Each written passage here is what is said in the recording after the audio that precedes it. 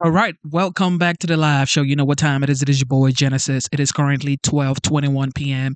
And of course, it is the 25th of February 2025. I told y'all we were going to be back here, and now we are. So today, well, this time, we're going to be looking at the OG, the 45th and now the 47th President of the United States, President Donald J. Trump. He delivered a remark at the National uh, Prayer he had about 2, 3 days ago. We're gonna check that out, and then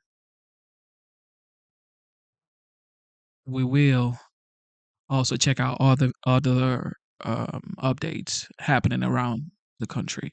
But with that being said, we're gonna go straight into the show. Okay, let's listen.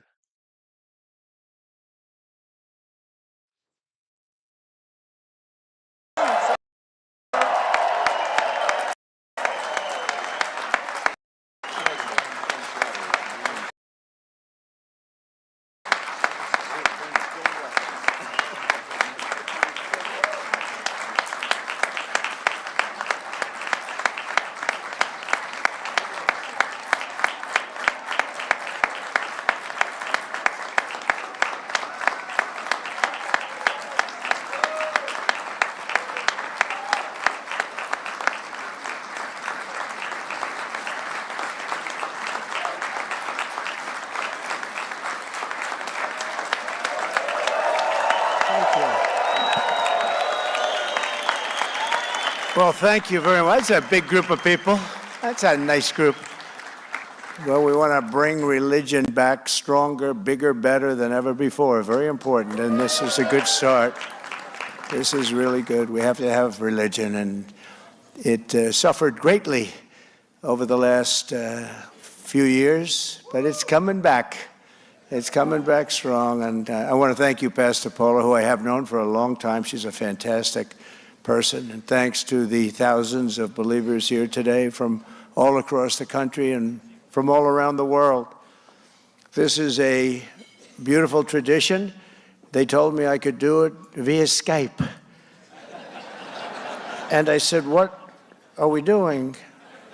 And they said, the prayer breakfast. I said, I've been there every year. I'm not doing it via Skype. Right? Via Skype. I'm going to be there. It's not that far, you know, it's like about 2 minutes down the road. In fact, it was easier to do this than put up a Skype deal. Just destroy the White House, putting up all that stuff. But now I want to be here with you. And I have been here with you. Thank you. And I do that despite the fact that they say I can't run again. That's the expression. Sir.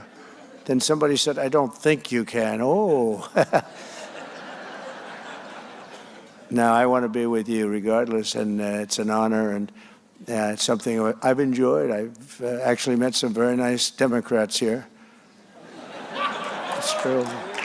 I have. But this is a beautiful tradition that started with President Eisenhower in 1953, and I wouldn't miss it for the world. After 4 long years, really, they were very long, dark years, in my opinion. It's great to be back at the prayer breakfast, and I hope you all agree it's nice to once again have a president that shows up to the prayer breakfast.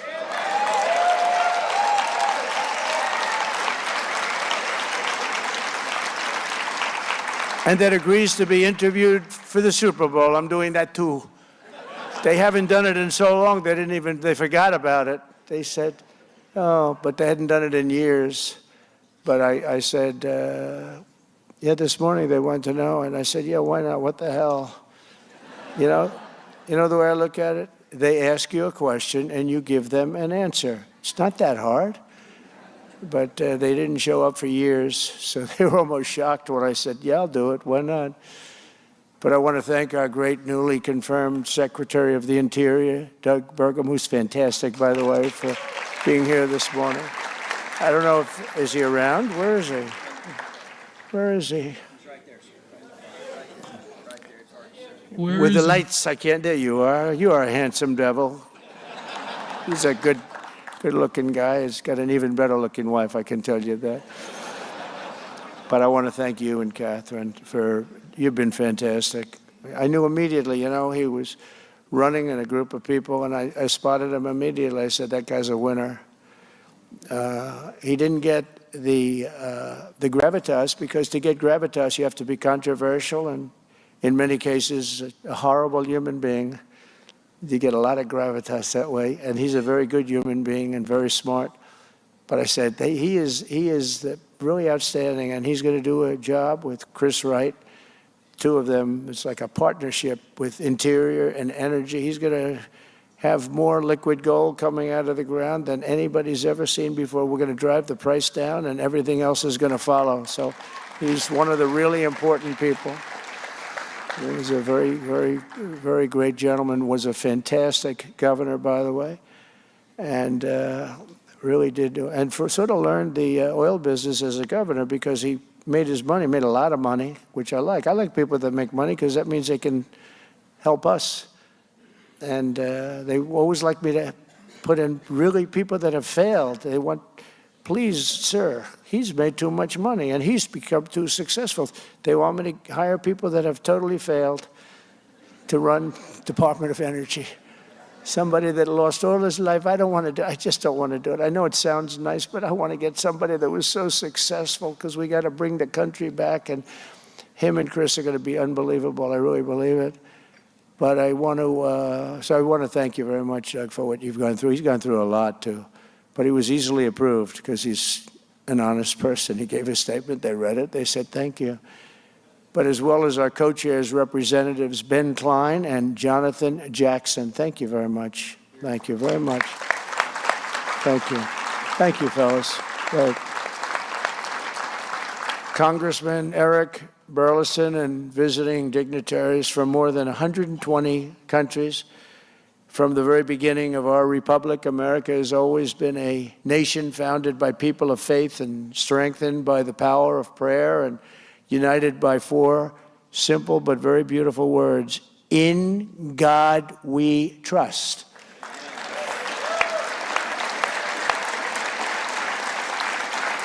And you all know there was a movement to get that out. I said, no, wait, don't bring it up. Don't bring it up. I don't want to hear it. There was a movement. We don't want that, because we shouldn't be mentioning God. There was a very strong movement, just like they don't want to say Merry Christmas, but now they say it. Remember in 2016, I was a whole big part of my campaign. You're going to say Merry Christmas. Well, now they do it again. But I don't know if you've been watching, but we got rid of woke over the last 2 weeks. Woke is got rid of woke. Despite the other side stealing hundreds of millions of dollars to promote woke. Did you see what happened yesterday, where they found hundreds of millions of dollars of money was fraudulently given to newspapers and, I guess, Politico? I don't know. They're here. Good. I hope you're enjoying your breakfast. No, they gave money to all this out of U.S. aid, right? U.S. AID. It came out, hundreds of just tremendous amounts of money, had nothing to do with anything. This is a terrible thing that was experienced, but we're catching them left and right. We're catching them. We're catching them to a point where they don't know what the heck is going on. They can't believe they're getting caught. And I have great respect for the people that are doing it. Elon Musk is helping us on it. And he's pretty good. He's pretty good. He's pretty good at it. But the numbers are astounding. They're astounding. Even Doug was shaken up by what he heard. Do you believe that, Doug, what you've been reading? It's just very dishonest stuff. But it was faith that led the pilgrims to cross an ocean and settle this majestic continent, and we're going to keep it majestic. It was belief in our Creator that moved the patriot farmers to stand strong for their liberties at Concord Bridge 250 years ago this April, and we're going to have a big party next year. And we have the Olympics coming in. and we have the World Cup coming in, and we have the 250th year celebration, all three. And you know, when I was president, I got the Olympics and I got the World Cup. 250 years I had nothing to do with, just happened to be. But it all came to the presidency after what should have been mine, really should have been. And they had a little election that, let's just say, didn't work out too correctly. A lot of things have been found out about that. But so I got forced to run again, and I ran again. And now I have the Olympics, I have the World Cup, and I have 250. So I said, this is interesting, you know. When I got them, I said, you know, the only bad thing about the Olympics is I won't be president. The only bad thing about getting the World Cup, I worked hard to get the World Cup because everybody wants it. Everybody wants the Olympics. But the only bad thing was I said, you know, I won't be president, and I might not, you know, when you're not president, you might not even be invited. I said, isn't it sad? Then all of a sudden I run and I win, and then somebody says, sir, you're going to have to start thinking about the Olympics. I said, you know, you're right. I never thought about that during the campaign. I'm going to be here for the Olympics and the World Cup. How about that? God works in very strange ways.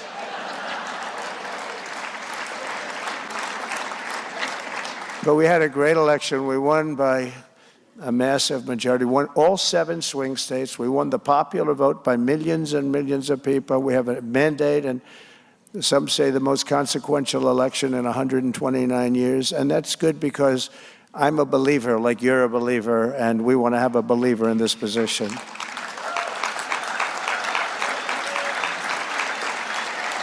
And it was confidence in America's God-given destiny that pushed the pioneers to journey west and led Americans to end slavery, crush fascism, defeat communism, and conquer every single challenge that we faced. And they were very great challenges. Now it's the same time, I have to remember, unyielding faith in America's mission that inspires us to make our country great again. And soon it will be greater than ever. We're doing really well. We're doing really well. It's, I think in 2 weeks they're saying, I'm reading it, so I'm not even saying it, but I feel it, that we've done more than just about any president ever. The first 2 weeks have been probably, they say, the most successful 2 weeks in the history of any presidency. Now all we have to do is keep it going for another couple of 100 weeks. But it's been very successful. And if this guy gets a lot of oil out of the ground to bring down everybody's prices, it'll even be better. So, Doug, you shouldn't even be here right now. You should be, get out of here, Doug. Start looking for oil. After years of decline, Americans are reasserting our true identity as a people ordained by God to be the freest and most exceptional nation ever to exist on the face of the earth. But we weren't that for 4 years. I don't believe we were. And we're getting there very soon, very quickly. I'll be able to say it, and we'll be able to say it again. As I said in my inaugural address 2 weeks ago, a light is now shining over the world, the entire world. And I'm hearing it from other leaders. I'm hearing it from leaders that have traditionally not been on our side, that there's so much more, there's such a good feeling in the air, so different than it was just a short time ago. Because here in America, we are once again a nation that believes in ourselves. We believe in our destiny and trusts in the providence of Almighty God.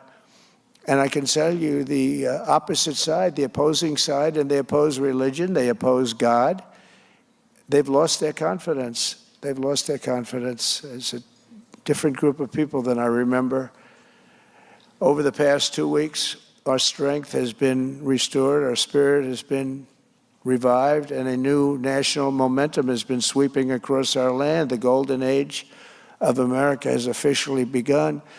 And I will tell you, I just read it this morning, a statistic just came out that in the last 15 years, we just broke the record, Army recruitment, and they think it's going to be 25 years, but right now it's 15, more than 15. Army recruitment has gone up. You've probably been reading that it's been way down in the dumps. And recruitment's the highest it's been in more than 15 years, and that's going to get higher, and it could be 25 years, but that's going to get higher and higher. And that's a tremendous thing. That's a tremendous thing, and a poll came out that the spirit of the country is up 49%. Where did you hear that? That's a record that's never gone up. And that's gone up over just since the election, since November 5th. What a great day. Was that a great day? Was that great? Because we're going to make our country great again. After years of stagnation, our economy is roaring back to life. Optimism is soaring. Hope is returning. And we have brought back the words common sense to our government. We had a big day yesterday. You saw that, having to do with men in women's sports. No longer. It's over.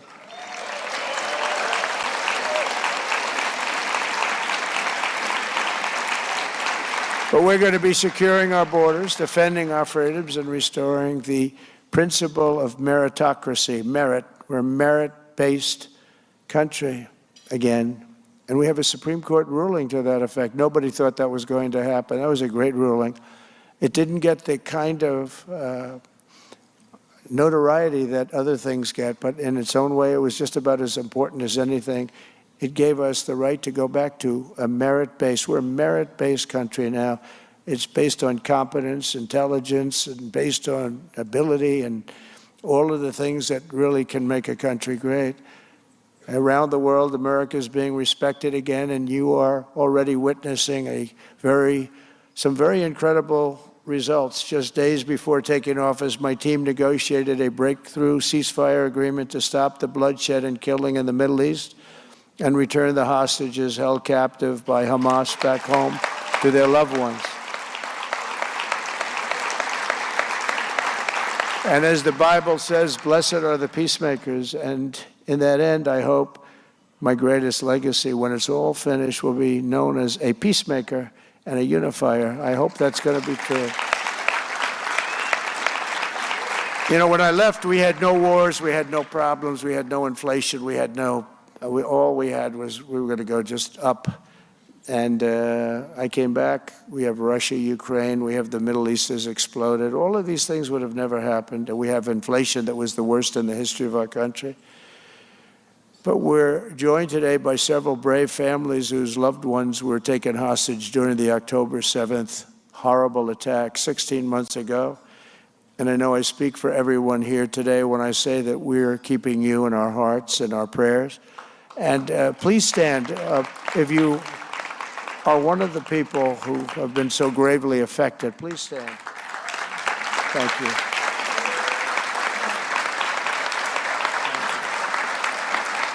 Thank you very much. Well, they're coming in. More are coming in today.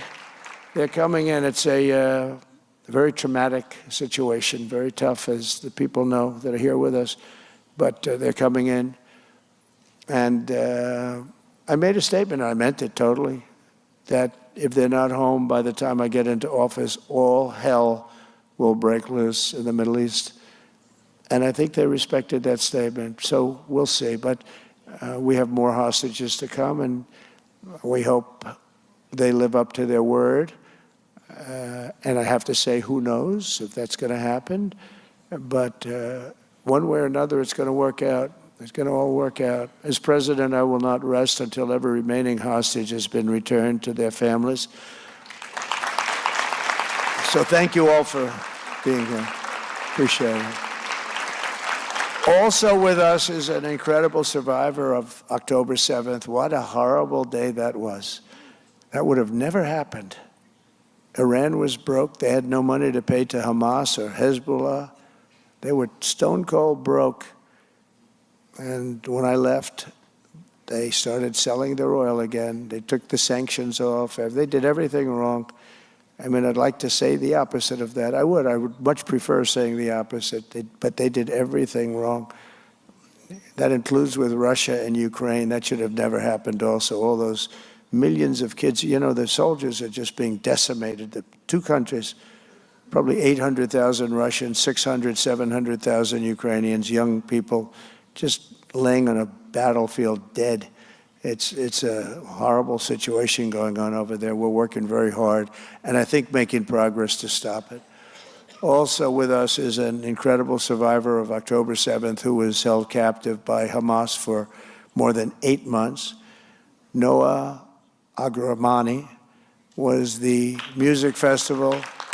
She was at the music festival and attacked on that terrible day. Where are you? Where are you? Thank you very much. Thank you. Thank you very much.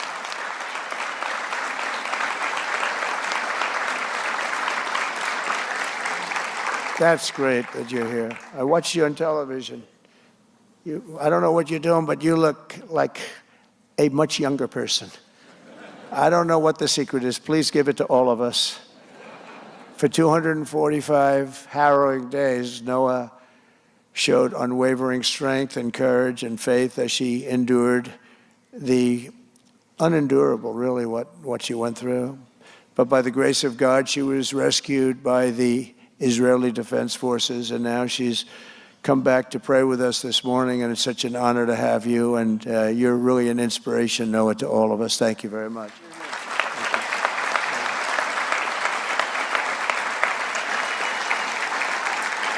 The innocent civilians attacked on October 7th were targeted for one reason, because they were Jews.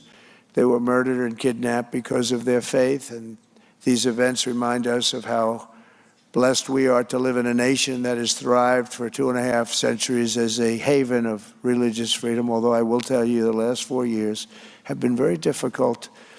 It would have been a very difficult thing for me to have made that statement if this speech was taking place 2 years ago. My administration is absolutely committed to defending this proud heritage, and I will always protect religious liberty.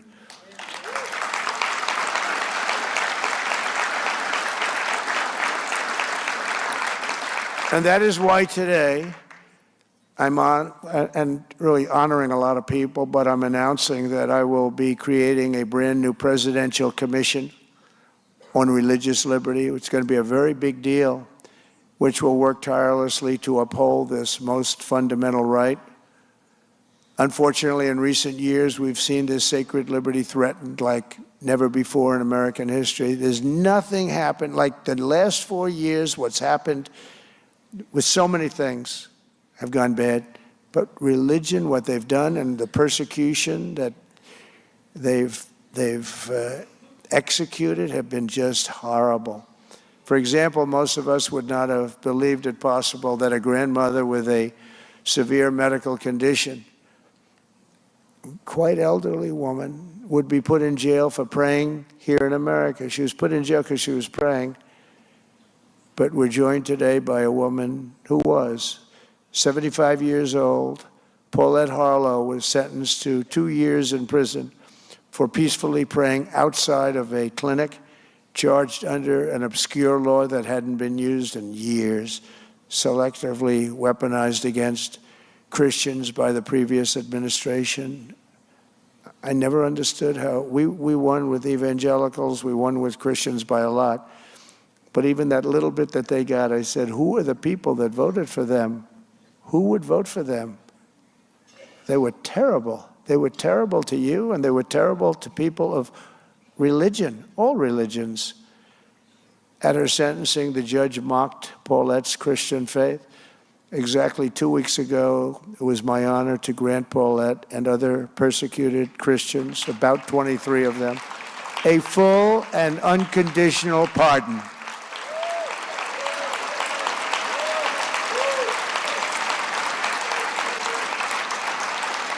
We got them out of there. We got them out. They're so clean now. You know those pardons? You're so clean. There's nobody so clean as Paulette in this whole room. She was just, she got a little lucky, didn't she? Yeah, she got lucky that I won that election. But she was going to be in there for a long time, right, Paulette?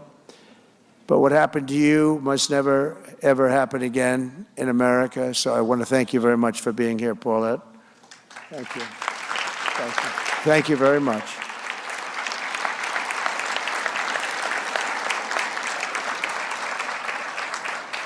Thank you.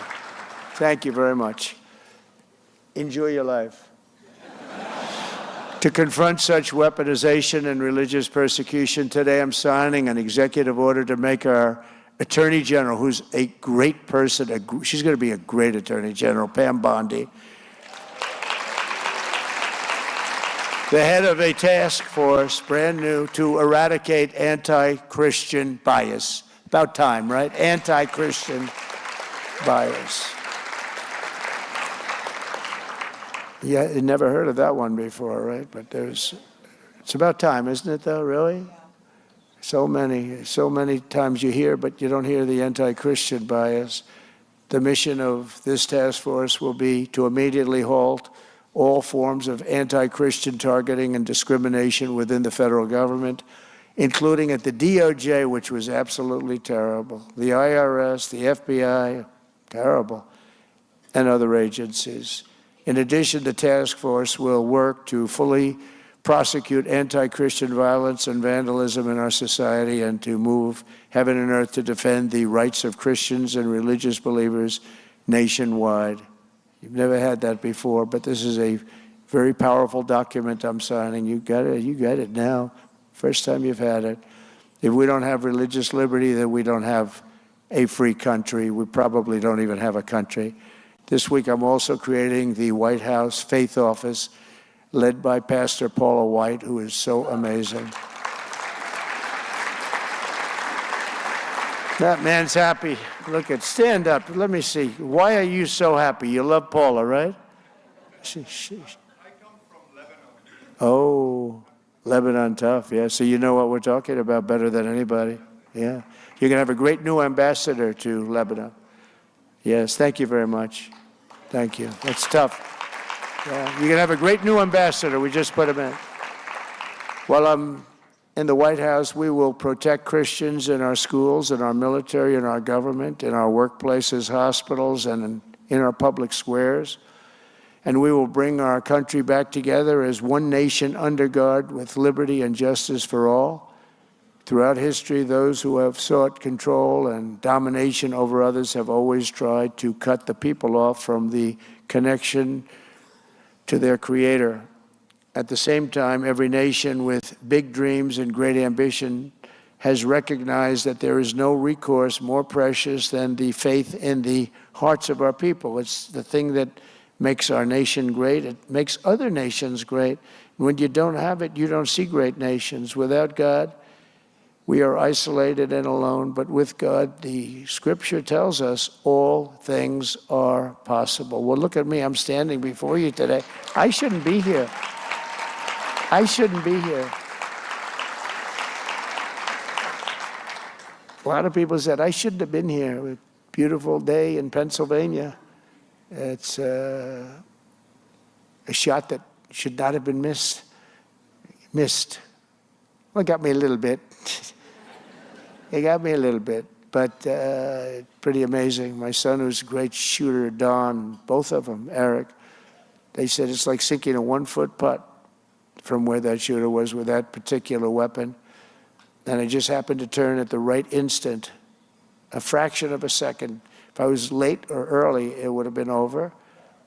And you would have somebody else speaking today.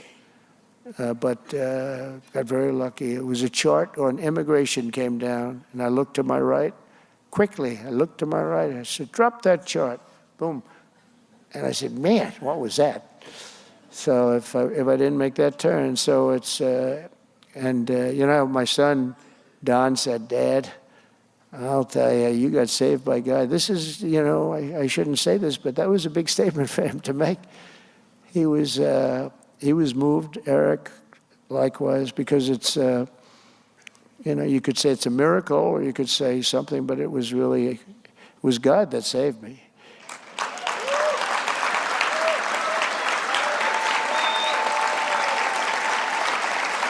Thank you.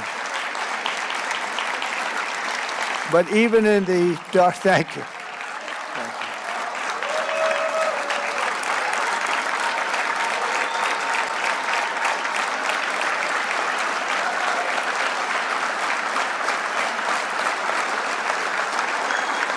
Thank you, Lord.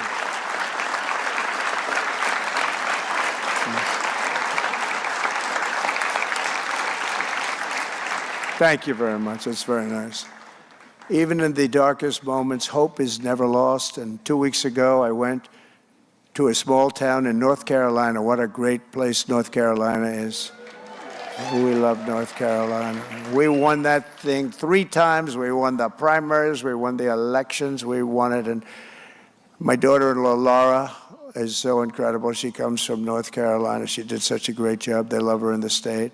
But we've had great luck there, and I reciprocate. And it had been virtually destroyed, the whole state, this Hurricane Helene. It was a heavy water hurricane, the water like nobody's ever seen. And lakes were built in areas that were always dry. And the people had lost everything they owned.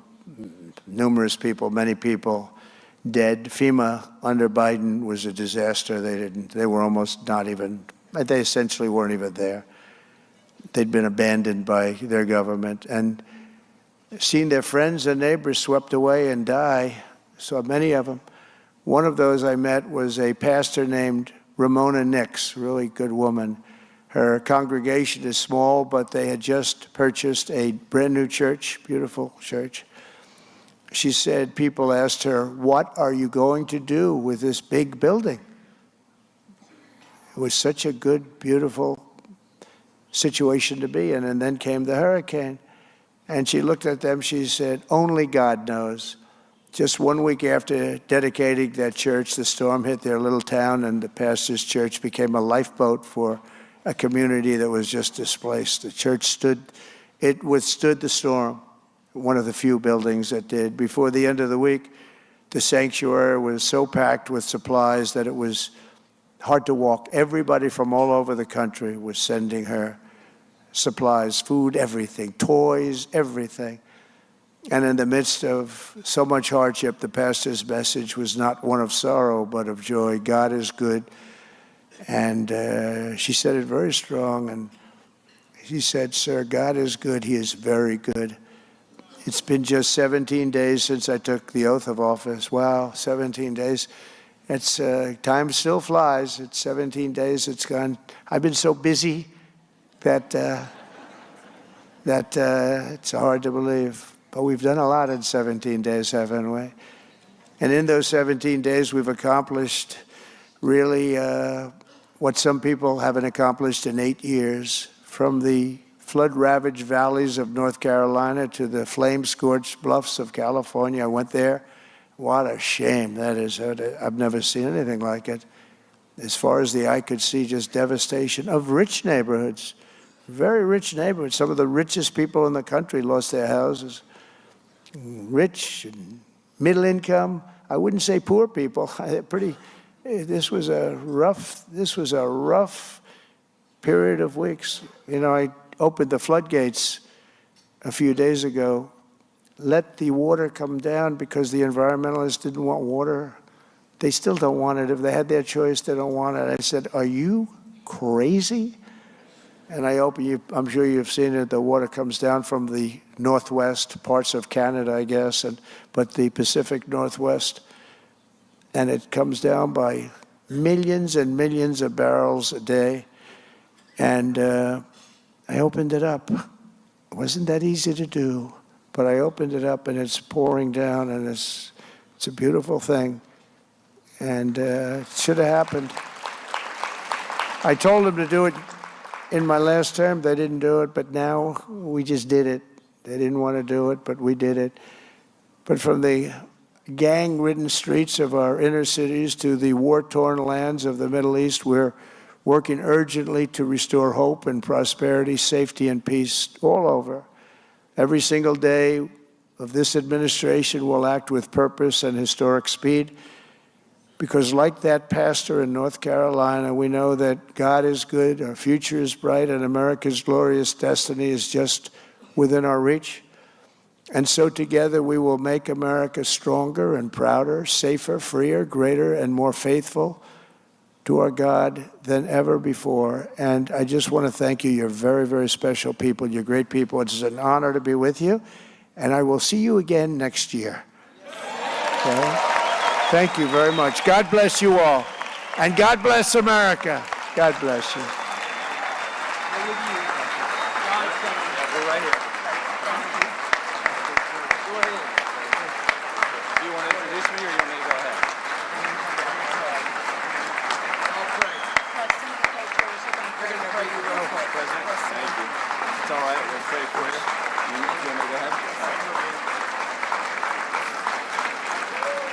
Thank you, Mr. President, for being here, for this tradition, for celebrating our love of Jesus Christ, our shared love.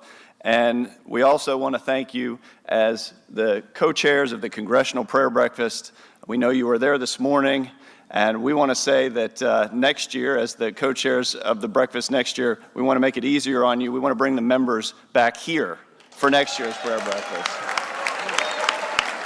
One-stop shop. But if all of you would join me in prayer for our president. Dear Father in heaven, we thank you for the blessing of bringing our brothers and sisters from around the globe together today in unity and prayer. We gather here to pray for our nation, and we lift up President Trump before you.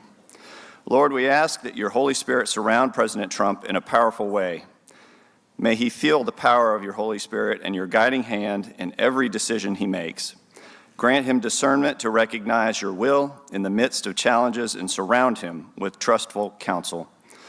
Lord, we ask that you grant President Trump the wisdom of King Solomon, the endurance of Job, and the heart of King David. We pray that President Trump give an attentive ear to hear your voice clearly on matters of state, on family, and on freedom.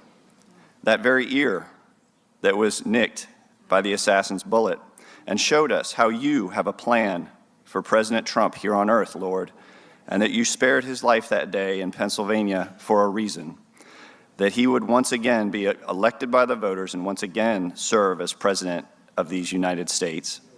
May he operate in your strength and draw upon heaven's power in every circumstance. Give him the courage to lead with righteousness and integrity, that he might serve our nation with grace and insight. We pray for protection over President Trump and his family. May you protect their hearts and their minds, shield them from harm, and ease their burden while President Trump is in the Oval Office. May he never feel alone in the weight of the responsibilities he carries. We pray that you would continually strengthen him, encourage him, and fill him with peace that surpasses all understanding.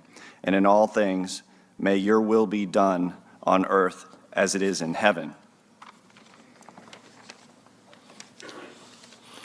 God of our weary years, God of our silent tears, thou who hast brought us this far along the way, thou who hast by thy might led us into the light, keep us forever in the path we pray. Divine, eternal, incomparable, gracious God, today we pray that you would remind the leaders of this great nation that in spite of our protestation, that there is still a God adjudicating all of the affairs of the United States of America and the world, and that you are God all by yourself.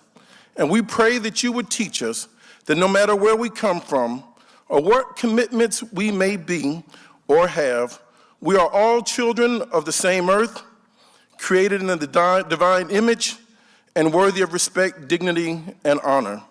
We are beneficiaries of the same sky and legatees of the same blessed night. And today we summon the nation to prayer because it is important for us to remember that the rights of men and women come not from the generosity of the state, but are rather derived from the grace of God. God, our Creator, we ask that you never allow us to have false political pride to overwhelm the angels of our better nature, and to teach us always that even under the worst of our political circumstances, we must be willing to see the good in each other. Because in times like these, we are called to remember what we believe and then live up to it, so that we will affirm in our faith that we can be confirmed by how we endeavor to lead. For you said in your word, if my people who are called by my name will humble themselves and pray, seek my face and turn from their wicked ways, then I will hear from heaven and will forgive their sins and heal their land. God, give us greater faith, and not just faith as a set of existential commitments upon which to rest the future of our souls, but faith as understanding of how to treat each other, respect each other, and honor the dignity of all human beings. God, in your creativity, you gave mankind the beauty of human diversity with a goal for all of us to live in harmony. Remind us that as long as a free society is unwilling to help the many who are poor, it will never be able to secure the fortunes of the few who are rich. Because faith without works is dead. And God, we ask that you teach this country that the future footsteps of America must be determined not only by our national greatness, but also by our commitment to those once enumerated unalienable rights. So blessed are the peacemakers, for they shall be called the children of God. And blessed are the meek, for they shall inherit the earth. Keep us always connected to your love, and let justice roll down like waters and righteousness like a mighty stream. In your name we pray, amen.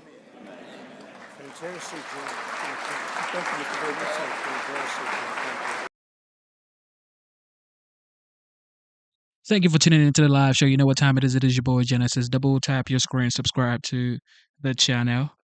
This is a president who actually talks about God openly, publicly, in front of everybody. Come on. And people are going to say, well, he's not even a Christian. He doesn't support Christianity and blah, blah, blah. Here is your proof, okay? Here is your proof. Here is your proof, okay? What more do you want? Let me know what you want.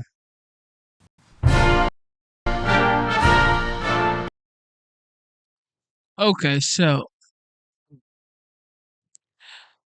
of course, President Trump delivers a remark. Oh, was this the same one? I think this is a different one. This was still like a national prayer breakfast. This was at the U.S. Capitol. Okay, this one is different. I was gonna say what? There's no way.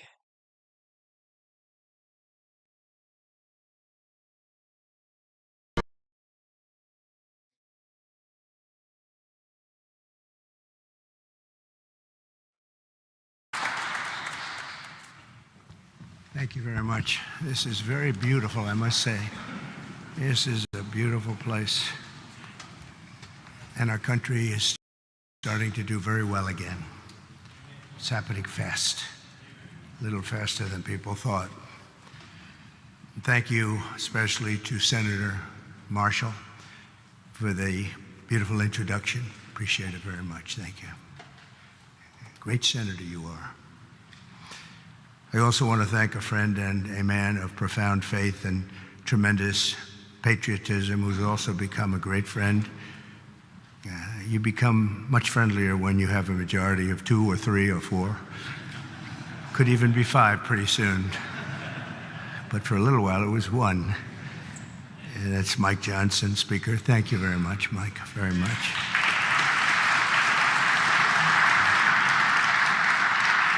And thanks as well to somebody who's doing a fantastic job, Senator Thune. Thank you very much, Senator. It's not easy. It's not easy.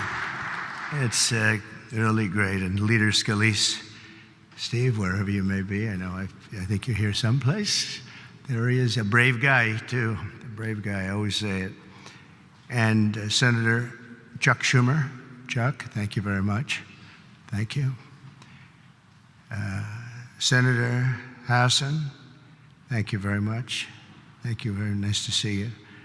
Congressman Jeffries, thank you. And many other very distinguished leaders in the room. It's a great group of people. If we could ever come together, it would be unbelievable.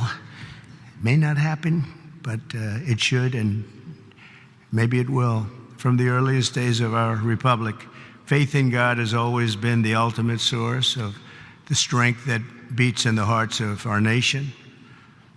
We have to bring religion back. We have to bring it back much stronger. It's one of the biggest problems that we've had over the last fairly long period of time.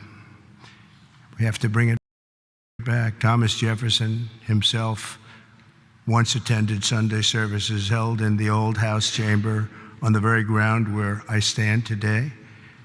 So there could be nothing more beautiful than for us to gather in this majestic place. It is majestic, and reaffirm that America is and will always be one nation under God.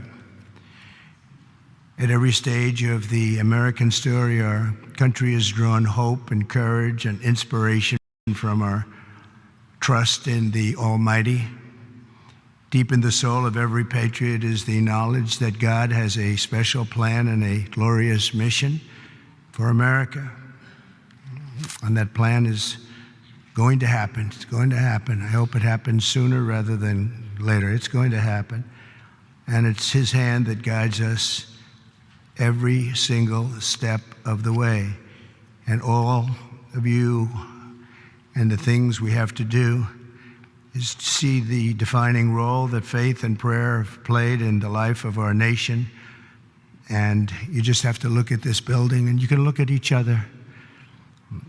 You can really look at each other. It's defined almost everyone in this room. I think faith has been very strong with the people in this room. Just steps away from here in the Hall of Columns is the statue of John Winthrop, who famously proclaimed that America would stand as a city upon a hill, a light to all nations, with the eyes of all people upon us.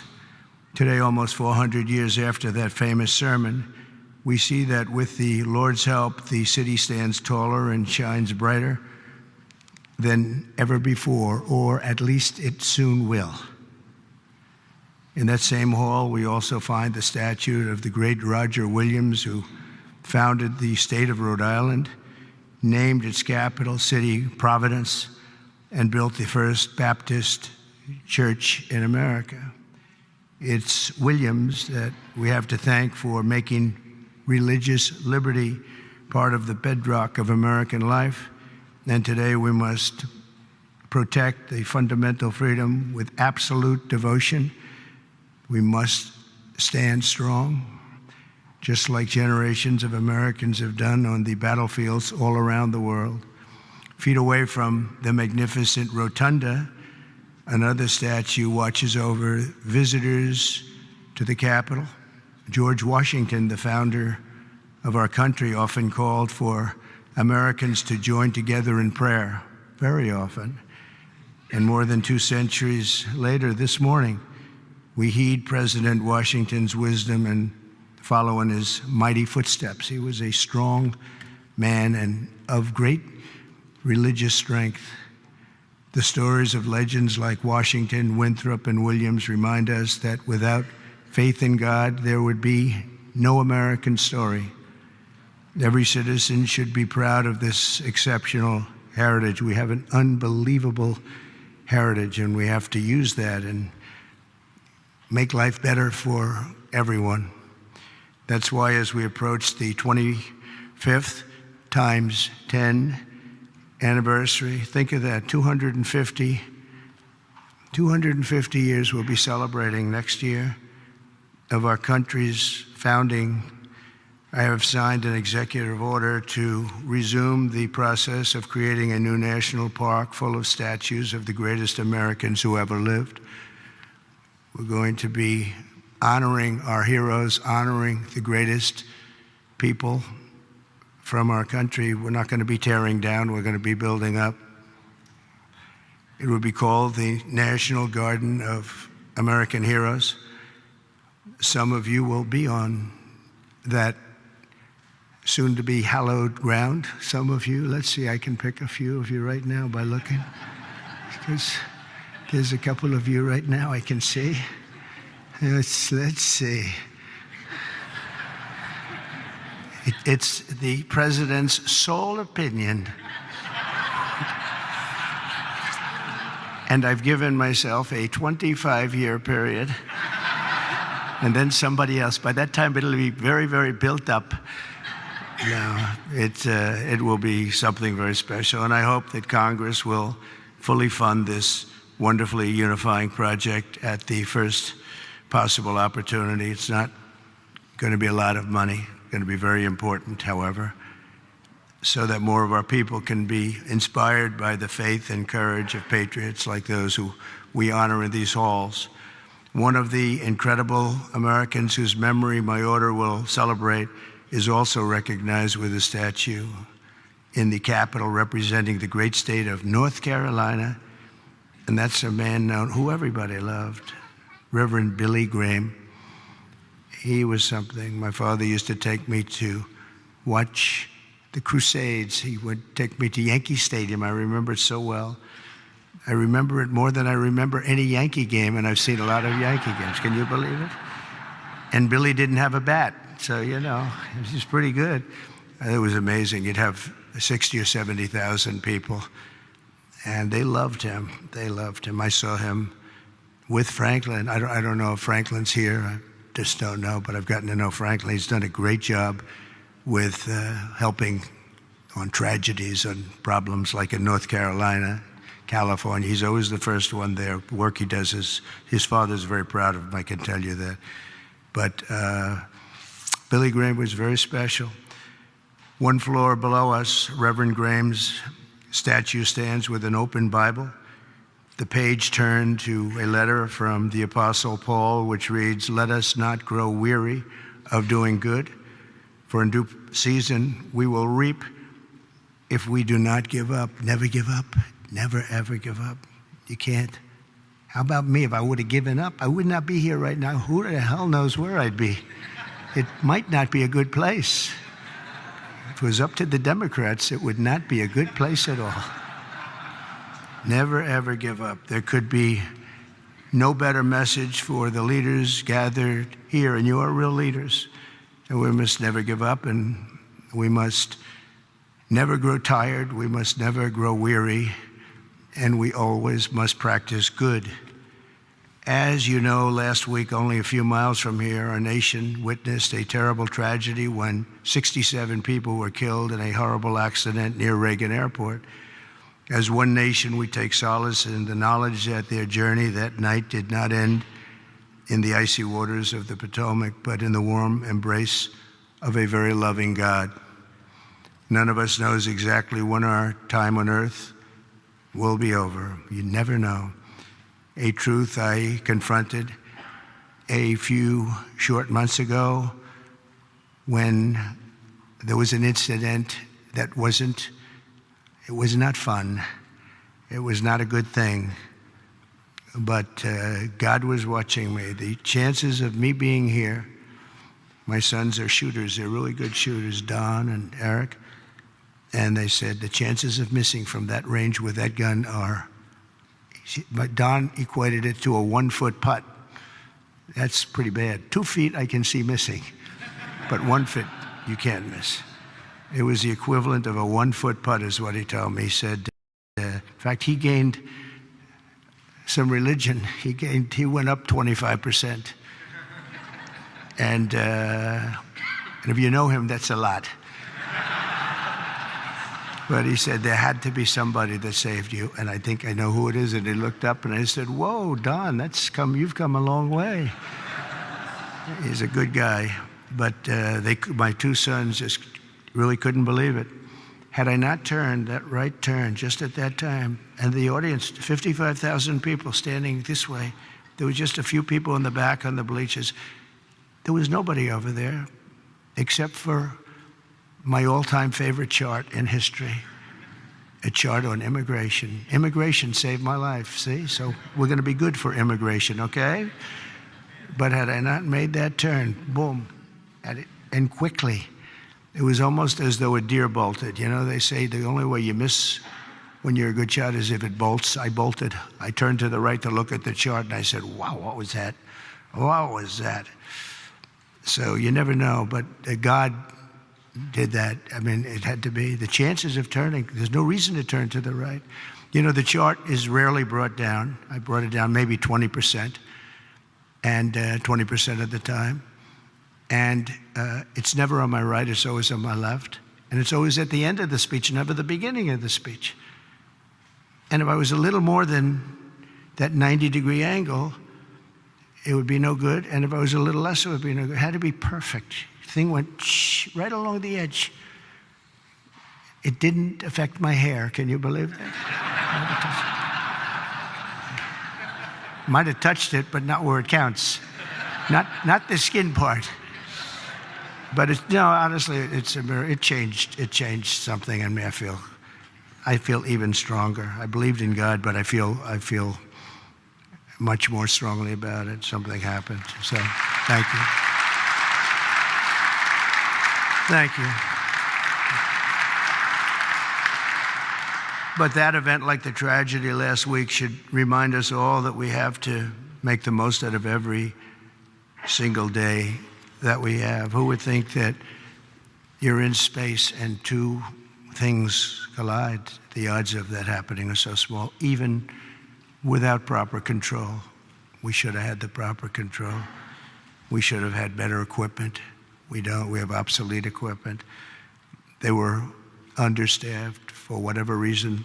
I guess the helicopter was high, and we'll find out exactly what happened. But the odds, even if you had nothing, if you had nobody, the odds of that happening are extremely small. It's like, did you ever see, you go to a driving range in golf and you're hitting balls, hundreds of balls, thousands of hours. I never see a ball hit another ball. Balls going up all over the place. You never see them hit. It was amazing that could happen. There was a lot of mistakes made, and it should have never happened. But regardless of that, it's amazing that it happened. And I think that's going to be used for good. I think what is going to happen is we're all going to sit down and do a great computerized system for our control towers, brand new, not pieced together, obsolete like it is land-based, trying to hook up a land-based system to a satellite system. And the first thing that some experts told me when this happened is, you can't hook up land to satellites and you can't hook up satellites to land. It doesn't work. We spent billions and billions of dollars trying to renovate an old broken system instead of just saying, cut it loose, and let's spend less money and build a great system done by 2 or 3 companies, very good companies, specialists, that's all it is. They used 39 companies. That means that 39 different hookups have to happen. And I don't know how many people of you are good in terms of all of the kind of things necessary for that, and it's very complex stuff. But when you have 39 different companies working on hooking up, different cities had different people, you need one company with one set of equipment. And there are some countries that have unbelievable air controller systems, and bells would have gone off when that helicopter literally even hit the same height, because it traveled a long distance before it hit. It was just wouldn't stop. It was, follow the line. But bells and whistles would have gone off. They have them where it actually could virtually turn the thing around. It would have just never happened if we had the right equipment. And one of the things that's going to be, I'm going to be speaking to John and to Mike and to Chuck and to everybody. We have to get together and just, as a single bill, just pass where we get the best control system. When I land in my plane, privately, I use a system from another country because my captain tells me, I'm landing in New York and I'm using a system. I won't tell you what country, but I use a system from another country because the captain says this thing is so bad, it's so obsolete, and we can't have that. So we're going to have the best system. And a lot of money, but it's not that much money. And it'll happen fast, and it'll be done by total professionals. And when it's done, you're not going to have accidents. It's just they're virtually not possible to have. Each of us is blessed with a precious chance to help lead America to renew our pledges of faith and everything else, and bring us to new heights and create a future of promise for our people and for ourselves. We have the most important people in the country in a true sense here, because you're the ones that are going to make the decision. You're the ones that are leading us into so many different things, whether it's the right air control system or the right size military, or what to do and what not to do. Most important people. And many of you are very religious. I know so many of you are very religious. And I just think that our country has been so badly hurt. We're very hurt by what COVID did to religion. It really hurt it badly. People couldn't go to church for a long period of time. Even going outside, they were given a hard time, and I'm not blaming anybody for that, but it was very hard to gather, so they start using computers, if that. And when they come back, it's just, a whole new experience they have to get used to. But it is starting to come back. We had a fantastic thing happen yesterday. The Army had the best recruitment numbers that they've had in more than 15 years. They think it could be 25 years, actually. They're going to probably put that out, but more than 15 years just now. And we were worried about it. We were talking about it numerous times that, we don't have people joining our military services. We don't have people joining our police force. We have to cherish our police. It's so dangerous. You open a car and somebody starts shooting. They have blackened windows. You don't even have any idea who's in the car. Oftentimes they have the dark windows, which are not, in theory, supposed to have, but they have them. The door opens and a gun is pointed at your face, and you can't do a thing about it. It's just nothing you're going to do about it. Your friends will take them out. And it's happened so many times, but it's such a dangerous thing. We have to cherish these people. So today we join our hearts and prayers in recommitting to putting our country first. We have to put our country first, making America stronger and greater and more exceptional than ever before. And we have to make religion a much more important factor now. We have to make it an important factor. And if we do that, our job is just going to be much easier. It unifies people. It brings people together. Democrats are going to be able to have lunch again and dinner with Republicans. And I remember just as growing up, I'd see, I revered senators and congressmen, and it was something very special, but they were out to dinner all the time. We had an old congressman, maybe some of Cy Halpern from Queens, and he was a friend of my father. But he'd have dinner he was a Democrat, he'd have dinner with Republicans, and he'd be out. It wouldn't even make a difference. Today, it's like shocking. And it shouldn't be. You have to get together. We really have to get together. We all know what's right and what's wrong, and there's going to be compromise on both sides. But we have to just do the right thing, and we have to get together. You did it with Marco Rubio. You got everybody who was 99 votes, and the only vote was our VP, who maybe we should have been there just to make it 100. But I think I would have been angered if it was 100. That might be a step too far, right? But no, it was great to see a vote. Pam Bondi had support from Democrats, and some of the others had some pretty good support. So, it's doable. We had a recent bill having to do with a very beautiful young lady who was killed from Georgia. And that bill was very bipartisan. It was a very beautiful thing to watch, actually. And so I think we just have to, if possible, we have to unify.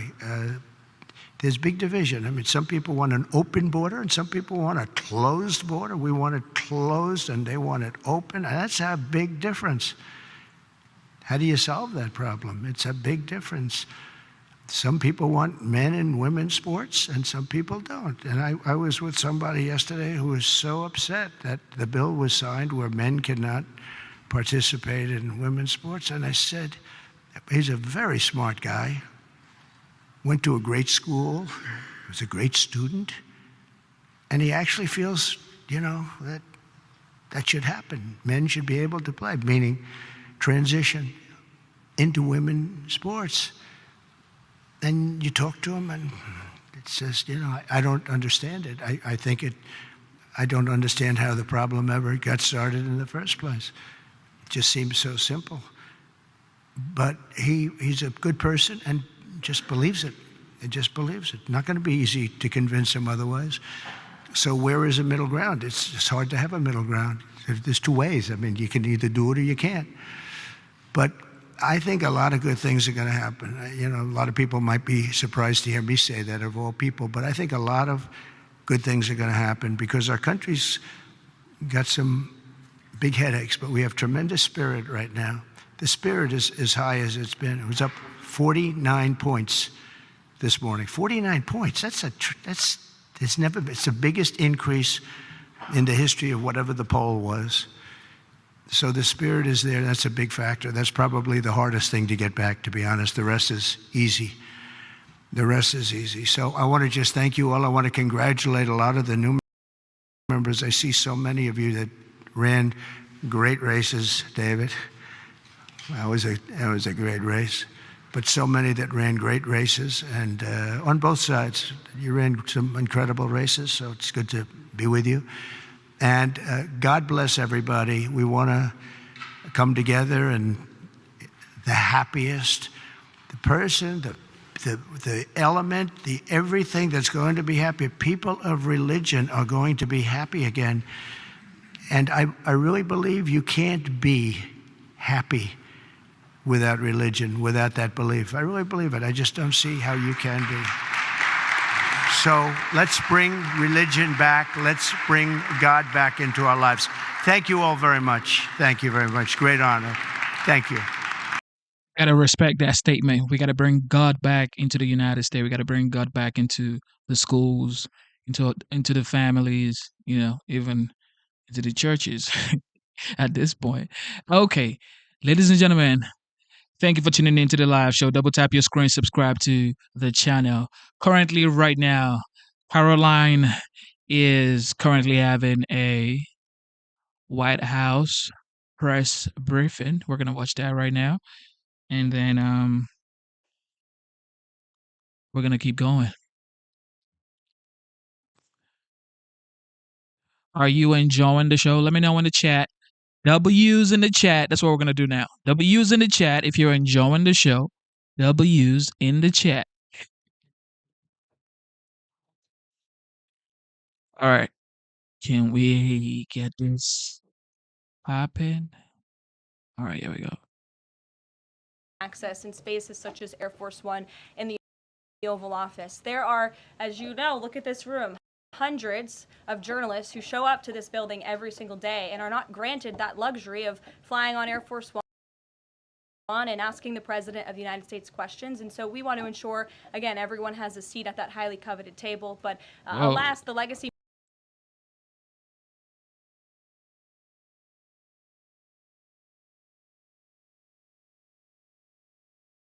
to ensure, again, everyone has a seat at that highly coveted table. But alas, the legacy media outlets who have been doing this for quite some time and have invested resources into covering the White House, their spots will remain, just like they have in this briefing room as well. Sure. Steve. Could you give us an update on? Good. During his inaugural address, President Trump promised that America would be a manufacturing nation once again, and liberal pundits mocked him for it. But those critics were proven wrong once again. On the heels of President Trump's Oval Office meeting with Apple CEO Tim Cook last week, Apple just announced its largest ever commitment to American jobs and industry, with plans to spend and invest more than $500 billion in America over the next 4 years. Over the course of the current Trump administration, Apple plans to hire around 20,000 new workers, creating high-paying jobs right here in America. And the investment isn't limited to one specific region of our country.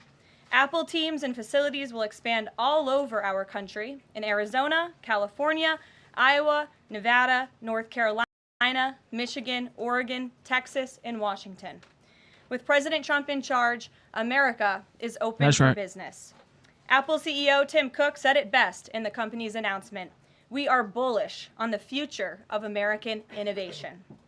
On top of this incredible Apple announcement, President Trump already announced more than $1 trillion in pledged investments into the United States.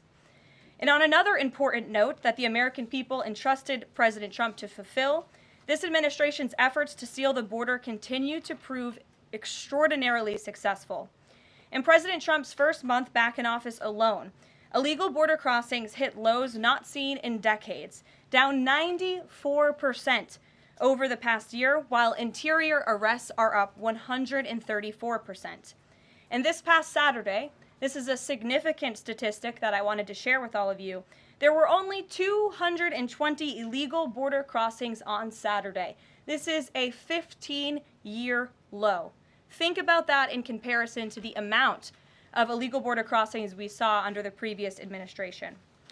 Fox recently reported that a San Diego migrant shelter is closing its doors after saying they have not received new asylum-seeking families or individuals since January 20th. We all know what happened on January 20th, don't we? And yesterday, New York City Mayor Eric Adams announced that the massive Roosevelt Hotel migrant shelter in Manhattan will shut down in the next few months. We're also seeing a reverse migration effect. There are now verified reports from the Associated Press of migrants abandoning their journey to the United States and heading back home.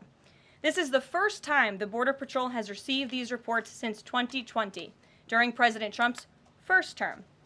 The returning migrants claimed in interviews that the new heavy security posture adopted by the Trump administration was a significant reason for their decision to return to the countries of their origin. Overall, the American people continue to overwhelmingly give President Trump very positive remarks. Nearly every one of President Trump's policy initiatives are receiving strong majority support, and I have noted that in every briefing since Inauguration Day. 81% of Americans support deporting illegal migrant criminals from our nation's interior.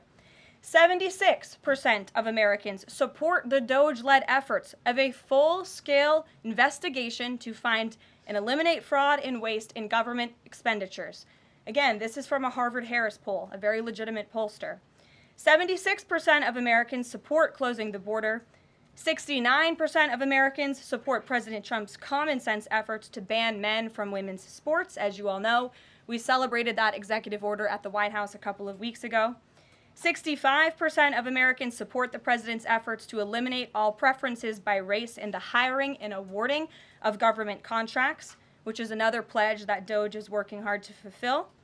And 61% of Americans, vast majority, support the president's plan for reciprocal tariffs to ensure that other countries are treating us the way we have always been treated. Despite what many Democrats and media members want you to believe, the Trump agenda is not only necessary, but it is overwhelmingly popular. Why? Because it's driven by common sense.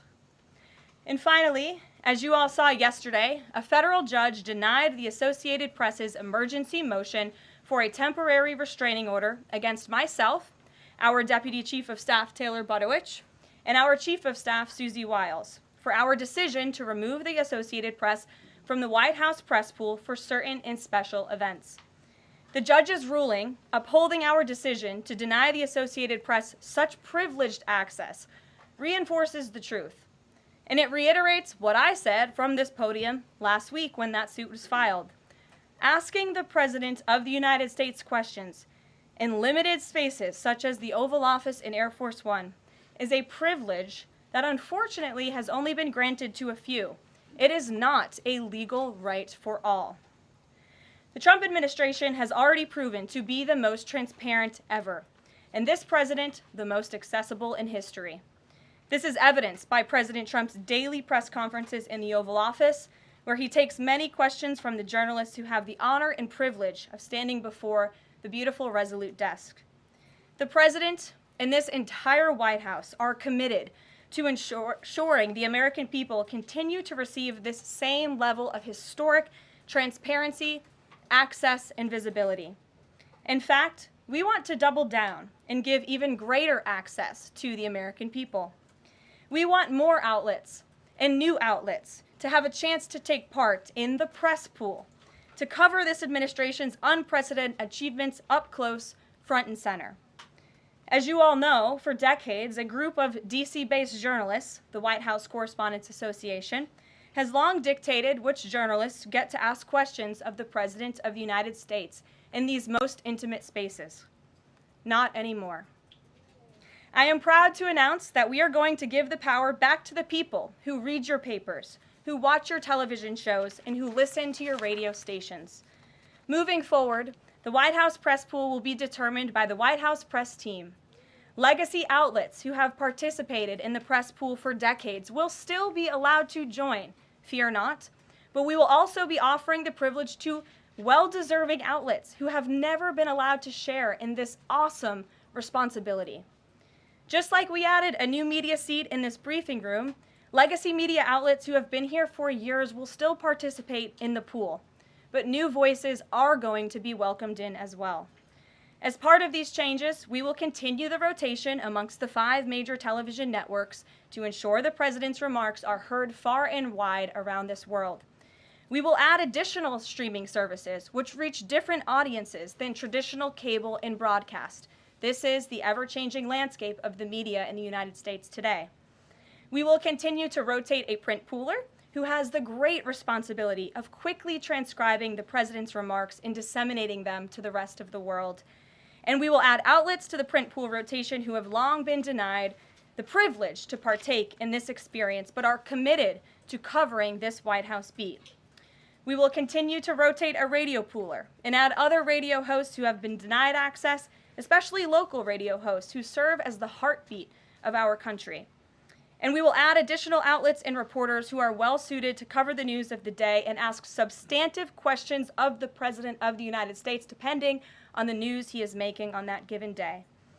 This administration is shaking up Washington in more ways than one. That's what we were elected to do. As I have said since the first day behind this podium, it's beyond time that the White House press operation reflects the media habits of the American people in 2025, not 1925.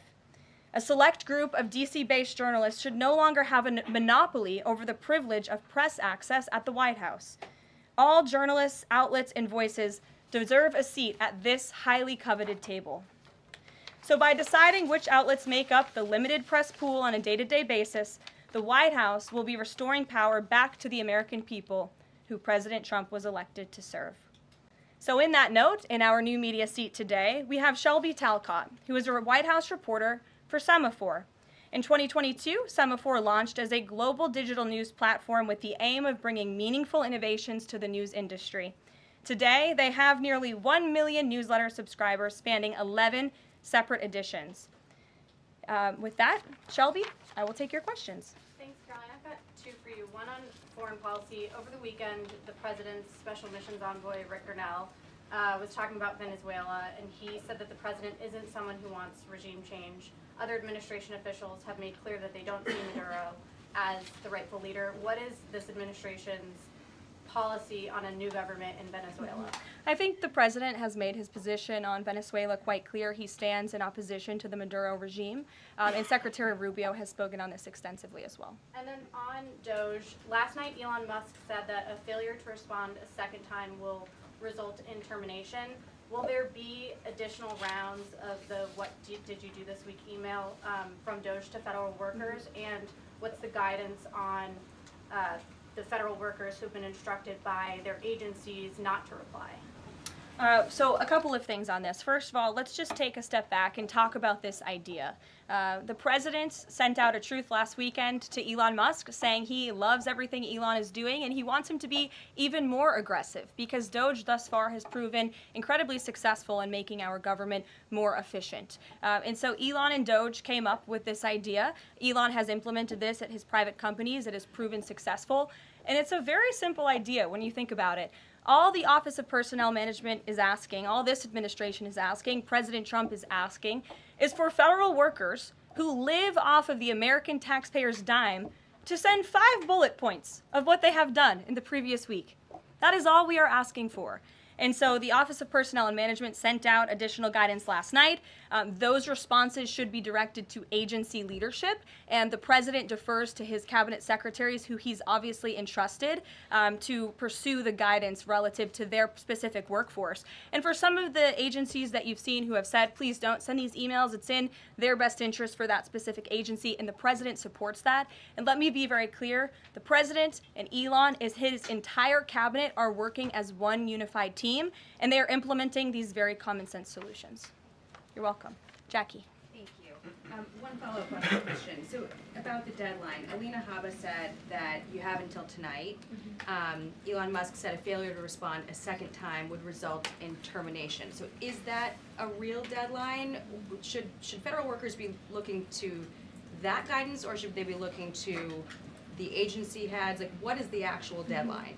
So again, the agency heads will determine the best practices for their employees at their specific agencies. Again, this was an idea that Elon come up with. DOGE worked with OPM to actually implement the idea, and the secretaries are responsible for their specific workforce. And this is true of the hirings and the firings that have taken place. And we advise federal workers, unless your agency has dictated you not to respond to this email. In fact, I can announce that we've had more than 1 million workers who have chosen to participate in this very simple task of, again, sending 5 bullet points to your direct supervisor or manager, CCing OPM. I actually participated in myself. It took me about a minute and a half to think of 5 things I did last week. I do 5 things in about 10 minutes, and all federal workers should be working at the same pace that President Trump is working and moving. We have a country to save, and we want this federal government to be responsive to the needs of the American people who re-elected this president to have historic, massive reform, and that's what the intention of this idea is. Can you clarify one thing, though? Because Elon Musk also said that a reason that they wanted this 5 things email was just to see if people are actually alive.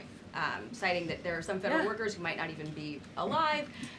So meantime, NBC is reporting that these responses are going to go into an AI generator to evaluate whether these jobs are necessary. So is it just to see if people are actually working, or is it an effort to maybe cut some of those jobs? I have not seen that NBC News report, and I haven't heard that from DOGE or from Elon himself. Again, this is to ensure that federal workers are not ripping off American taxpayers, that they are showing up to the office, and that they are doing their jobs. That's what the American people expect, and it's a very simple task to complete. I did it myself, and I was more than happy to do it because I'm very grateful that I am serving the American people on the American taxpayers' dime. Do you think DOGE should hire a spokesperson just so that Elon Musk doesn't put out tweets that then confuse federal workers? Are my press briefings not good enough for you, Jackie? John.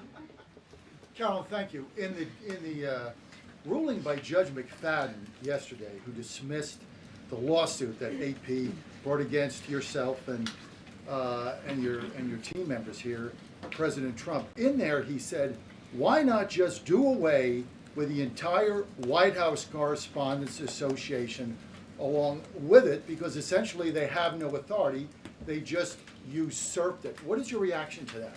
Well, first of all, John, it's great to see you. And you are one of those individuals who has you're on a streaming platform that hundreds of thousands of people tune into every day. So it's great to see you in the briefing room.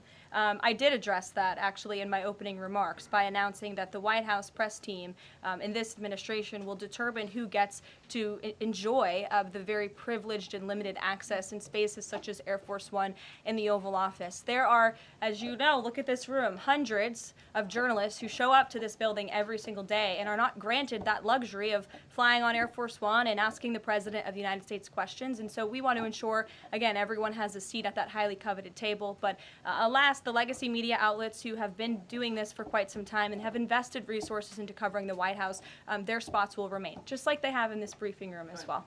Sure. Steve. Could you give us an update on the negotiations around the Ukraine minerals deal, and when is President Zelensky going to come visit? So the president talked at length about this yesterday, the critical minerals deal with President Macron, and in the more than hour-long press conference he gave all of you in the Oval Office himself. There hasn't been significant updates since the president's remarks last night, but I will just reiterate his position.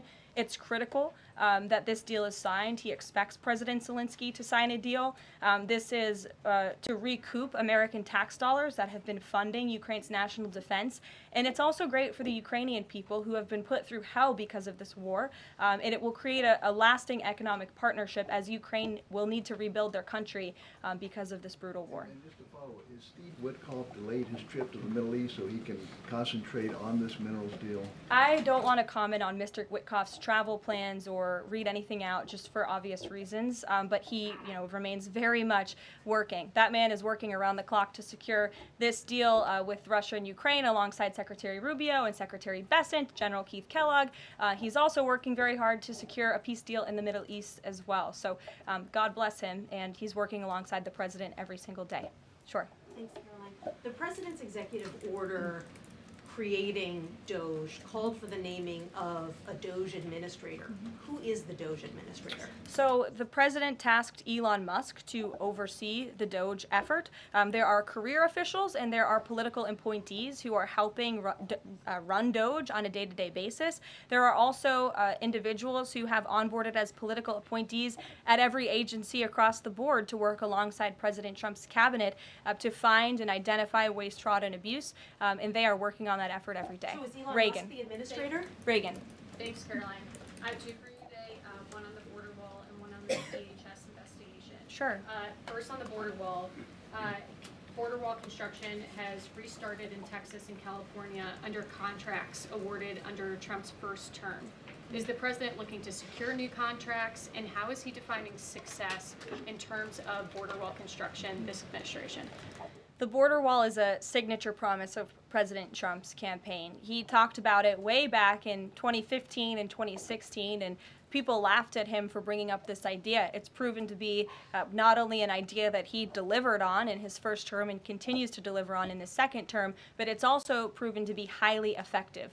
In fact, we know where there were parts of President Trump's border wall built and standing under the previous administration, illegal border crossings dropped 87% where there was a border wall. So the wall is an incredible deterrent factor for illegal migrant caravans. The president is committed to the continuation of the construction of the wall. And, you know, the previous administration actually sold off the resources that the Trump administration secured to build the wall. And that's an egregious misuse of the American taxpayers' money. They just let those resources rot on the southern border. They actually sold them for pennies on the dollar. So this administration, DHS and ICE and Customs and Border Patrol and Tom Homan and all of the great people you know who are working on this effort are committed to continuing the construction of President Trump's border wall.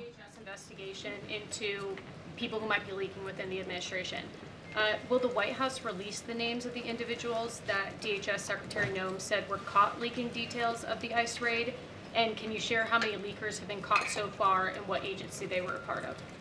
I would defer you to DHS on the leakers that they have identified, but I know the president and this White House commend Secretary Noem for launching an internal investigation to identify those leakers because it's unacceptable for career bureaucrats who are standing in the way of the will of the American people and enacting President Trump's agenda.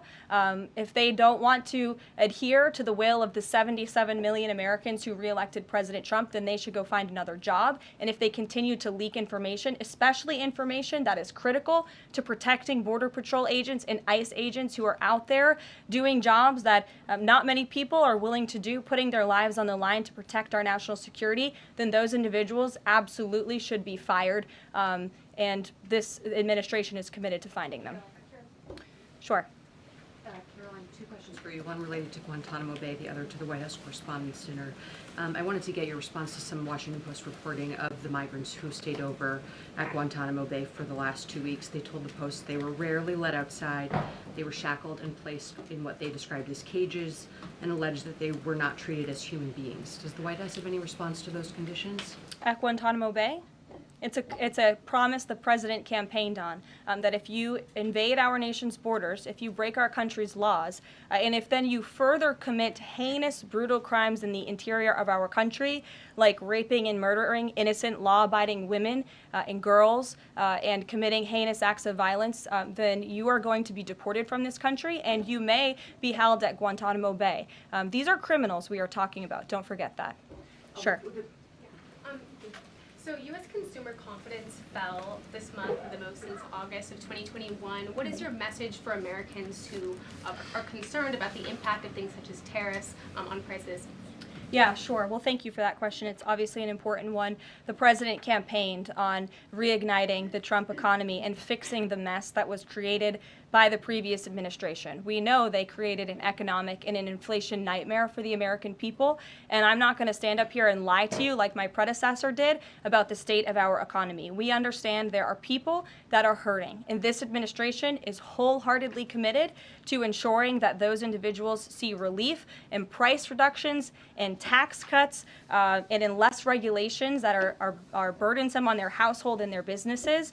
And the president and this entire administration are focused on on that every day. I can go through the very long list of economic actions this president has taken. I know you work for Bloomberg, so I'm sure you're well aware of them, but I can assure the American people that the president is very much focused on bringing down the cost of living crisis in this country that was created by the previous administration. Here, I'll just have a quick follow-up. Sure. Is the president planning on whipping any votes for support for the House budget vote? And if so, to whom is he making calls? I'm not aware of any calls that he has made. I did talk to the president about his position on this just before coming down here, and he said that he's made it very clear to the Hill what his priorities for a budget are. He's said it to the Speaker of the House. He said it to Leader Thune. The Senate and the House know what President Trump wants and know what the American people want. And so he expects Congress to get it done. He's looking at the proposal from the House. He will also be looking at the proposal that I believe the Senate is drafting up as well. Sure. Thank you, Caroline. I have two questions. Does the United States, sorry.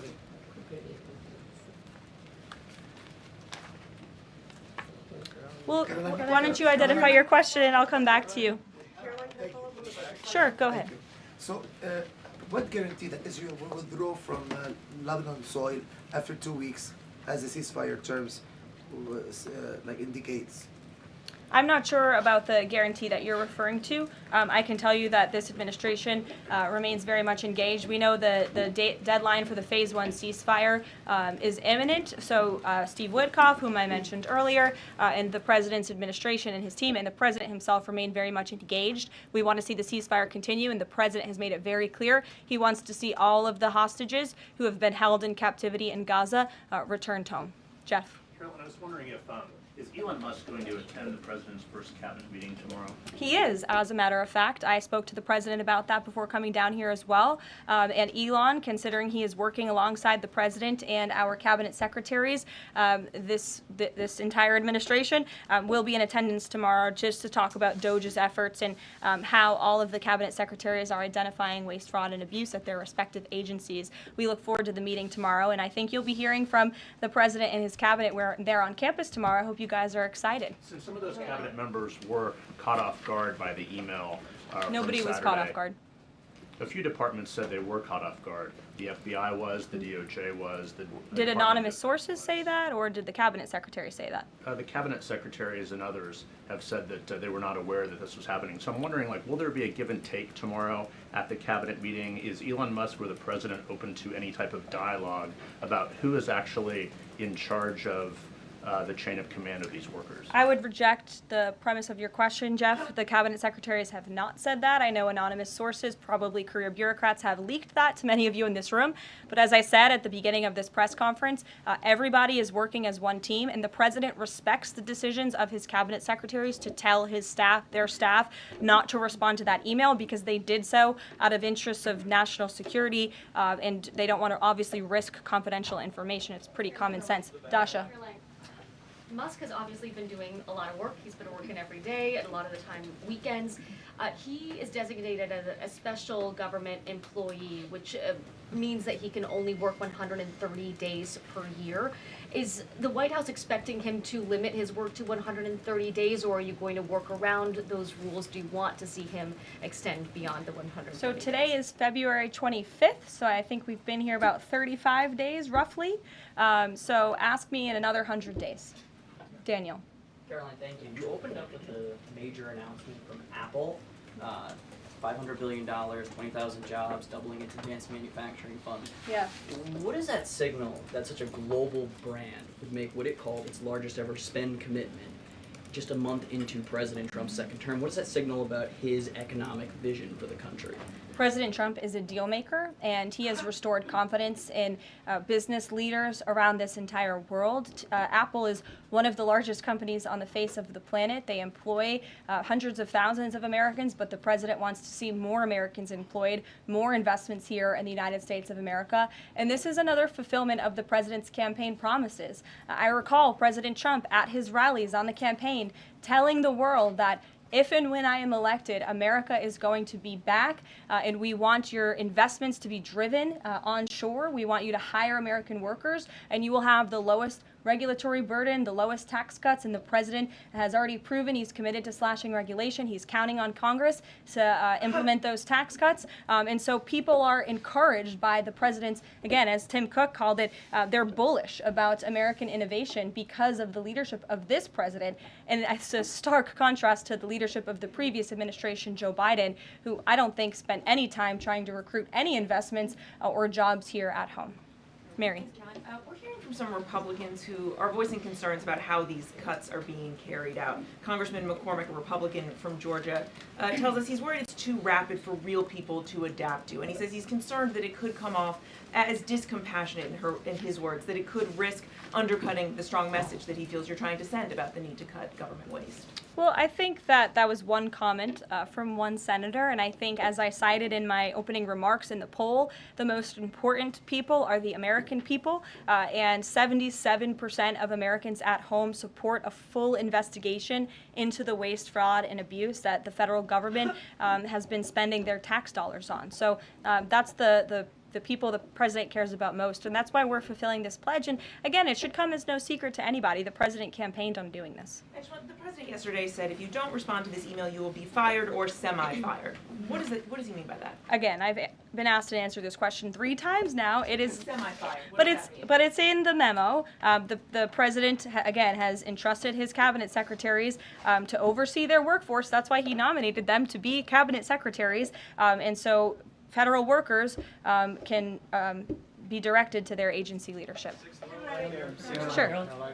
Great, thanks, Caroline. I wanted to ask about a federal judge yesterday was saying that they didn't know who the DOGE administrator was and was asking the lawyer for the administration who it was, and the lawyer responded, I don't know the answer to that. Can you tell us who the administrator of DOGE is? Again, I've been asked and answered this question. Elon Musk is overseeing DOGE. There are No, Elon Musk is a special government employee, which I've also been asked and have answered that question as well. There are career officials at DOGE. There are political appointees at DOGE. I'm not going to reveal the name of that individual from this podium. I'm happy to follow up and provide that to you. But we've been incredibly transparent about the way that DOGE is working. John. The Republican budget. Thanks a lot, Caroline. Since your last briefing, there have been some personnel moves that have been announced by the president, and I wanted to ask you about them. One was the president replacing the chairman of the Joint Chiefs of Staff, General C.Q. Brown Jr. What was the reason for the president naming a replacement for General Brown? And then I'll follow up with another personnel announcement that's been made over the last few days. He thinks he's doing a bad job. And it's time for a shakeup at the Pentagon. They failed 7 audits in a row. The trust in our United States military amongst the war fighters is low. The president is shaking up the Pentagon and the Department of Defense, of course, with Secretary Hegseth leading, and he has the right to do that. It's actually quite common from administration to administration to do such a thing. The president, when he swore him in as the Chief of Staff for the Air Force, called him a great man and a great gentleman. Does he distance himself from the remarks that he made back in August of 2020? I think replacing him speaks for itself. James. James. One other one, if I'm sorry. Thank you. On the FBI, the president also announced a new deputy director of the FBI, Dan Bongino. From what has been reported, and maybe this is not accurate reporting, you can tell me, the FBI director, Kash Patel, informed Republican senators that it would be an individual named as the deputy who was a special agent currently at the FBI, and of course Mr. Bongino is not. What was the reason for naming Mr. Bongino to this position, and was Mr. Patel not correct in making that assurance to those senators? I'm not sure if anybody in this room has listened to Mr. Bongino when he talks about the past corruption at the FBI, when he talks about his experience serving for the United States Secret Service.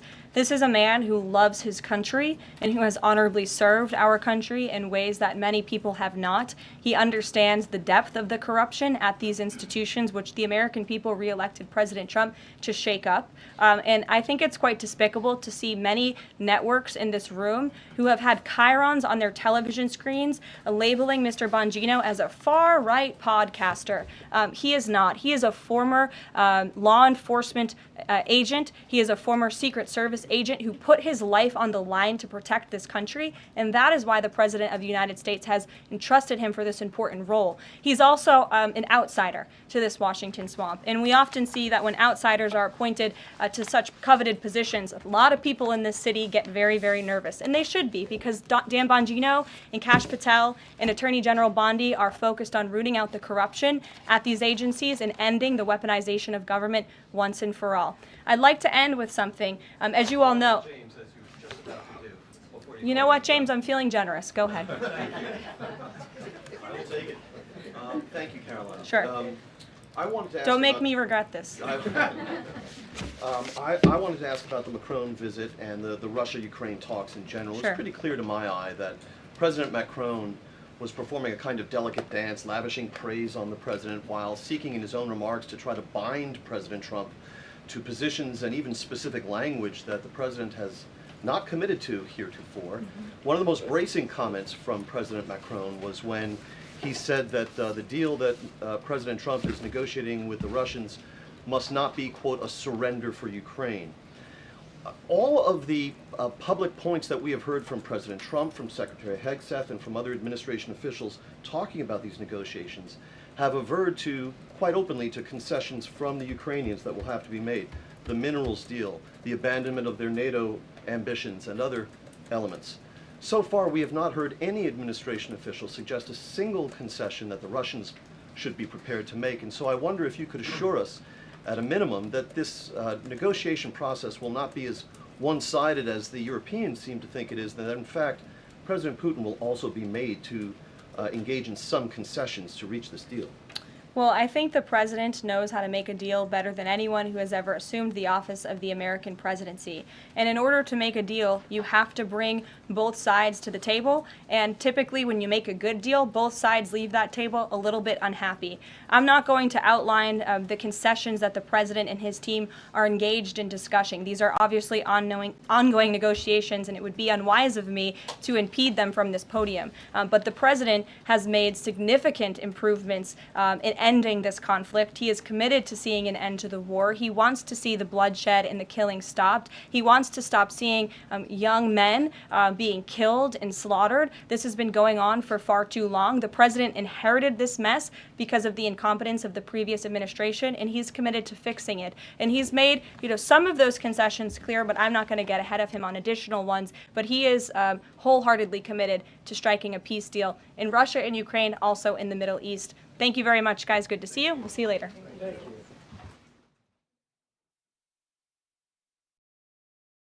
Thank you for tuning into the live show. You know what time it is. It is your boy, Genesis. We just heard Caroline Levitt. She's doing a great job for sure. Unlike what we had previously. Okay. What we had previously was, a little back and forth in Karine Jean-Pierre. Who remembers Karine Jean-Pierre? Karine Jean-Pierre, ladies and gentlemen.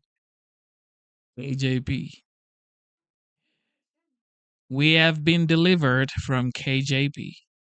Now we got Caroline.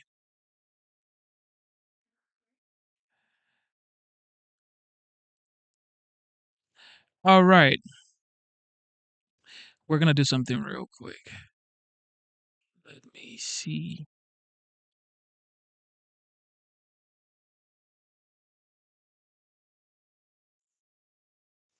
All right, so I want us to check this out. There was a DOGE committee hearing that was shared by Marjorie Taylor Greene. And I want us to check this out right here. Very crucial information. So you guys listen carefully. You might learn a lot or a little bit, but just listen to what DOGE is doing right here.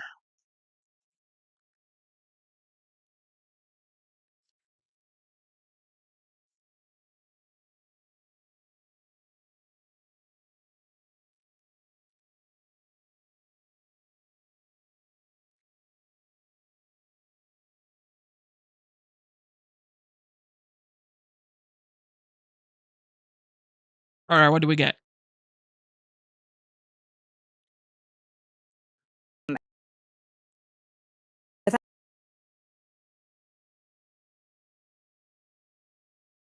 At any time. Also, for today's hearing, Chairman Comer and Ranking Member Connolly will each be recognized for 1 minute after me and the Ranking Member provide our opening statements. I recognize myself for the purpose of making an opening statement. Good morning. Today, we begin the first hearing on the Oversight Subcommittee on DOGE. This committee will be laser focused on bringing full transparency to waste, fraud, and abuse within the federal government and presenting the plans to fix the tremendous problems we expose. We as a country are $36 trillion in debt. That is such a stunning amount of money. It's absolutely staggering to even comprehend how we as a people, we as a country, found ourselves here. This is not a Democrat problem. This is not a Republican problem. This is an American problem. To make it clear for everyone, not only are we $36 trillion in debt, but the compounding interest on our debt is also growing out of control. Even if we decided to defund the entire federal government, we cannot escape our debt and the compounding interest owed on our debt, which grows bigger and bigger every year. In 2025, interest payments are projected to be $952 billion, which is more than our entire military budget. In 2026, it will be $1 trillion. And by 2035, $1.8 trillion. Over the next decade, total interest payments are projected to be $13.8 trillion. These interest payments don't serve a single American. They don't build a bridge, a road, provide disaster relief, or fund a single part of the behemoth that is the federal government. These interest payments pay our masters who own our debt, and the American people are in debt slavery to everyone who owns our debt. Our crippling national debt and massively growing interest on our debt will destroy us. Not destroy one political party or the other, it will destroy all of us together. It drives inflation, making life unaffordable for Americans struggling to financially survive. It is crippling small businesses struggling to be successful. Our massively growing debt and interest are the chains and shackles harnessed to every American and their children and every generation to come. But first, let us be brutally honest about how this massive debt came to be in the first place. It came from Congress and from elected presidential administrations. And I believe enslaving our nation in debt is one of the biggest betrayals against the American people by its own elected government. The American people's anger over this betrayal is what gave birth to the concept of DOGE, the Department of Government Efficiency. In fact, DOGE became a major part of President Trump's campaign and led to his overwhelming victory in November. Every day, Americans go to work. They run businesses. They have to earn their paycheck. No one guarantees it. And if they don't do a good job, they get fired.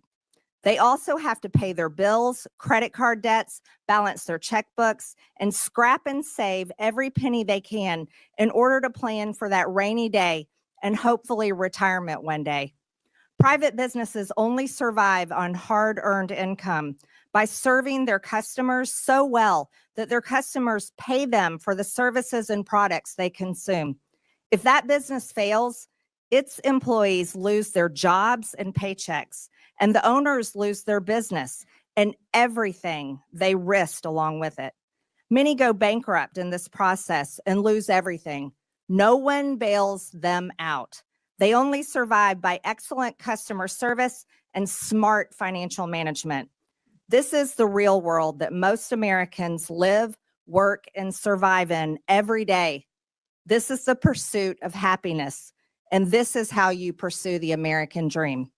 However, the federal government, government employees, and unelected bureaucrats do not live by the same rules as the great American people and private businesses. The federal government's income is the American people's hard-earned tax dollars, their literal blood, sweat, and tears. And taxes are collected by law at gunpoint. Don't pay your taxes and you go to jail. The federal government does not have to provide excellent customer service to earn its income.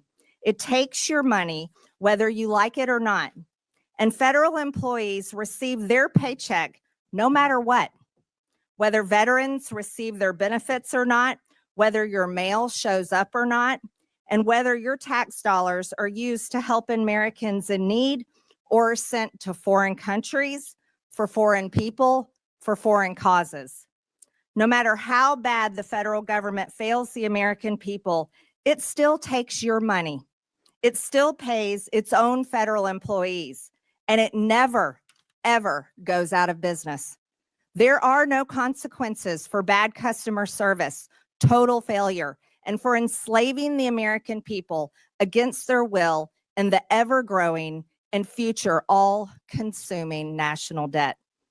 Congress has a dismal approval rating that ranges between 12 and 20%. I don't blame the American people one bit for their sentiment and disgust. The American people will be watching this committee and how we tackle one of the biggest problems of our time. While we are a committee made up of the opposite far-reaching corners of Congress, we were each elected to serve and represent the American people and how their hard-earned tax dollars are spent. We as Republicans and Democrats can still hold tightly to our beliefs, but we are going to have to let go of funding them in order to save our sinking ship. This is not a time for political theater and partisan attacks. The American people are watching. The legislative branch can't sit on the sidelines. In this subcommittee, we will fight the war on waste shoulder to shoulder with President Trump, Elon Musk, and the DOGE team. This week, we turn our attention to improper payments by the federal government, including in Medicaid and Medicare. I'm looking forward to what we find out and how to solve this crisis. I now yield to the ranking member, Ms. Stansbury, for her opening statement. All right. Well, good morning, everyone. Thank you, Madam Chair, and welcome to the very first subcommittee on government efficiency. As was said, this committee is tasked under the Oversight Committee with ensuring that the government and the vital services that it provides, from healthcare to national security, actually work for the American people. And this is certainly a topic that we have worked on for many, many years here in the Oversight Committee, in which I personally have worked on as a former civil servant who worked at the Office of Management and Budget. And in fact, for anyone who has ever worked on these issues, you know that there is ample ground for bipartisan work to make the government work better for the American people and to ensure that it operates in a more efficient manner. And in fact, all of us here on the Democratic side are ready to roll up our sleeves and to get to work. And just last week, I had the opportunity to sit down with the chairwoman and to discuss these very issues and opportunities to work across the aisle. And like the chairwoman who shared some of her background with me, I grew up in a working family. I grew up working for small mom and pop family businesses and understand the necessity of balancing the books, making sure we can deliver, and fiscal responsibility. And that's why today's hearing is focused on making sure that the federal government is doing what it's supposed to and digging into the more than $236 billion in improper payments that we see going out the door every single year. And we need to get to the bottom of that. And we need to make sure that we're putting into place rigorous oversight and controls to prevent fraud and abuse, and of course, to go after bad actors.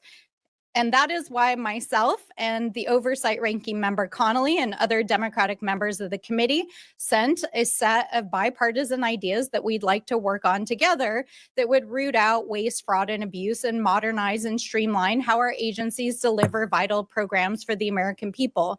These are programs that are important for our seniors and our families and healthcare and the education system. And we need bipartisan solutions to get across the finish line. And we've been trying over the last several years to get these ideas out of this committee, but unfortunately, the committee's priorities have been elsewhere under the current majority. So I hope we can fix that this Congress. But we can't just sit here today and pretend like everything is normal and that this is just another hearing on government efficiency. I mean, all you have to do is look across this room and see that it is not a normal hearing.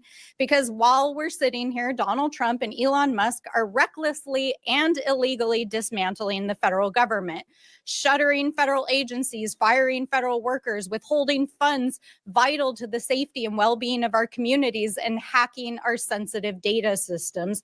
In fact, while we were here discussing government waste on the House floor yesterday, Elon Musk was standing behind the Resolute desk in the Oval Office with the president, and the administration was making emergency court appeals to try to unlock his team's access to the Treasury payment system, which they claim they are using to study improper payments, which is the topic of this hearing. But here's the thing. The Treasury payment system, which includes Social Security information and bank accounts for millions of Americans and data that's critical to national security and the operation of the US government, and payments that go out the door annually equal to almost a fifth of the US economy, is not where the payment decisions are made, because that happens inside the agencies that are currently being dismantled. And the people who actually investigate waste, fraud, and abuse at these agencies are the inspector generals, who Donald Trump fired his first week in office in a midnight massacre. So we have to ask ourselves, what is really going on here? Why did Republicans block Elon Musk from appearing before this very committee last week? Why is the administration so eager to allow Elon Musk and his hackers to have access to proprietary and private information in the Treasury payment systems? Why are our colleagues across the aisle shielding them as they are clearly breaking the law? And why is the vice president trying to rewrite the US Constitution by tweet and undermine the judiciary?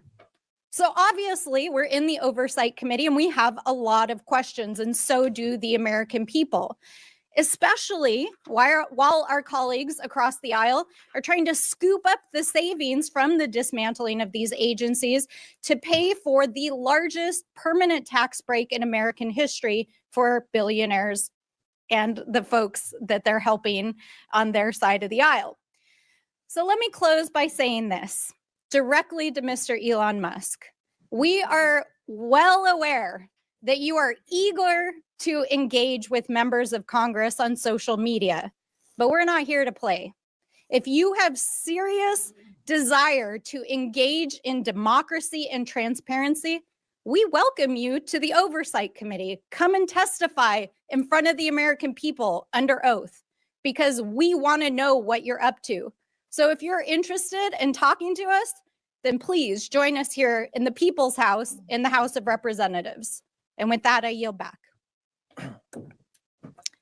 The gentlelady yields.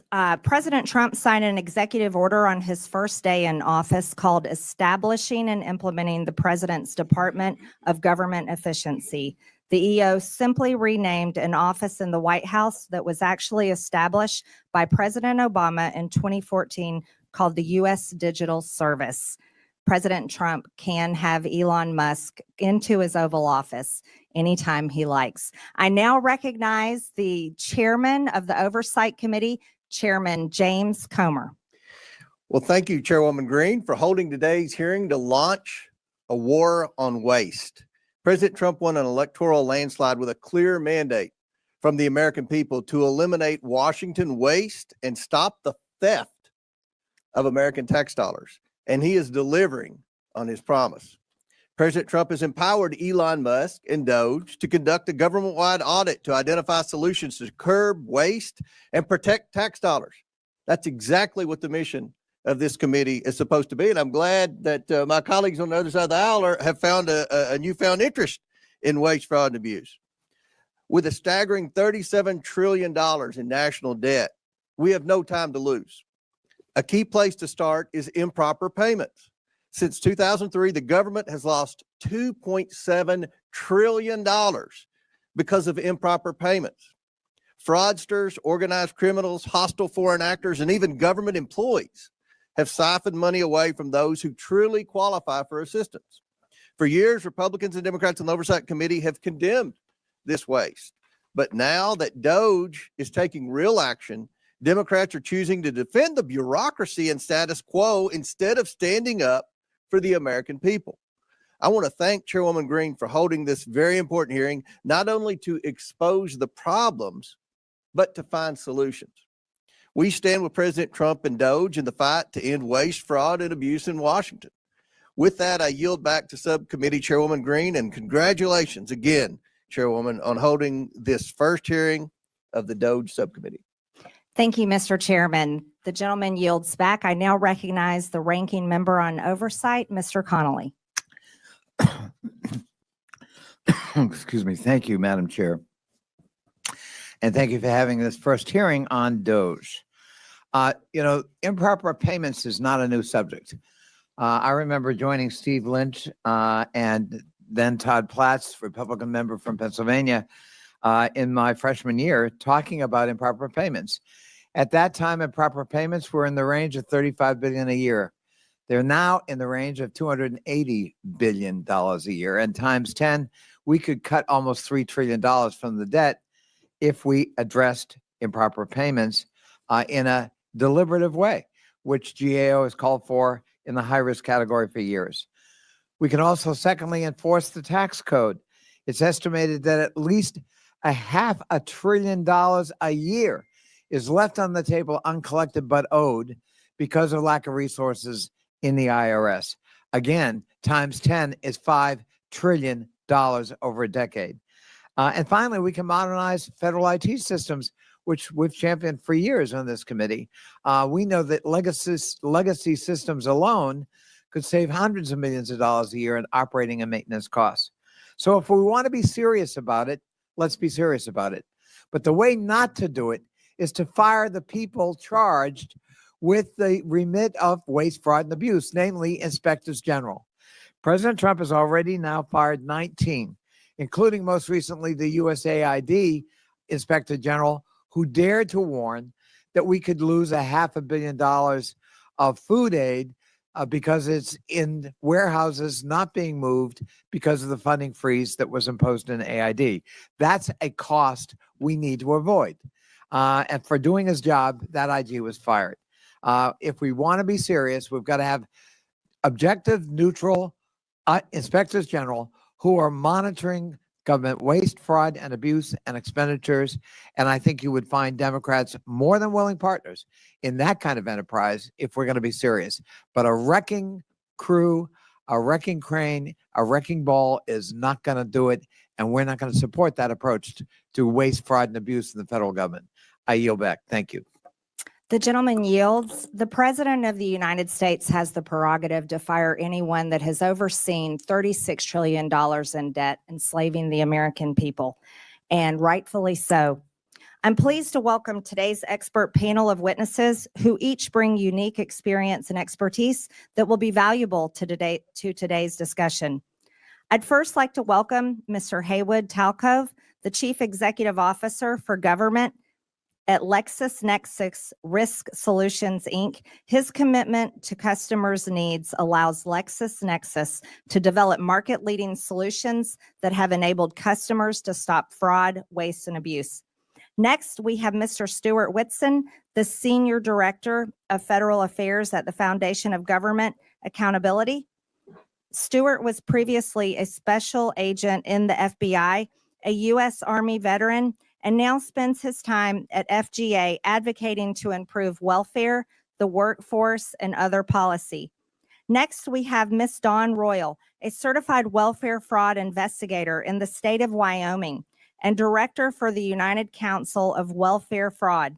She advocates for investigating and preventing fraud of government benefits and has done so over the past 16 years. Finally, we have Mr. Dylan Hetler-Goddett, the Director of Government Affairs at the Project on Government Oversight. Dylan leads advocacy efforts and policy reforms to a wide range of good governance. I thank each of our witnesses for being here today, and I look forward to your testimony. Pursuant to Committee Rule 9G, the witnesses will please stand and raise their right hand.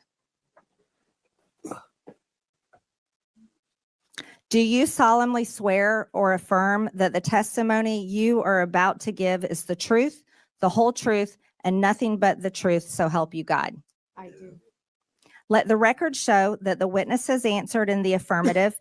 Thank you. You may take a seat. We appreciate you being here today and look forward to your testimony. Let me remind the witnesses that we have read your written statement and it will appear in full in the hearing record. Please limit your oral statement to 5 minutes. As a reminder, please press the button on the microphone in front of you so that it is on and the members can hear you. When you begin to speak, the light in front of you will turn green. After 4 minutes, the light will turn yellow. When the red light comes on, your 5 minutes have expired, and we would ask that you please wrap up. I now recognize Mr. Talcove for his opening statement. Chairwoman Green, Ranking Member Stansberry, and distinguished members of the committee. For over a decade, a silent war has been waged against American taxpayers, not with bombs or guns, but with data and technology. Outdated government systems permit criminals to access unlimited sums of money. During the pandemic, they stole $1 trillion. 70% of those dollars went overseas. Shockingly, it's just not criminals exploiting the system. It's the flawed system itself acting as the accomplice. If left unchecked, the U.S. government will continue to lead the world in funding cyber criminals.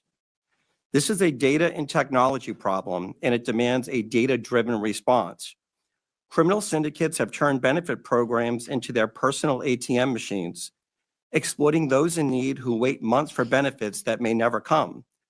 These ruthless crooks use our money to fund child trafficking, disperse drugs in our communities, and terrorism.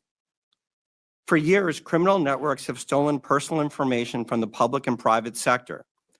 They exploit real identities to manipulate antiquated government systems, siphoning off billions in taxpayers' hard-earned money.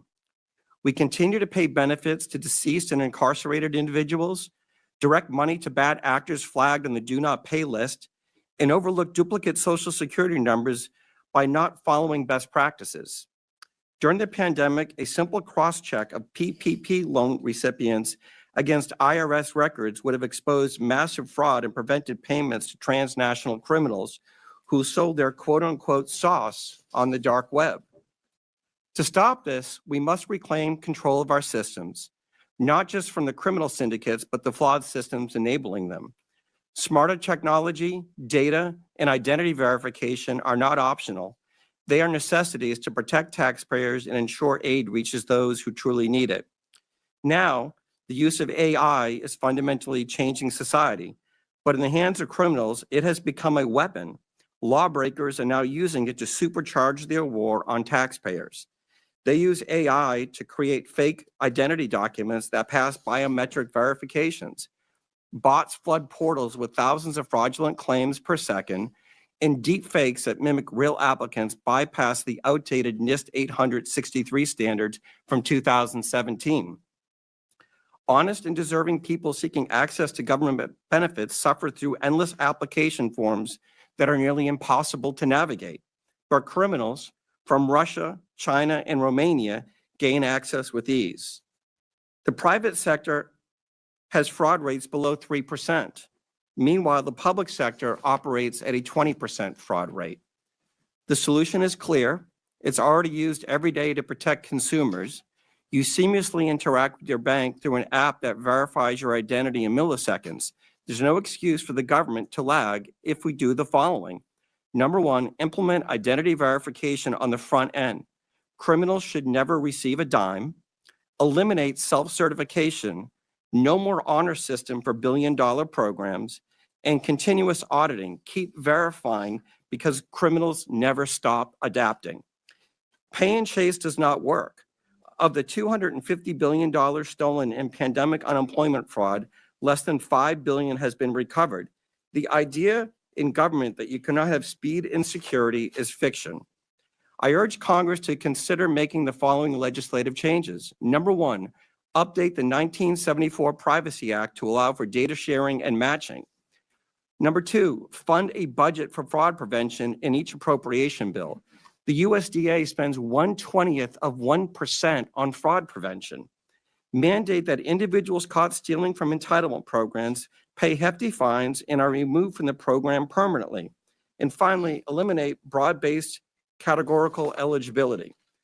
This committee has a choice: continue losing this war against criminal cartels and nation states, or fight back and save $1 trillion annually. Fraud prevention is not benefit prevention. It's the key to ensuring that every dollar reaches those who truly need it. Hardworking Americans rely on these programs not just to survive, but to build better lives for their families. When criminals exploit the system, they just don't steal money, they steal opportunities. Stopping fraud isn't about denying benefits, it's about protecting them. This crime has two victims. The first are the taxpayers, and the second are those seeking benefits. The fraudsters, cartels, and criminal syndicates are watching this hearing, I'm sure of it. It's time to show them that America will not fund its own destruction. Thank you, and I look forward to your questions. Thank you, Mr. Talcove. I now recognize Ms. Royal for her opening statement. Good morning, Chairwoman Green, Ranking Member Stansberry, and committee members. My name is Dawn Royal. I'm a certified welfare fraud investigator, two-term past president, and a current director of the United Council on Welfare Fraud. The United Council on Welfare Fraud is a national professional organization dedicated to protecting the integrity in our nation's public assistance programs.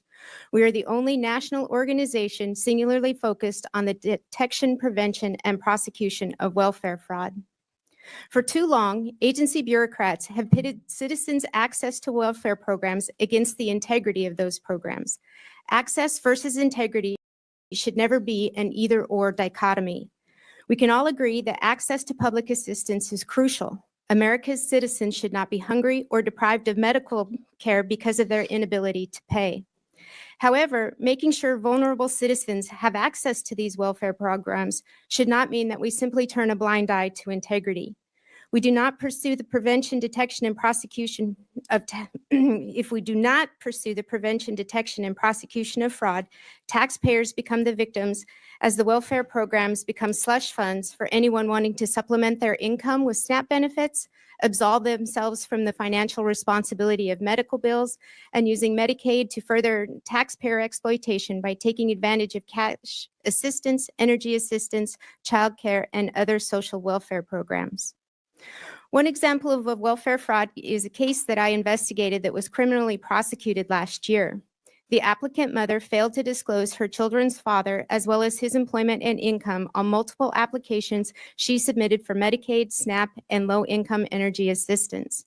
The co-defendant father worked a steady job, earning a six-figure salary, and provided an enviable lifestyle for his family, including vacations, luxury vehicles, snowmobiles, motorhomes, lavish gifts, including one from the wife to the husband, which was a $1,200 bottle of bourbon. Evidence we presented at trial included a candidate registration forms filed by the defendant father when he ran for town council and later mayor of the town where he declared he lived at the same address provided by his wife on her public assistance programs. This was a case of greed, but it emphasizes how easy it was for these criminals to make false statements on applications in order to receive benefits from multiple programs that they were never eligible for. I could spend the rest of my day providing countless examples of how taxpayer-funded programs are exploited, and the message would be the same. Investigators continue to be hamstrung by antiquated regulations, conflicting directives from federal agencies, and the lack of access to technology. Sadly, investigators have also found themselves at odds with the career bureaucrats who recite watered-down facts about fraud in order to promote their political agendas. Specifically, we can look to the career bureaucrats who have historically claimed that the fraud rate in SNAP is less than 1%. The disregard for the value of integrity is evidenced by the less than 1/20th of 1% of the SNAP budget spent on the prevention, detection, and prosecution of fraud. As part of Medicaid unwinding debacle, the bureaucrats specifically directed states that they, and I quote, cannot recover or recoup the cost of services from a beneficiary, even if they have been found after an administrative hearing or criminal proceeding to have committed Medicaid beneficiary fraud or abuse, end quote. Sadly, it is already apparent that career bureaucrats are not being totally transparent as they attempt to protect spending and broken programs. We fail to understand how mitigating the rampant fraud in Medicaid, SNAP, and other welfare programs stands up or strengthens the welfare programs. Fact is, the opposite is true. Ignoring fraud and gaslighting fraud statistics erodes the very foundations of the programs that are essential to their future viability. There are things this committee can do to help the investigators fighting the war on fraud. Number one, eliminate self-attestation in the application process for all programs. Number two, funding for technology that includes identity verification tools that will help prevent fraud. The current pay and chase model is not sustainable. Number three, immediately implement the National Accuracy Clearinghouse, the NAC, that will provide data to states to prevent duplicate participation in all of the social welfare programs. And four, allocate direct funding with mandates restricting the use of the funding to the prevention, detection, and prosecution of fraud. In closing, we're at a crossroads. Those of us who have firsthand knowledge of the degree in which public welfare programs are being attacked know that reform is absolutely necessary. Reform to the recipient application process, the billing process in Medicaid, and how SNAP benefits are processed, and how providers and retailers are authorized. We thank you for the opportunity for UCOF to participate in this hearing. We feel that the investigators who are on the front lines fighting the daily battle against the war on fraud need to be at the table and participating in the development of action plans that will make a difference in protecting the programs and defending the taxpayers.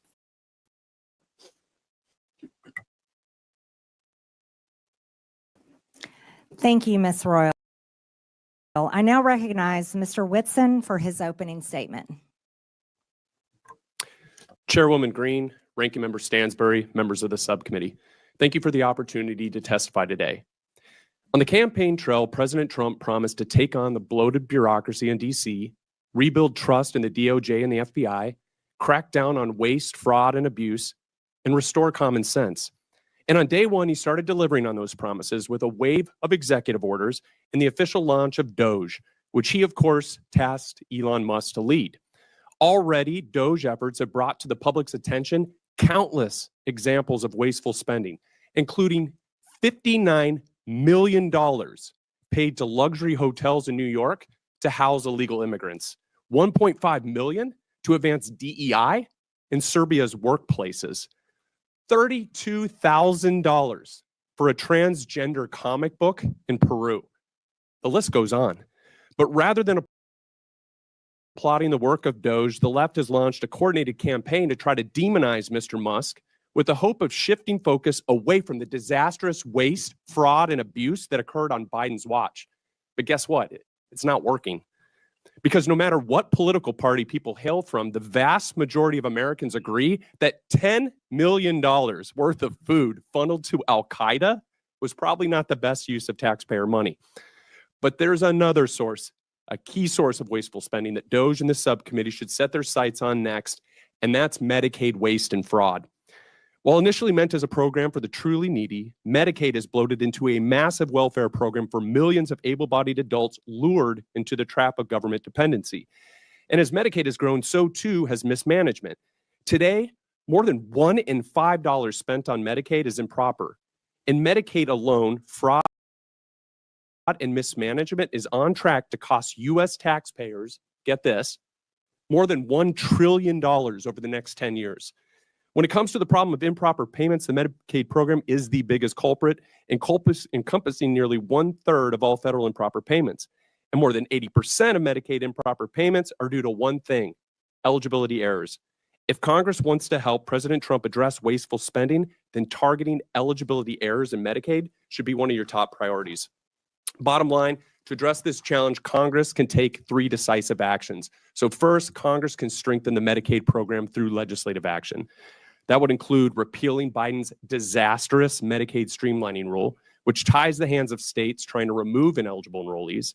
You can and should do this through reconciliation, and it will produce $164 billion in savings if you do. You can also strengthen verification requirements to ensure only eligible individuals receive benefits and ensure a nationwide NAC is implemented without delay. Second thing Congress can do is help President Trump's DOGE effort by ensuring that entrenched partisan bureaucrats don't stand in the way of reform. So Musk and his DOGE team have already found hundreds of billions of dollars funneled into wasteful, fraudulent, and flat out insane projects. But they've only scratched the surface. If this much fraud has been exposed in just a few weeks, imagine what else is buried under layers of red tape and government excuses. But guess what? All of these insane projects have one thing in common. They were all approved and funded by unelected bureaucrats.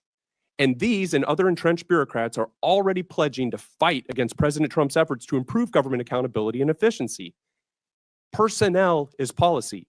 And without competent staff to faithfully execute the president's agenda, the DOGE project will fail. And this is where Congress can help. Congress can support the president in carrying out his DOGE effort by making all executive branch employees at will, codifying the president's authority to fire unproductive or insubordinate agency employees as needed. At the same time, Congress can grant the president authority to permanently eliminate vacant positions and consolidate non-essential positions across agencies and departments to help promote efficiency and put the right people in the right seat. The third thing, Congress can make President Trump's DOGE cost-cutting and deregulatory reforms permanent by passing the REINS Act. And so there's only one big problem with the DOGE effort. Most of its work can be undone by a future president with the stroke of a pen. To make President Trump's DOGE reforms permanent, Congress must act. And the best way to do this is to pass the REINS Act. This would return Article 1 budgetary power of the purse to Congress while promoting deregulation. It would also help lock in the DOGE reforms and cement President Trump's legacy as the most consequential deregulatory and cost-cutting president in U.S. history. The American people are watching. It's time for Congress to act. Thank you, and I look forward to your questions. Thank you, Mr. Whitson. I now recognize Mr. Hetler Goddett for his opening statement. Thank you, Chairwoman Green, Ranking Member Stansberry, and members of the subcommittee.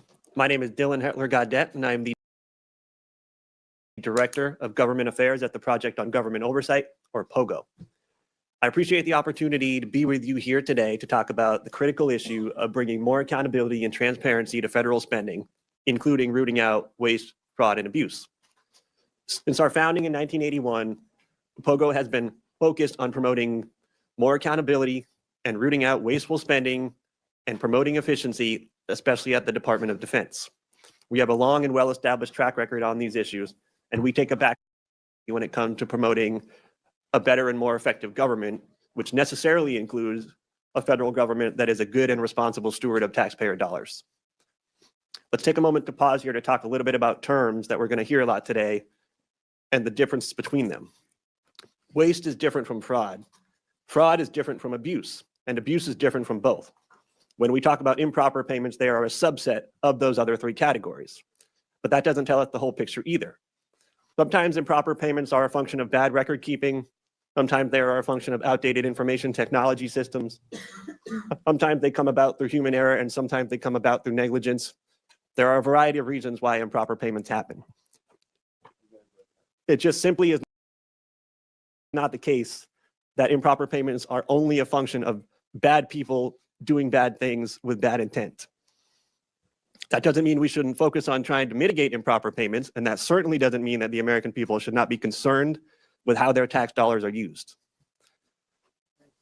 The good news is that there are some time-tested solutions and tools to help mitigate these problems. For example, when we think about the independence of inspectors general, we're talking about a resource that is extraordinarily valuable to the American people. In fiscal year 2023 alone, inspectors general identified over $93 billion worth of potential savings to taxpayers. Whistleblowers are also an incredible resource to the American taxpayer. Through the IRS's whistleblower program alone, billions of dollars have been recouped from tax cheats since the inception of that program in 2007. Whistleblowers have also played an instrumental role in helping the Department of Justice pursue False Claims Act cases that have resulted in billions of dollars in reclaims settlement costs. It seemed to me that if an administration were serious about wanting to root out waste, fraud, and abuse, they would support and resource whistleblowers and inspectors general. They would not demonize them, and they would certainly not fire them en masse in an unlawful midnight purge. There are other reforms we can think about too, reforms that are more technical. Key statutes such as the Federal Funding Accountability and Transparency Act, the Data Act, and critical platforms like usaspending.gov were really important improvements and innovations when they came about, but they are in need of overhaul and reform. Currently, the status quo is that we have an extraordinarily hard time tracking federal dollars from end to end. This is due in large part to a broken chain of data collection, of reporting information, and the ability to monitor and track in real time what is happening with federal dollars. This informational black hole is where a lot of impropriety happens. It's where waste, fraud, and abuse live. And yes, this is where improper payments often happen. But more importantly, we also don't have a good, clear, and consistent way of understanding what is happening with tax dollars at the end point. What is the impact that we're having? What is the return on investment that we're having? We now have an annual budget of close to $7 trillion a year. We can't say with any degree of clarity and consistency what we're getting for all of that money. We have some more good news though. There are bipartisan efforts, and there have been for years, to try and clean up this situation. We at POGO have had the privilege and pleasure of working on some of those initiatives. We were a part of the Federal Taxpayers' Right to Know Act being passed into law just a couple of years ago, which created for the very first time a program inventory of all the programs in the federal government, and that would be available to the public. We have worked with a member of this very committee, the House Oversight and Accountability Committee, to introduce a piece of legislation that would bring more transparency to federal subaward reporting. We have supported and endorsed multiple pieces of legislation that take direct aim at the improper payment issue. We also have additional ideas that don't yet have congressional champions.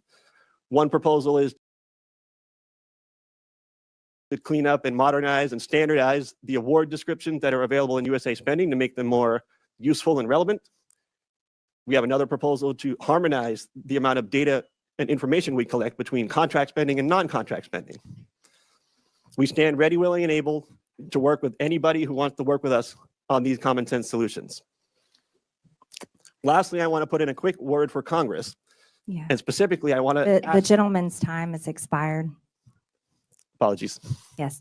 I can't see the flashing light. That's okay. Thank you, Mr. Hetler. Got it. We appreciate your testimony. I now recognize myself for 5 minutes of questions.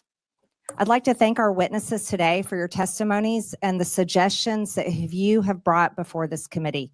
I'd also like to thank Chairman Comer for this opportunity to chair the Historic Oversight Subcommittee on DOGE. Americans are shocked to learn that $2.7 trillion of their hard-earned tax dollars have been stolen or wasted in improper payments since 2003. You see, in the private sector, companies can't continue to run if they keep employees that allow waste and abuse with their resources. But that has continued for decades here in the federal government. Mr. Talcove, do private sector companies have a lower rate of improper payments than the federal government? Yes, the fraud rate, that the criminals are taking advantage of in the public sector is around 20%. In the private sector, it's around 3%. And it's really because the tools that are used in the private sector aren't used in the public sector. Front-end identity verification, self-certification, and then finally making sure that individuals are who they say they are. If we start using these tools, you will see the fraud rate go down dramatically, because for the most part, this fraud isn't taking place by real individuals. It's individuals whose identities have been stolen on the dark web. They use that information pretending to be somebody else. And because of the antiquated systems, processes, and technologies in place in government programs, they're able to steal at scale.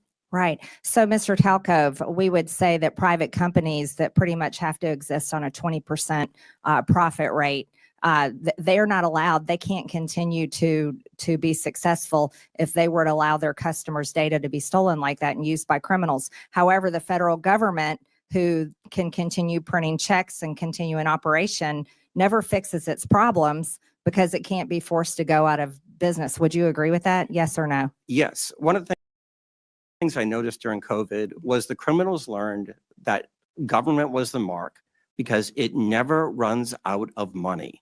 And they focus on it at scale. And then the likelihood of getting caught is virtually zero. I think it's outrageous for Americans to know that their identity can be stolen and then used for child trafficking, drug trafficking, and terrorism, like you stated in your opening statement. Ms. Royal, your testimony states that many programs operate under essentially an honor system in which applicants need not verify their identity, income, residency, or other key eligibility factors. You call this a trust everyone instead of a trust by verify approach. Does this mean the federal government in some states are giving out billions of dollars to individuals without verifying who they are or whether they meet program eligibility requirements? Yes, ma'am, that's correct.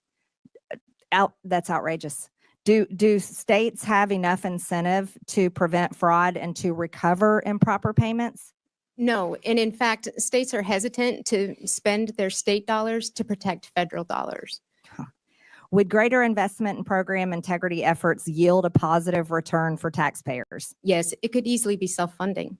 Amazing. Mr. Whitson, your testimony states that both the Biden and Obama administrations issued rules and guidance that made it harder for states to verify eligibility for Medicaid.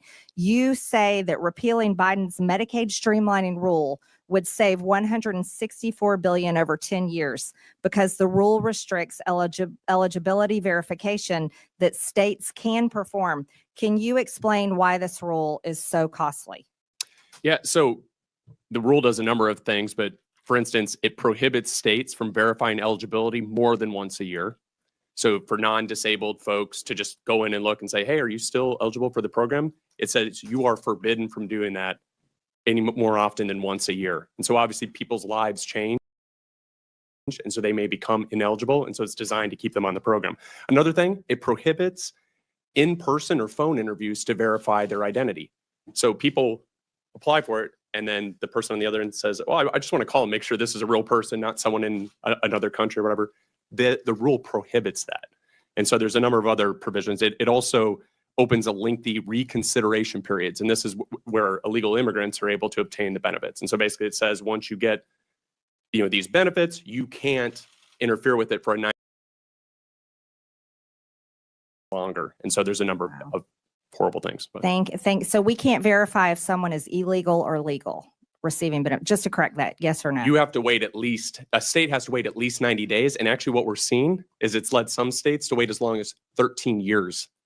And so on the program. Unbelievable. My time has expired. Thank you very much. I now recognize Mr. Lynch from Massachusetts for 5 minutes.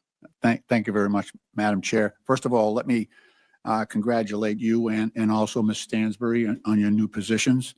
And I want to thank the witnesses for your testimony. We've already heard some good ideas about how to work together. And Mr. Hetler-Gaudette, I for one would be most open to working with POGO and trying to work on some of the legislative ideas that you have to actually get at some of this waste, fraud, and abuse. Since this is my first opportunity to speak in this new subcommittee as the representative for the 8th Congressional District in Massachusetts, I want to first of all make clear that my primary purpose in seeking appointment to this subcommittee is for the singular and sacred purpose to defend our democracy, which I believe is under attack in this country. and to uphold my oath to support and defend the Constitution against those who might secretly or openly seek its destruction. Make no mistake, this is a moment for representative democracy. This is a test of our resolve. In the coming days and weeks, we will all get to decide whether we stand with a couple of billionaires who, despite their own financial successes, still harbor such grievances in their hearts that after all that democracy has provided to them, they remain animated by the desire to dismantle this democratic government and to punch down at some of the weakest and most vulnerable in our society. Two men who clearly understand that the easiest way to incite large numbers of people is to use social media to exploit the dynamic forces of hatred and fear. Madam Chair, if we're going after waste, fraud, and abuse, let's start with abuse. Abuse of power. As of yesterday, there were 55 lawsuits under consideration by the federal courts across our nation as a result of Elon Musk's and President Trump's unlawful acts. Many of those lawsuits have already been sustained by the federal district courts and orders have been rendered to undo those unlawful acts. But this is just the beginning, and Congress has an important role to play. And I, for one, look forward to that opportunity. This is a moment of great consequence for our country and for our democracy, and I remain grateful to the good people of the 8th Congressional District of Massachusetts who sent me here. Mr. Hetler-Gaudette, again, happy to join you on some of your efforts. POGO has worked very closely with our IG community. Is that right? The Inspector Generals? Yeah, that's correct, Congressman. I know your work is very much similar to what we ask our Inspectors Generals to undertake. I want to ask you, what do you think? So in the most recent report from the Inspector Generals, and this is the Council of the Inspector Generals, a nonpartisan group on integrity and efficiency in government, they identified more than $93 billion in potential savings. So the first thing that President Trump did coming into office was to fire 17 agency inspectors general. What can you tell us from POGO's standpoint? What does that do to our ability to identify and root out waste, fraud, and abuse? Thank you, Congressman. I would say, to put it simply, it completely undermines our ability to root out waste, fraud, and abuse. Inspector General exists for essentially one purpose, and they were originally created in the immediate aftermath of Watergate. And I think you all probably do not need me to give you a history lesson at all on what happened in the Watergate era. There's a reason they were created at that time, because there was a lot of waste, fraud, and abuse happening, and there were not cops on the beat that were internal, that were independent, that were situated in agencies to be able to find these things and expose them and do something about them. That's what Inspector General exists to do. So it's completely anathema to, I'd say anathema to any stated mission to find cost savings and to root out waste, fraud, and abuse, to fire Inspector General and to undermine them. It makes no sense. Those two things do not add up. Thank you very much. The firings that occurred when President Trump came to office included the Special Inspector General for Afghan Reconstruction, Mr. Sopko. I actually did over 20 trips to Afghanistan working with him. He actually uncovered $4 billion in savings in rooting out American taxpayer waste being conducted in Afghanistan. The IG at the Department of Defense, the agency. The gentleman's time has expired. Okay. Thank you, Madam Chair. I yield back. Thank you. Okay, Appreciate thank you. that. Thank you. I now recognize the gentleman from Texas, Mr. Cloud. Thank you, Madam Chair. For far too long, DC politicians have gotten away with measuring their personal value and worth by how much of other people's money they give away. And for far too long, they self-righteously have opined that the spending was for altruistic purposes given out of care and compassion. For far too long, they've been more concerned with looking like they cared than having enough care and concern to actually do the due diligence to ensure that the tax dollars were being used wisely and effectively. And for far too long, those of us who've worked to uncover waste, fraud, and abuse have had to deal with what amounts to an unconstitutional fourth branch of permanent bureaucracy that has too often worked to ignore, obfuscate, delay, and frustrate our efforts to bring transparency and oversight. Over the last few weeks, the DOGE effort has begun to uncover not only how massive the waste, fraud, and abuse is, but also the extent at which DC politicians and too many obstinate bureaucrats have coordinated to create what is essentially the largest money laundering scheme in history. And while Americans have been working to make ends meet, they have been using taxpayer dollars to fund unnecessary, egregious, and even evil things here at home and around the world. Thankfully, in DOGE, we have a president bringing the leadership needed and a focused effort, along with the talent, technology, tools, and transparency to this waste, fraud, and abuse. And to those who would stand opposed to this effort, I would just point out, while it's understandable to find waste, fraud, and abuse that has grown and metastasized in this government even over decades, certainly accelerated over the last few years, to continue to protect it is corruption. I want to thank the chair for beginning this war on waste on this side of Pennsylvania Avenue and bringing together this committee. This effort is so important as we work to relieve the American people of this burden of waste, fraud, and abuse. Mr. Talco, you mentioned in your written statement and talked about it in your statement at the beginning that this waste, fraud, and abuse is a national security threat. And certainly one of the challenges facing us that is a national security threat is our fiscal situation. And so we have got to find ways to find savings to the American people in order to bring confidence to the bond markets, to put our country on a fiscal footing, and to reverse the curse, so to speak, that we are placing on our children and our grandchildren. You mentioned a couple threats, though. You mentioned internal threats.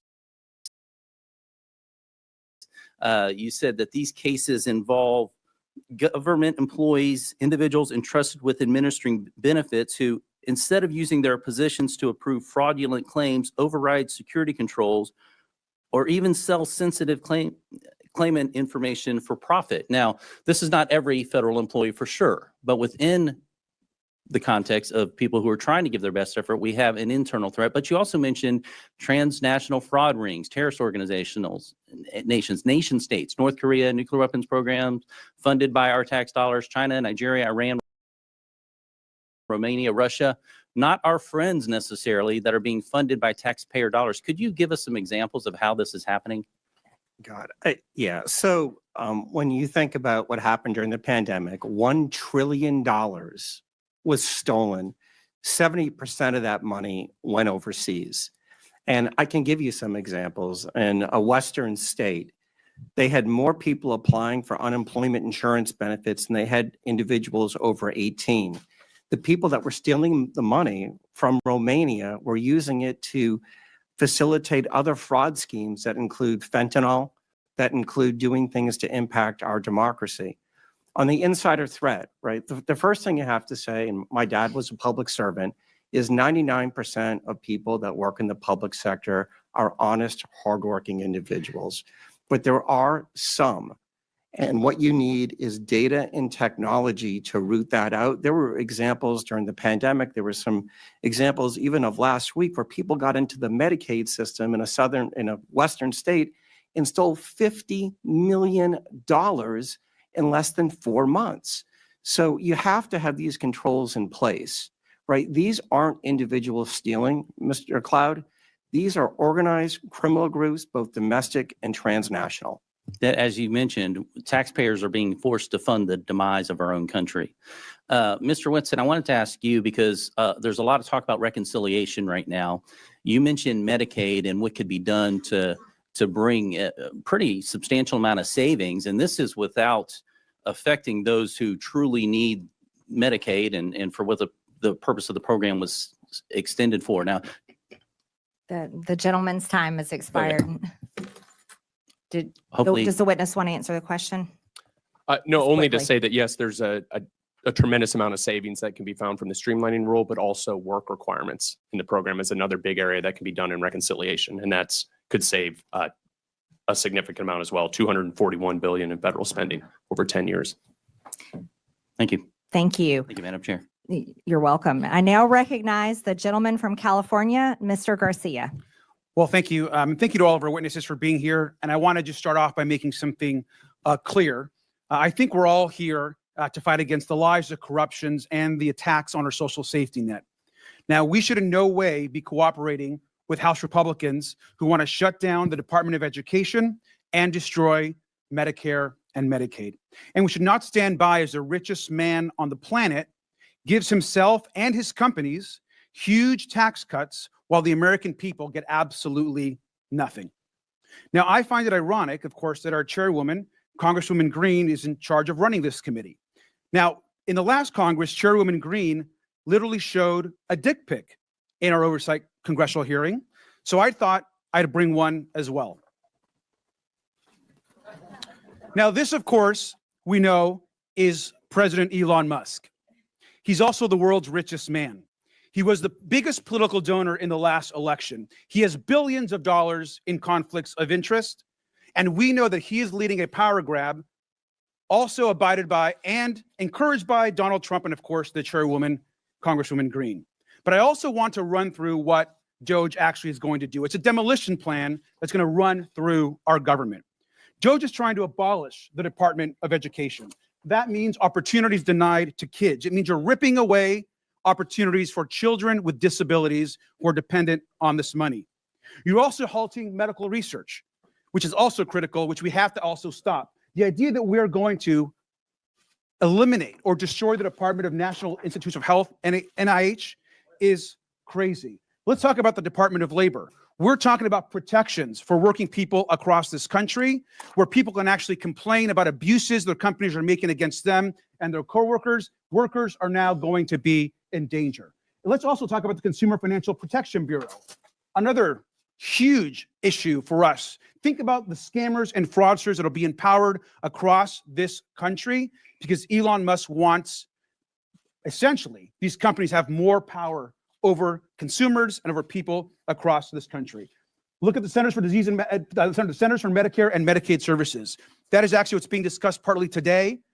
Healthcare, we're talking about being denied to millions of poor people, working class people across this country.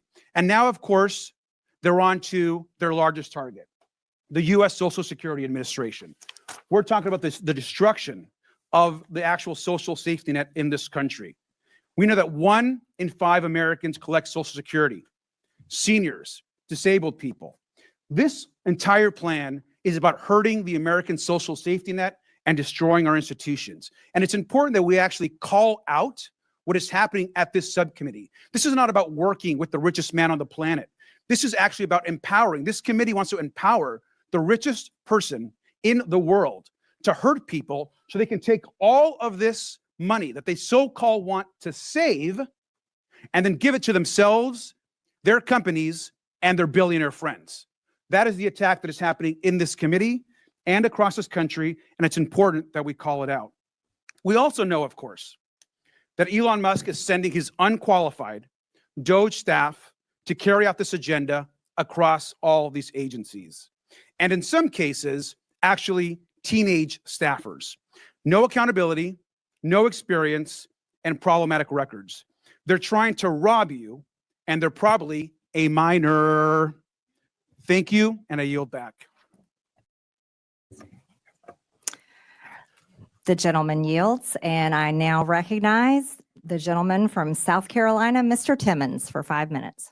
Thank you, Madam Chair. I find it sad that my colleagues across the aisle can't take this seriously. We have $36 trillion in debt. We run an annual almost $2 trillion deficit. When I got elected 6 years ago, we had $21 trillion in debt. So in 6 years, we've added over $15 trillion to the debt. And guess what? President Trump ran on fixing this problem. President Trump told the American people he would right the ship financially. And he said during the campaign that Elon Musk was going to be the person to lead this charge, the man that has turned business after business around. He's the richest man on the planet because he succeeds at his endeavors. And that's why President Trump has appointed him the head of this effort. This is a very serious problem. And it's incredibly hypocritical that my colleagues across the aisle are complaining about this because Joe Biden signed his name and wanted the American people to believe that he had the ability to forgive $250 billion with a signature.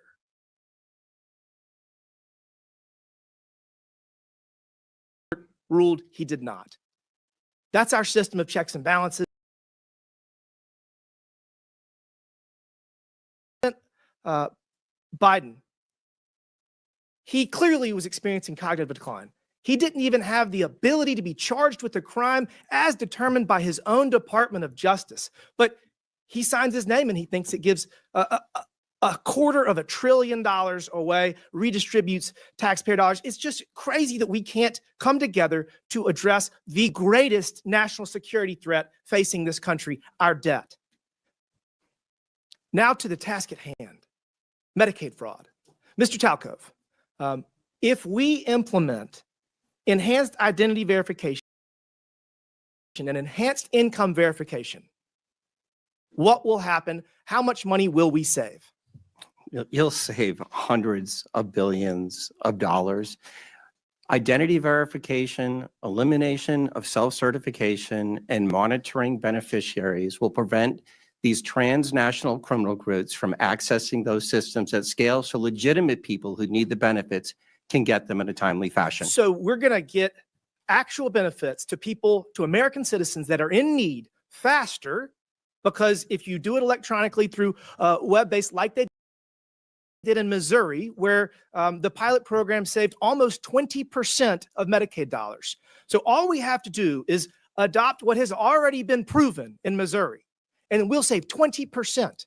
To the people out there listening, we spend almost $900 billion every year on Medicaid. And if 20% of that is saved, that's almost $200 billion. We got a $1.8 trillion annual deficit. We just knocked off $200 billion. Let's keep this train going.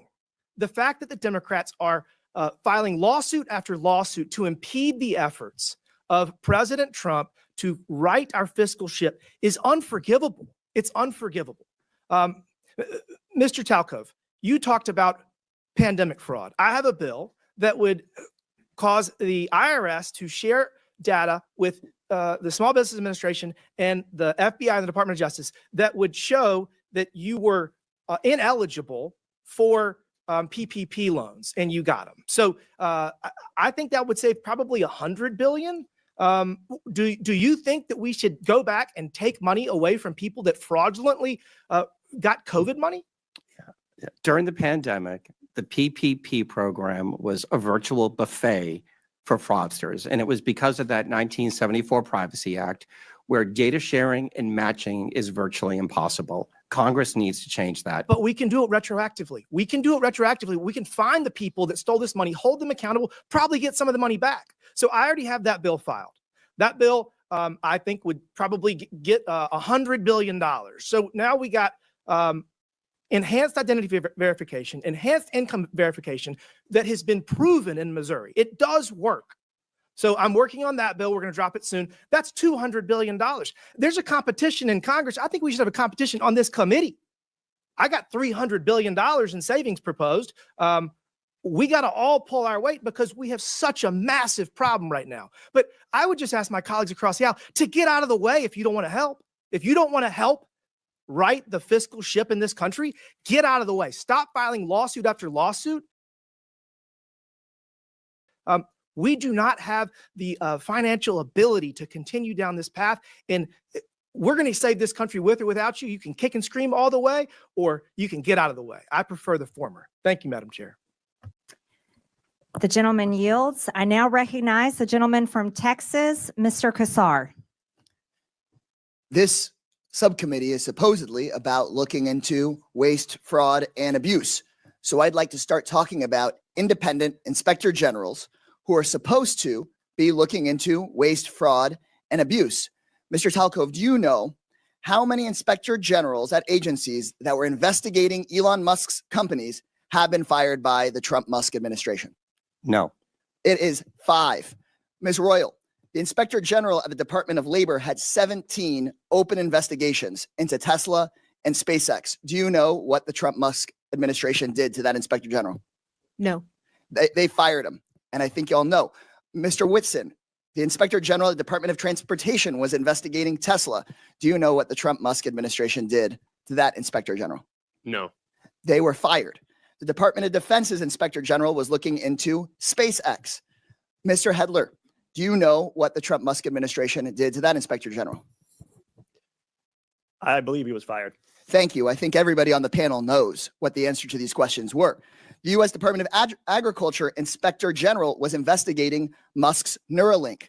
Mr. Talcove, now I'll ask you again under oath, do you know what Mr. Trump did to that Inspector General that was looking into one of Musk's companies?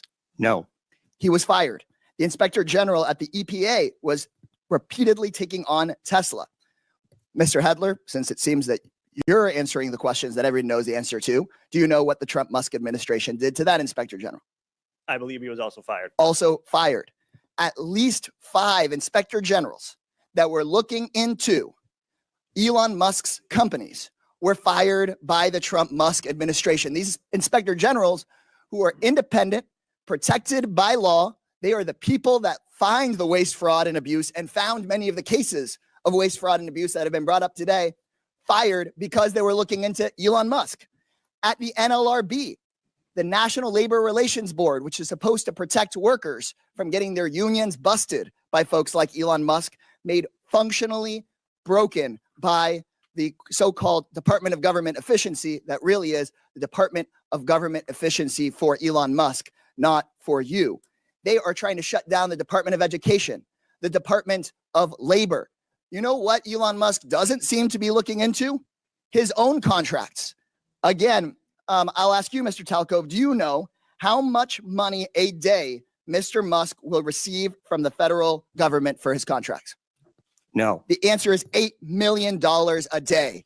Just last year, Elon Musk was promised $3 billion from close to 100 contracts with the federal government. Ms. Royal, do you know how much the average person in this country who survives on Social Security, one of our seniors who's worked their entire life, about how much they have to survive on a day? I do not. $65 a day. We're not looking into Elon Musk's $8 million a day. This subcommittee, chaired by Marjorie Taylor Greene and the House Republicans, is looking into your grandmother's $65 a day. Let me be clear. I think we would all support taxpayer savings, look into money we might needlessly send to billionaires and big corporations, find taxpayer savings, and send it back to your hardworking family. But instead, what House Republicans and the Trump-Musk administration want to do is they want to look into your kids' lunch money, your kids' teacher's salary, into your grandparents' Social Security. They want to take that money and give it out in billionaire tax cuts. And they're talking about that in committee tomorrow, in budget committee tomorrow. They just released their plan. So let me be clear. When Republicans talk about government efficiency in this Congress, they're not looking into billionaires who don't pay their taxes. They're not looking into billionaires who get rich off of government contracts. They're not looking into Elon Musk firing watchdogs who are supposed to keep him accountable. They're looking at cutting your public schools. They're going straight for your Social Security. They're coming straight for cancer research. They're coming straight for the Department of Education. They're not looking at big tech. They're not looking at big pharma because those people fund their campaigns.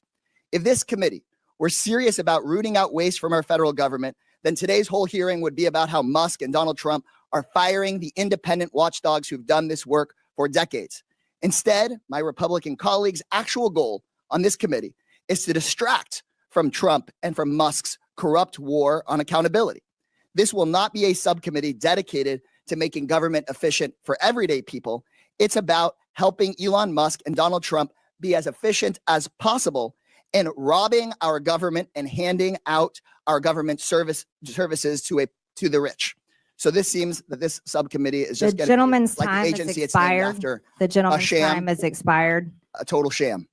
The American people are $36 trillion in debt.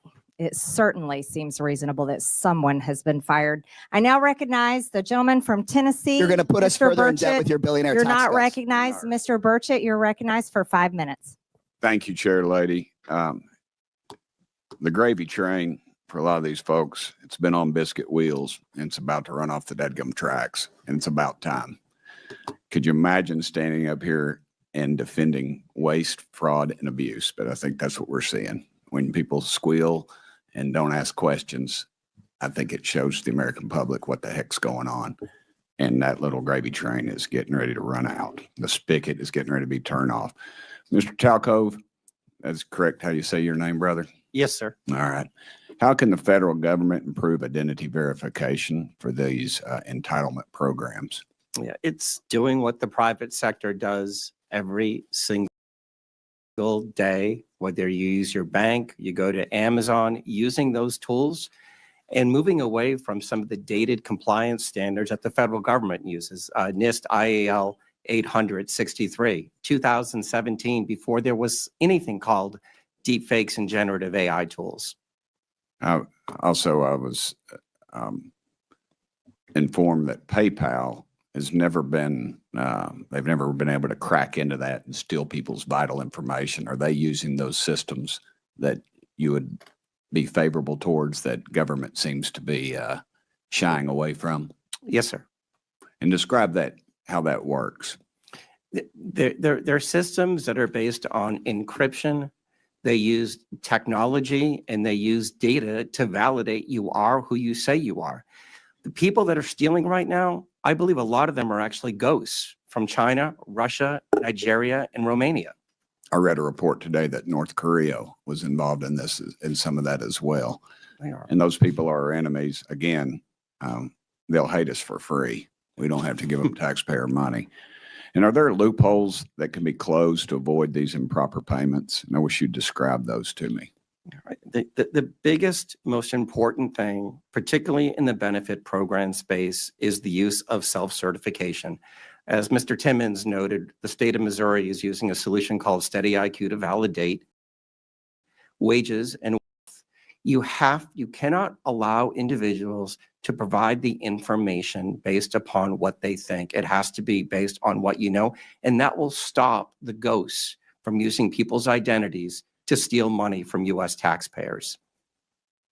How much money do you calculate is wasted due to waste, fraud, and abuse in the entitlement programs each year? Yeah, my number right now between federal, state, and local government is you can save $1 trillion a year by simply putting in front-end identity verification, eliminating self-certification, and monitoring the back end of the programs that are providing the benefits. Those three things.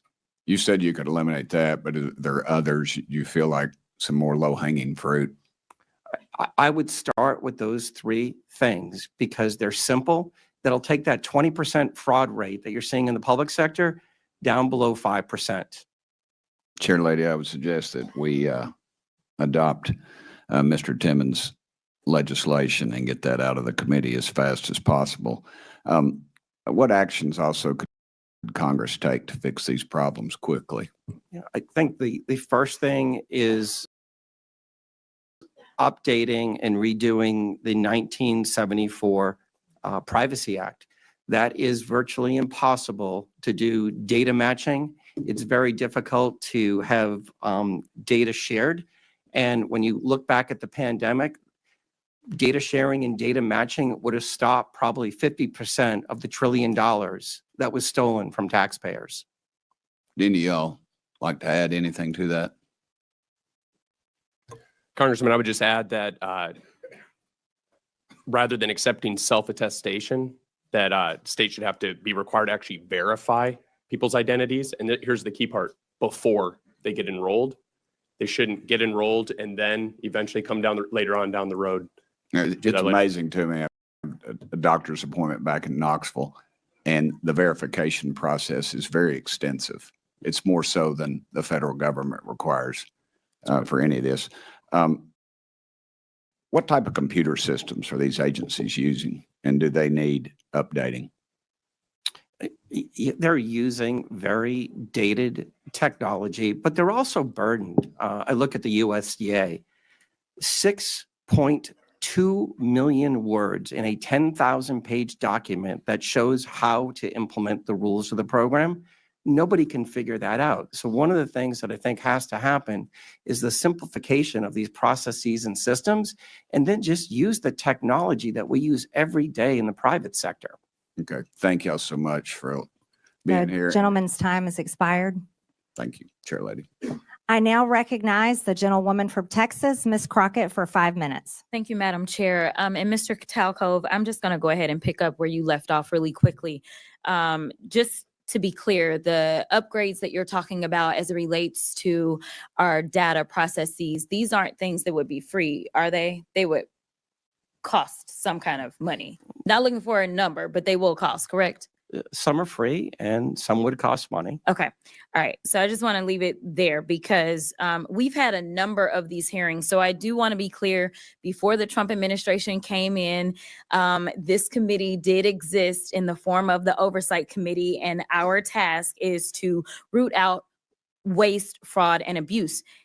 In that vein, we had a number of hearings, at least last term. I can't speak for any other term as I'm only in my sophomore term. And we dealt with improper payments.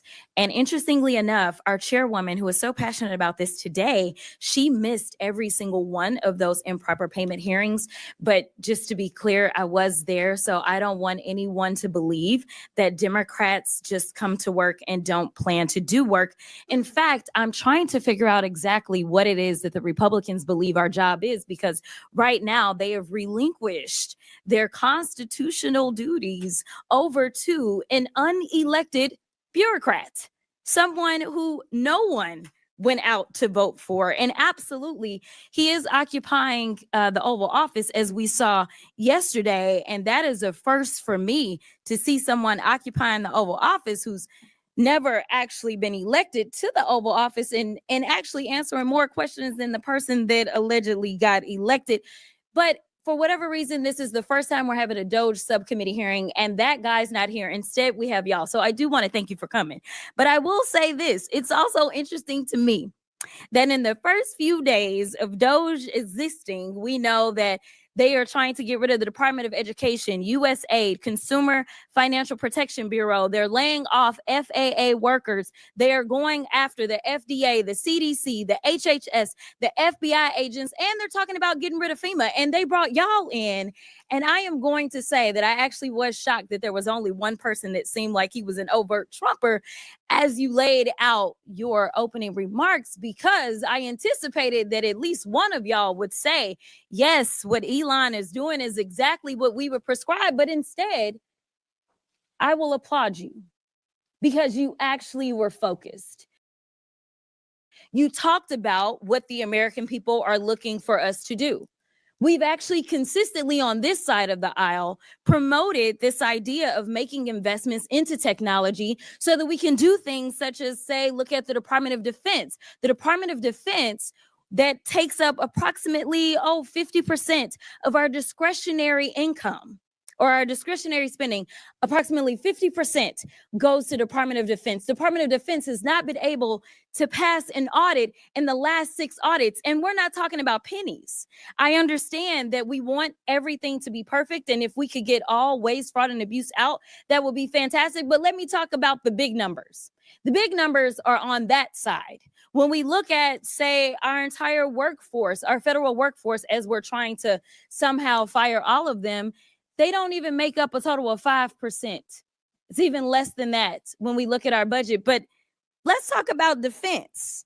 That just happens to be the same side of the ledger that Mr. Musk gets the vast majority of his money from. In fact, at the same time that they were unlawfully, and we will stay in court, because on this side, we believe in law and order. We believe in, a number of us are actually lawyers, but nevertheless, we understand the Constitution. We believe in that as well. And so there's things such as, impoundment, right? Because as Mr. Whitson said, he said, we need to return the power of the purse to Congress. It never left. According to the Constitution, that's where it's at. Now, I know that people are confused right now because for whatever reason, we had a guy that went in, and you talk about people invading our data. Listen, people said that they were upset about TikTok, but I'm upset about the guy that runs Twitter, who for sure is doing nefarious things, because I don't understand, if you are trying to conduct audits and figure out where the waste, fraud, and abuse is, I don't know why you would go to some tech guy. In fact, it was only techies that were sitting there at inauguration. We didn't have auditors. I would welcome auditors to come in and do forensic audits. In fact, he sat there in the Oval Office yesterday and he admitted that he was lying, and he was using his propaganda machine to do it when he said that we sent millions of dollars to Gaza for condoms. That was a lie. So let me tell you something. The We were gentlelady's duly time elected, has expired. And it is time for The us gentlelady's to do our time has jobs expired. and rein in this rogue actor known The as gentlelady's Elon time Musk. has expired. I now recognize the gentleman from Missouri, Mr. Burleson. Thank you, Madam Chair. I just want to speak frankly at first to the American people. We're nearing $37 trillion in national debt. What does that mean? That means that each and every U.S. taxpayer owes over $323,000. Okay, what does that mean? That means when the EPIC, which is the Economic Policy Innovation Center, says we have 18 trillion left. That's it, 18 trillion left to take out, and we're spending $2 trillion in debt every year. Folks, we're at the precipice of a debt, we're like a debt cycle. We are literally at a point in which the dollar will be worth nothing. What does that mean? And we know Social Security goes bankrupt in 8 years, right? Medicare goes bankrupt in 10 years. And then 15 years from now, the dollar is completely devalued and worth nothing. So what does that mean? That means your pension, the money in your bank, your savings is nothing. It's worthless. So what are we doing? We're trying to save this country. We're trying to save your pensions. We're trying to save your bank accounts. We're trying to save this country for the next generation. And it would be nice if we had help. But instead, we have people that are fighting us on this. And I think that I would hate to be in the Democratic Party right now, because you're in a really bad bind.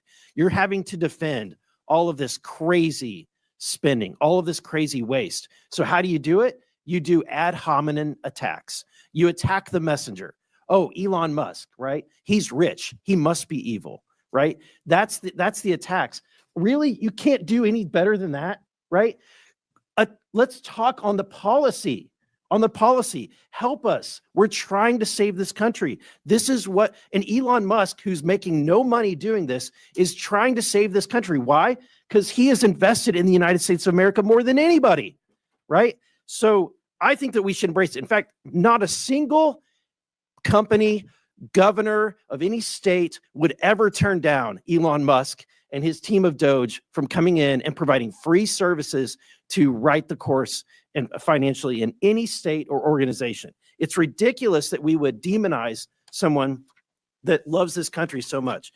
Mr. Whitman, the formation of agencies via the executive action is not new, right? The formation of DOGE is not new. Can you are you familiar with any other previous presidencies where they've formed organizations like DOGE via executive action?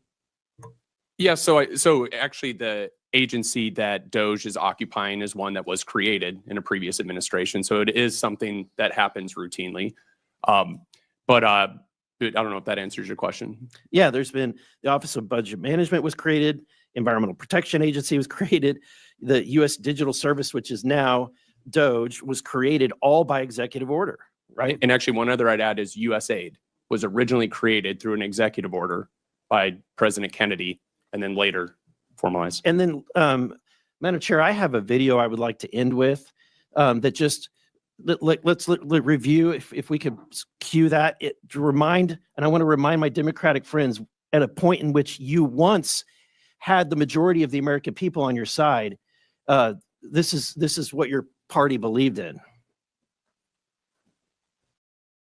This report tells us how to cut waste, cut red tape, streamline the bureaucracy, change procurement rules, change the personnel rules, and create a government that works better and costs less.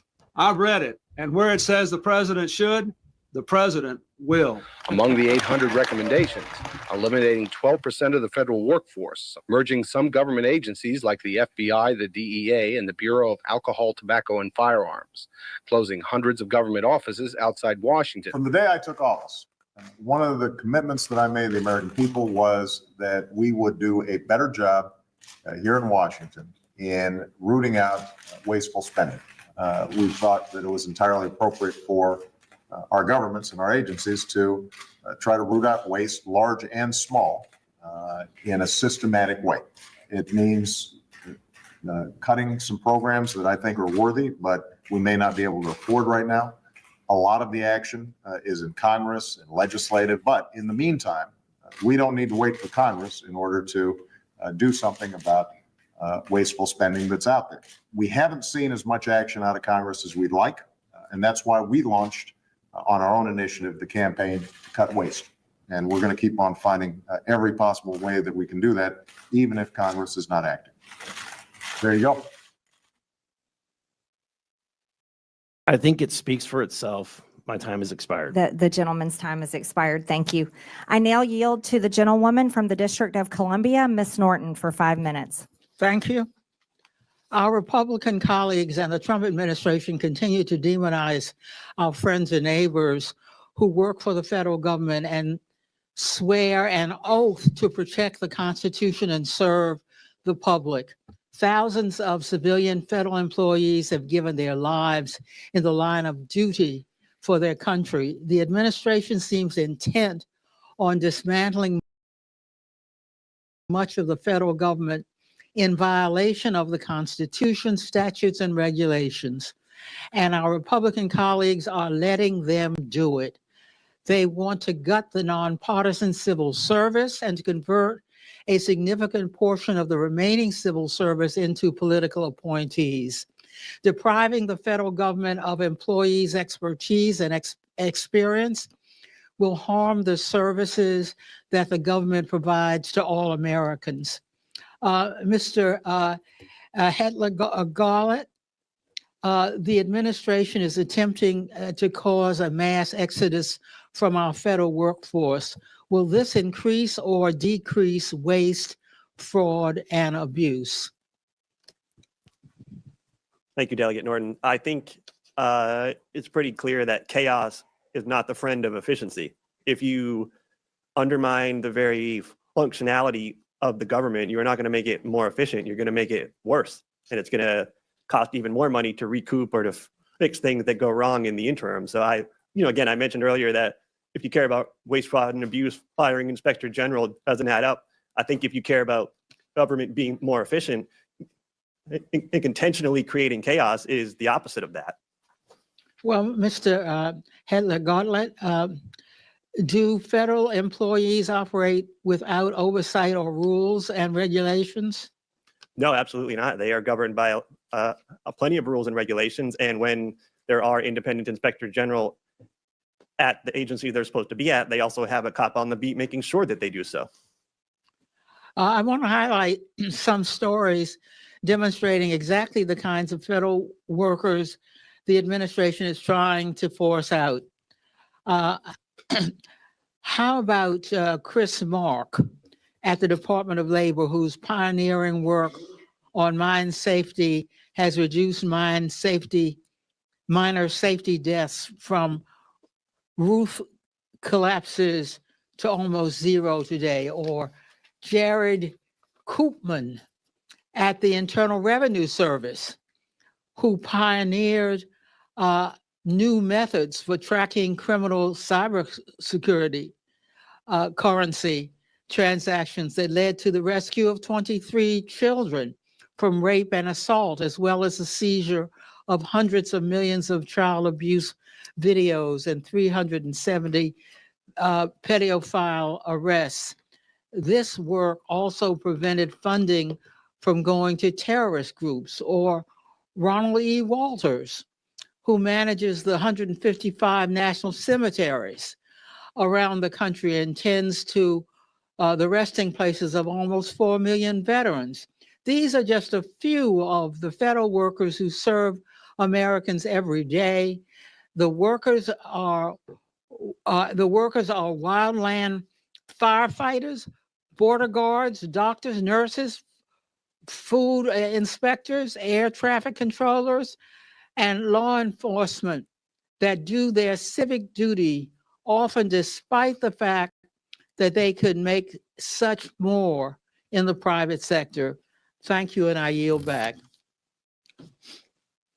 The gentlelady yields. I now yield to the gentleman from Georgia, Mr. Jack. Well, thank you very much. Thank you very much, Madam Chair. And I want to also thank you for convening this hearing. I think it's incredibly important. And I want to thank our witnesses for appearing before us today. Like another member of this committee, I too was once an employee of the Executive Office of the President.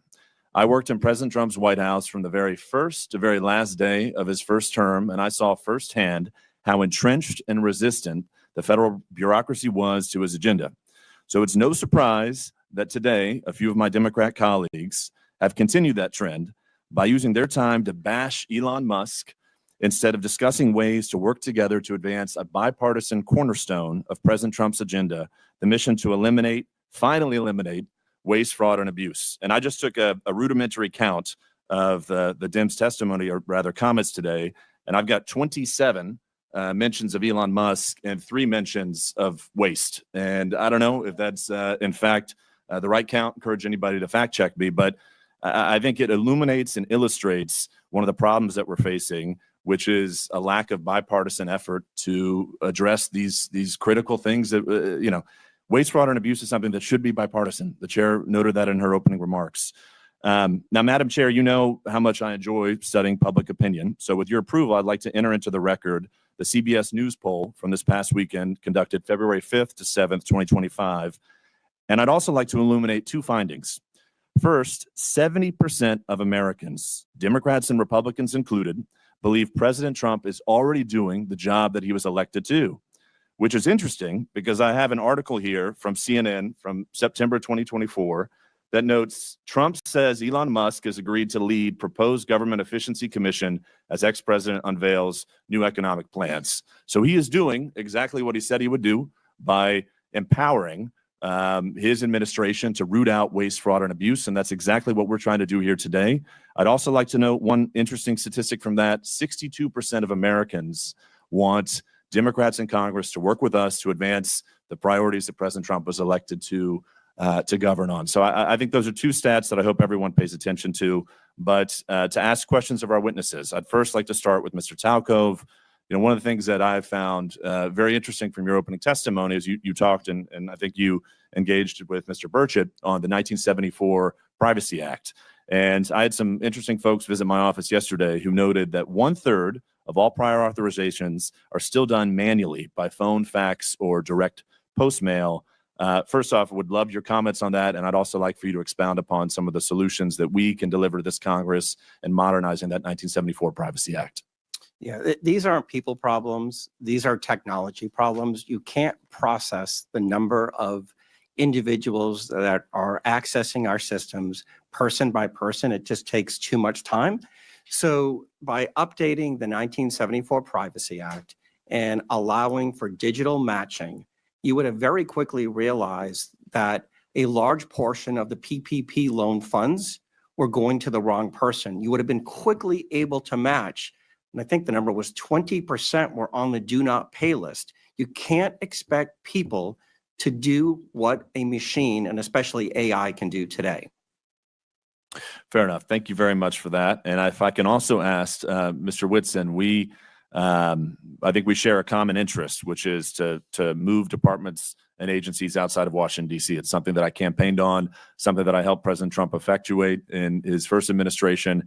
And I have to imagine that if we have departments and agencies outside of D.C., if we've got a workforce that's more reflective of the balance that America is, we at the same time too could potentially root out some of this waste, fraud, and abuse by enabling other Americans, other citizens of our country to help advance some of these issues. So would love your commentary on that before my time expires.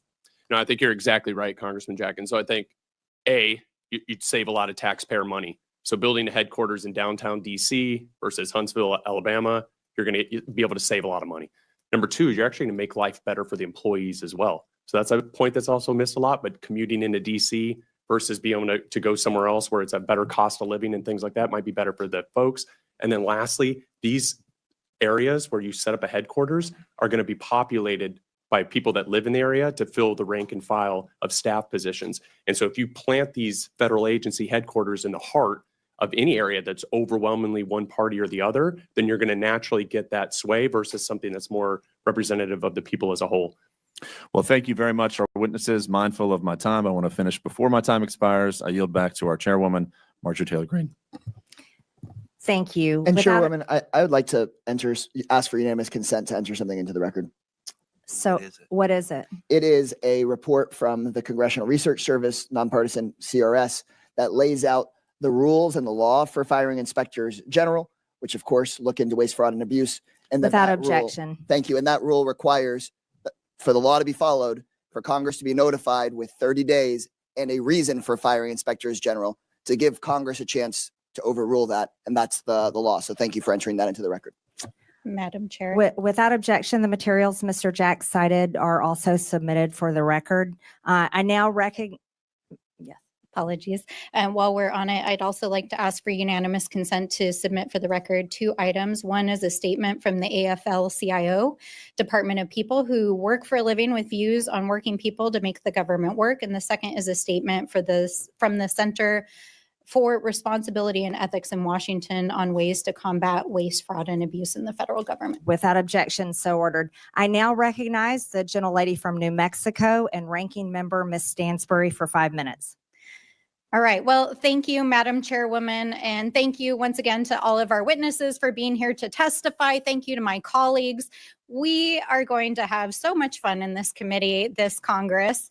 I actually appreciate the video that was shown just a few moments ago because when I worked at the Office of Management and Budget, I actually worked on the waste EO that was referenced that President Obama signed. But there is one fundamental difference between the presidents and vice presidents that were shown on that video and what's happening today, and that is that they followed the law.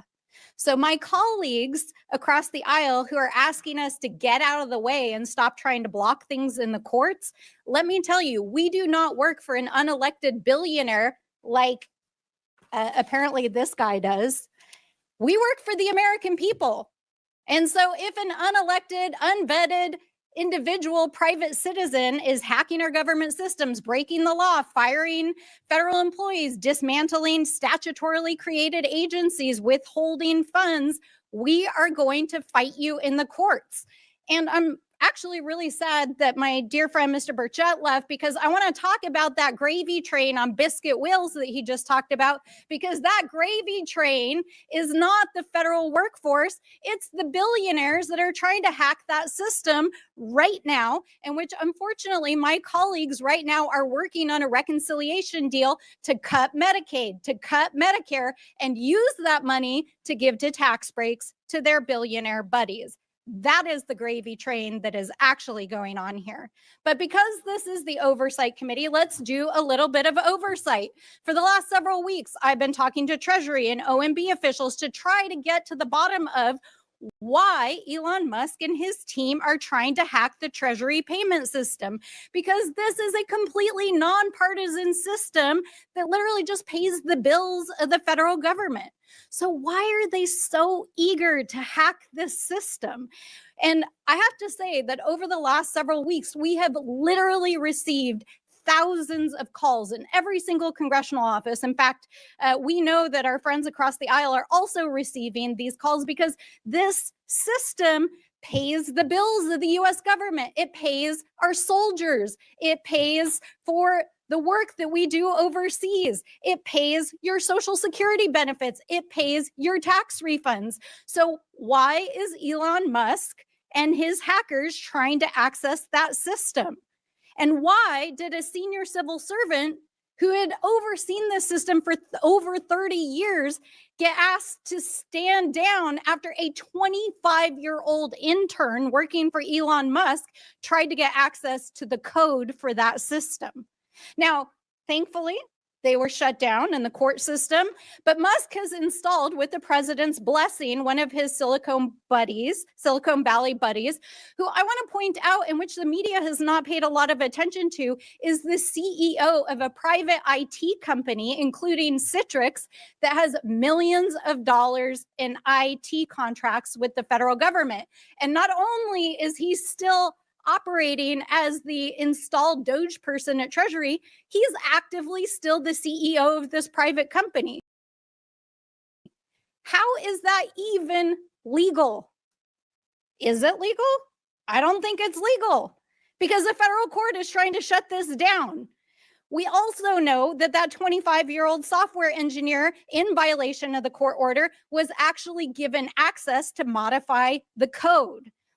So what is going on here? And why is this such a threat to the American people? Why are thousands of people calling us? It's because of the size and the significance of these payments, because it is an invasion of the privacy and security of the American people, because it could threaten our ability as a country if there was a default in the debt ceiling, and because it contains highly classified information that our foreign adversaries are trying to cyber attack us regularly for. So why is a private citizen being given access to this system? We know they're trying to shut down payments. They're trying to shut down agencies. What's next? Are they going to shut down your Social Security payments?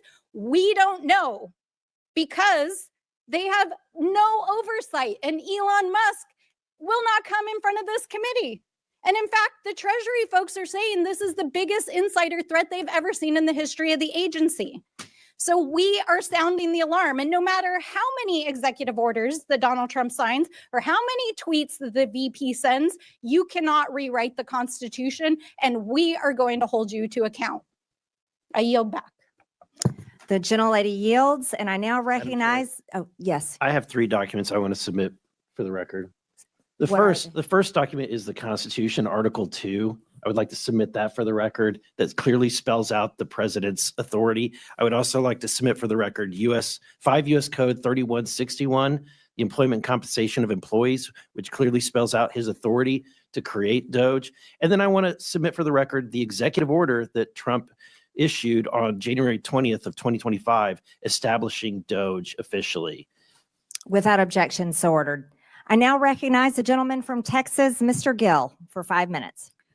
Thank you, Madam Chair, and thank you for hosting this committee. If we've learned anything so far, it's that Republicans want to cut waste, fraud, and abuse from our federal government and save taxpayer dollars, and Democrats want to grandstand and play politics. We can see right now, even of the 6 Democrats on this committee, only 1 can even be bothered to stay for the duration of this hearing. All we've heard about for most of this hearing from the other side of the aisle is Elon Musk, Elon Musk, Elon Musk, unelected bureaucrat. And I'd like to ask if Democrats really care about unelected bureaucrats making decisions over our lives, where were they whenever their god, Anthony Fauci, was forcing vaccine and mask mandates on the American people for 4 years during the, during the COVID crisis? Where were they whenever unelected Alejandro Mayorkas was facilitating the invasion of our country by illegal aliens who were murdering and raping and pillaging our people? Where were they whenever the Secretary of Education, unelected Cardona, targeted states and schools and people who were disagreed with his view of the radical left's transgender ideology? Where were they whenever Gary Gensler, former chairman of the SEC, also unelected, was lawlessly thwarting the development of financial markets, particularly in the crypto space, by lawlessly pursuing regulation via enforcement? They were nowhere to be seen because they don't care, because all of those things benefited their side of the aisle at the expense of ours. And perhaps that's also why they don't seem to be very interested in rooting out improper payments from our federal government. If you wonder why so many people are cynical about American politics, this is it. This is exactly why. The reality is that Elon Musk serves as an employee of the president. And we were given a massive mandate to carry out what he's been doing. His job is to carry out the will of the American people as expressed through the executive. That's exactly how the Constitution is supposed to work. The Constitution did not create an unelected, unaccountable fourth branch of government in the administrative state. The American people know this. My colleague Brian Jack discussed some of the opinion polls recently. We're doing, and President Trump is doing exactly what he was elected to do.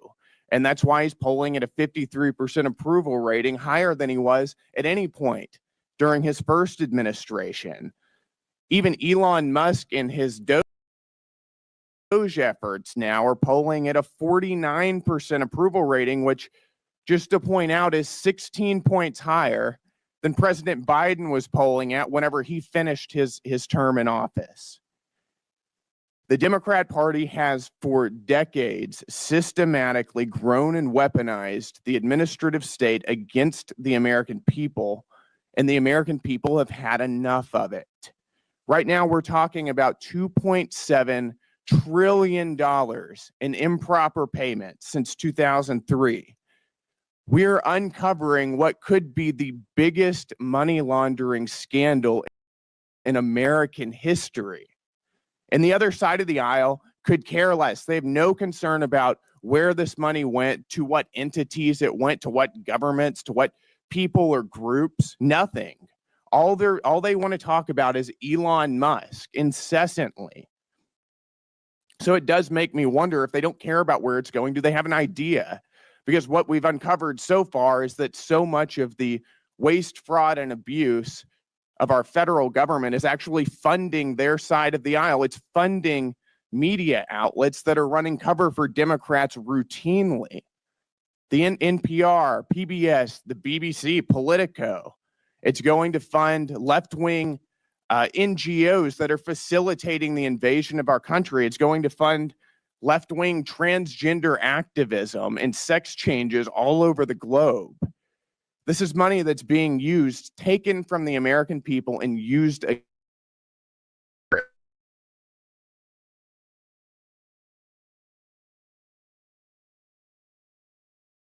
Very excited to be on this committee. I'm excited to expose what's being going on. Thank you, Madam Chair. And with that, I yield. The gentleman yields. In closing, I want to thank our witnesses again for their testimonies today. I now yield to the ranking member for closing remarks.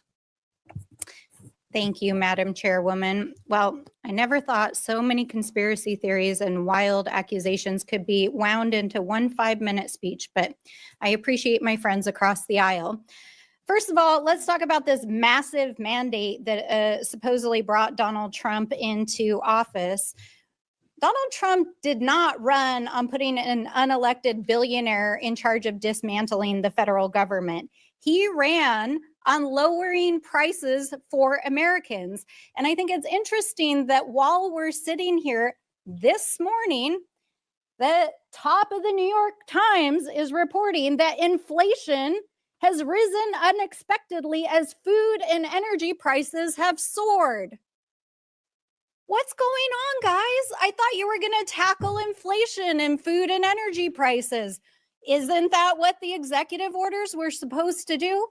Oh, wait. Or is dismantling diversity, equity, and inclusion in our federal agencies and putting an ideological agenda and trying to fire the federal workforce your actual agenda? Have you been too busy trying to actually address the fiscal health of this country? Because the numbers are telling us that you have. So let's be real about what's going on here. I also want to point out that literally while we've been sitting here for the last almost 2 hours getting lectured on fiscal responsibility, literally the Republicans just released their plan to raise the debt limit while we were sitting here. And they want to raise it by $4 trillion. Okay, guys, like literally, I'm just like without words. Inflation is going up. You want to raise the debt ceiling by $4 trillion. You want to gut Medicare. You want to gut Medicaid. You're talking about going after Social Security. security after promising that you wouldn't. I mean, really, what the heck is going on here? We're not trying to take down Elon Musk as a businessman. This dude is literally breaking the law inside of the federal government. And for a party that is supposed to be the party of law and order, in quotes, I really do not see you holding him accountable and doing your most basic constitutional responsibility in the separation of powers. So I want to end where I started. We are the Oversight Committee. We are the people's house for the United States of America. We represent the American people. And so, Mr. Elon Musk, if you would like to appear in front of the Oversight Committee, you have been duly invited. Please come tell us what you're doing. Come testify in front of the American people. And please come hold yourself to account. With that, I yield back. The gentlelady yields. I now recognize myself for closing remarks. President Trump was elected with a mandate to rein in unaccountable bureaucracy in Washington and to wage war on waste. I know that because I campaigned alongside him, and so did my colleagues. This hearing was the first battle of that war. And in the coming days, the subcommittee will release a report with legislative solutions to the problems we have identified here today. We aren't going to wait all the way until the end of this Congress. We're going to get to work immediately. The bureaucrats who have run Washington for decades are beyond the point of forgiveness. Their sheer incompetence and pure spite for the hardworking American people have resulted in total failure. The federal government has made over $2.7 trillion in improper payments since 2003, including $236 billion in 2023 alone. Those are trillions of dollars that honest Americans have paid in taxes at gunpoint over the years. As we approach April 15th, Americans are once again preparing to do their taxes and fork over their unfair share of money it takes to run this country. And I have to tell you, the American people have not been getting their money's worth for a long time. Most improper payments in recent years were issued through 5 programs: Medicare, Medicaid, the Earned Income Tax Credit, Pandemic Unemployment Insurance, and the Paycheck Protection Program. But a total of 16 federal programs had improper payment rates of 10% or more in 2023. That includes SNAP, the federal food stamp program, which paid out 10 billion taxpayer dollars improperly. To get their arms around this problem, Elon Musk and the DOGE team went straight to the source. They went to the Treasury Department's fiscal service, which makes about 90% of the trillions in federal payments issued annually. The audit of these payment systems was long overdue. Treasury Secretary Scott Bessent gave DOGE employees working for the government read-only access to these systems so they could conduct that initial audit. That audit is already paying dividends. Musk learned that the databases federal agencies are supposed fraudsters, crime rings, and dead people are not being kept up to date. Going forward, we are going to get more mileage out of these do not pay databases. That means fewer improper payments and less fraud and waste of taxpayer dollars. Despite this fraud that's already been revealed, a federal judge in New York issued a ruling last Friday that ran totally contrary to the will of the people. The judge blocked not only DOGE, but the Treasury Secretary himself from accessing his own agency's payment systems. That's absurd. Only career Treasury Department unelected bureaucrats can access the system, the judge ruled. This turns the Constitution on its head. We will hold this judge and others who try to stop the will of the people and their elected leaders accountable. As is written in the Federalist Papers, the judiciary has no influence over either the sword or the purse, no direction either of the strength or the wealth of the society. It may truly be said to have neither force nor will, but merely judgment, and must ultimately depend upon the aid of the executive arm for the efficacy of its judgments. But the whole DC swamp is freaking out that the unelected officials from DOGE were allowed access to these systems. That makes no sense. Federal judges were not elected. The Treasury bureaucrats were not elected, and they have failed to fix the problem that is enabling American taxpayers to be robbed. So why not bring in skilled outside experts like private companies and private citizens who are successful in the real world to do everyday work that we need to get done here, like audits? Of course, federal payment systems are only one link in the improper payment chain. We need to look at other links in the chain. We need better front-end identify verification to screen out fraudsters, and we need to close eligibility loopholes. That means not letting applicants self-attest to their own eligibility.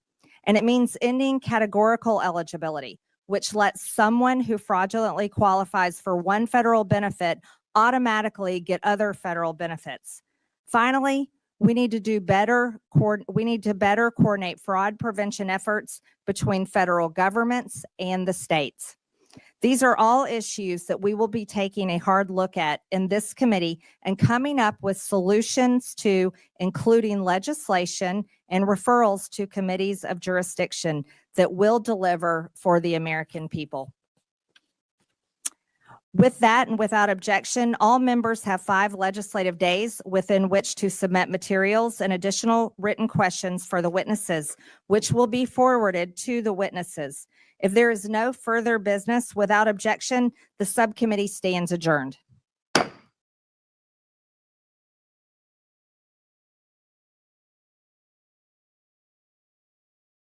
Thank you for tuning in to the live show. You know what time it is. It is your boy Genesis. Double tap your screen, subscribe to the channel, and let's have a good time. All right. DOGE exposing scam in the government. Rage from Democrats over cutting waste and demanding accountability is actually a head scratcher, and it's not going away. The president has put Elon Musk into a position of authority to do damage to our government. This is not about efficiency. This is about loyalty. This is about having Trump and Musk put in the people that are going to be beholden to them so that they can push forward on their corrupt agenda. Elon Musk has been lying through his teeth to the American people time and time again. It's completely inhumane what he's doing, by the way. No compassion, no thought about these people that are working hard to deliver services. And quite frankly, it's crazy that this is his approach. All right, let's take a closer look. This is the email sent by senior advisor to the president, Elon Musk, asking federal workers for 5 bullet points of things that they actually accomplished last week. This is not hard. So one of our team counted every single word and letter. It's 35 words. And not one of those words has more than 3 syllables. Yet somehow it has created a tsunami of confusion and controversy. In focus now, Alina Habba, counselor to President Trump. Look, there's no stopping this, but what do you make of people not responding yet? What are you considering to be some of the reasons and next steps?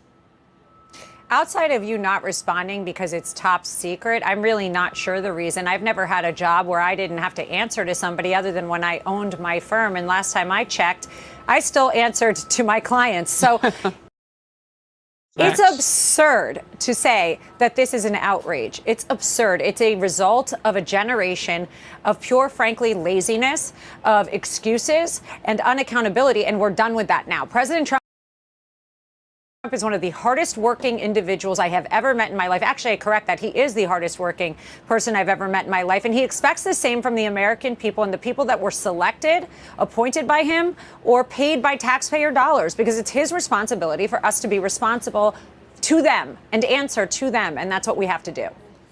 Look, the ball is moving just a little bit to give people maybe a second chance to take a look at it, whether or not their reasons or excuses for not responding or maybe not even working. Maybe that's why they can't give 5 reasons. of what they were doing, 5 things they were doing, but trying to make those, if they're personal reasons, trying to keep that messaging confidential. What's going on that you can tell us behind the scenes to have DOGE actually responsive to what they're finding out? I think there's a lot of people here, right? So you have to remember there's so many departments. Other departments are saying, don't answer if there's this information, which is a completely valid thing, but you have to answer. You have to answer and say what you've done. The problem is one thing. We have people that can't answer. It's very simple. How can you not answer? You and I work hard. If we go to work within the first 5 minutes, we could probably give 5 things that we've done at work, and I'd hope so.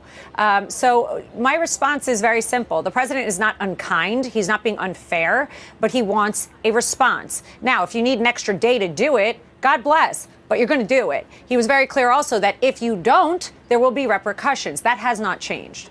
All right, let's get to this. A new opinion piece titled "DOGE's Thunder Runs Through the Bureaucracy." And here's part of it. Democrats fully aware that the shocking reports of corruption and waste are both accurate and well documented. And they are scrambling to halt DOGE's audit. They're in a collective state of panic, and it's making them sloppy, lashing out haphazardly, using lawfare and fear-mongering to stem the bleeding. Your reaction? What else is new? Fear-mongering, never heard of that before. Lawfare, never heard of that before. Unfortunately for them, this is something that we've been well versed in for the last 4 years, thanks to what they did to President Trump. Here's the reality. We are going to continue. We are strong. We keep winning in cases where they get temporary restraining orders, and I want to point that out. They're only temporary, and then they investigate them, and they say, wait a minute, they have a reason, they have a ability to go in and look at what is going on. DOGE is a directive from the president. It's something we campaigned on and we're committed to. We're going to continue. This will not stop, and they can keep trying to challenge us. But the truth is, and this is a funny fact I heard from someone, that the first week we were in office, the first week this administration started slashing these NGO funding to Democrat bureaucrats. The reason, the thing that they Googled the most in D.C., bleach bidding and criminal attorneys. Oh, I kid you not. That says it all. So they're trying to scrap information and run and hide. Unfortunately, we follow the money, and money never lies. Yeah, I mean, the law part of it, the lawfare, the legal Googling, all of it. I mean, it is something that you're so right about. We've seen that used against the current president when he was between presidencies and even during them. So Elon Musk has posted some numbers from a recent poll that shows DOGE is overwhelmingly popular and that Americans think government spending should be reduced by at least $1 trillion. The poll shows 7 to 10 people say they believe government spending is filled with fraud and waste. 72% say they believe there should be a government agency focused on efficiency initiatives. JP Morgan Chase CEO Jamie Dimon oversees more than 300,000 employees. Let's get his take. The government and everybody would know the government's inefficient, not very competent, and it needs a lot of work. And so you and I, it's not just waste and fraud, it's outcomes. Why are we spending the money on these things? Are we getting what we deserve? What should we change? So I think doing that needs to be done. Bureaucracy pushes back on everything. It's not just about the deficit, it's about building the right policies, procedures, and the government we deserve. Yeah, that's a lot of information. I watched that whole interview this morning. I am curious about communicating to governors. I was in Louisiana with Governor Landry yesterday, and I mean, he is so all on board on this. He had to do it for his state when he was AG. What types of things are you learning from some of these governors? Because they can get on board and really help. Yeah, I actually had dinner with Jamie Dimon Friday evening, and he's incredibly intelligent, as everybody knows, but he's all on board and talked about the difference in this administration and last. As to the governors, listen, the governor of a state is running their state. They have optics that we will never have from here, but we can only be reported into and read into. They are all on board. Yeah. We have seen such laziness. And this is what I spoke to Jamie about on Friday. He said that in the last administration, he couldn't get meetings. He couldn't even speak to anybody, let alone the president of the United States, who was MIA for 4 years. So I would have loved to have asked President Biden what he did. Where's his five points? Because I'm sure he couldn't have filled them out.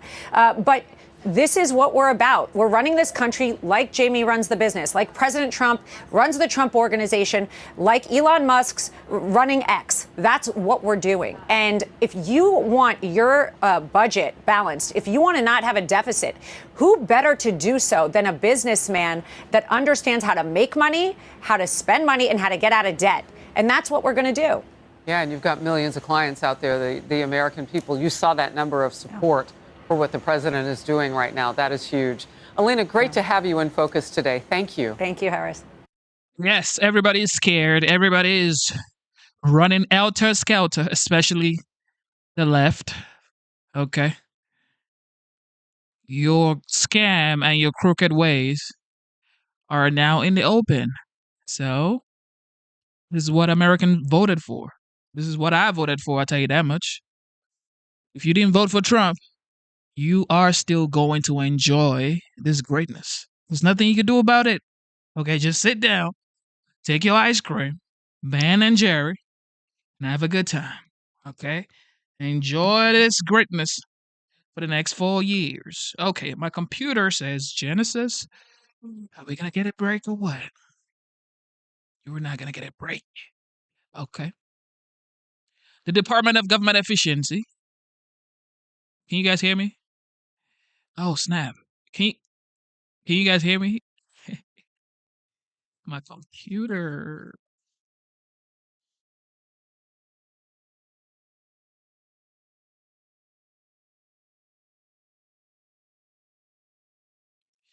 Can you hear me and see me? Put it in the chat. Put it in the chat if you can hear me and if you can see the feed on your phone or your computer. Let me know. Federal employees just resigned in protest of the Elon Musk-led DOGE efforts. CNN's Sunlen Tripati is breaking the story now for us. Sunlen, who are these individuals? Where do they work? And what did they say about their decision to resign? Dana, this is certainly significant because it is point blank being called a protest resignation by these 21 federal employees. These are employees that had been in the federal government for years under the United States Digital Service, USDS. Now, these are people who work in technology. A source describing to me these are engineers, designers, data scientists, project managers. In the words of one source within that agencies, these are people leading critical work and critical projects across the government. And they resigned, according to a source, en masse today, 21 employees total, making it known that they are not comfortable with what DOGE is doing and what they are being instructed, importantly, to do. Now, according to this source who told me this information, they said it's people who don't want to be a part of this. For this group, it is a protest. They don't want to be a part of it. And according to a letter obtained from the Associated Press, their resignation letter spells that out more clearly, saying we will not use our skills as technologists to compromise core government systems, jeopardize American sensitive data, or dismantle critical public services, adding we will not lend our expertise to carry out or legitimize DOGE's actions. And the source tells me, Dana, that after the Valentine's Day federal firing, those mass firings that happened, of which they lost 43 people within the office, it was the Tuesday after that happened that was the first time that DOGE employees led their staff meeting. And the message there was clearly to try to turn the page, to acknowledge that this has been a hard few weeks and kind of rally the troops. But that message, according to the source, did not go over well. And it was then that this small group of people started to discuss ways that they could really, in essence, make their voices be heard, and saying, what should we do together? What can we do? And the message clearly pointed to today's resignations. They all decided to make a point of resigning en masse today. And the source, Dana, tells me that they potentially anticipate more people to do the same in the coming days. Dana. Wow, it really is a very important development. Thank you. Resign, do what you got to do, okay? We are cutting the fat from government, okay? Excessive scam spending in the government will be cut off, okay? So stop trying to threaten us with, we're going to resign. A lot of people are ready, willing to take your job. So resign, honey. Sunland. I'm joined here by a talented group of journalists. CNN's S.E. Cupp, David Gura of Bloomberg News, Harry Enton, who was just promoted to CNN's chief data analyst. Congratulations. And Abby Livingston of Puck, and I'm proud to say a former producer here. We'll talk about that later. I just want to underscore, because there's so much coming at all of us, and this is one of those moments where we need to stop, take a breath, take a beat, and just underline. Are you good? You're doing your breathing exercises? Okay. Underline and highlight what Sunland just brought us, which is, SE, 21 people intentionally, en masse, as a group, wanted to make a point. Yeah.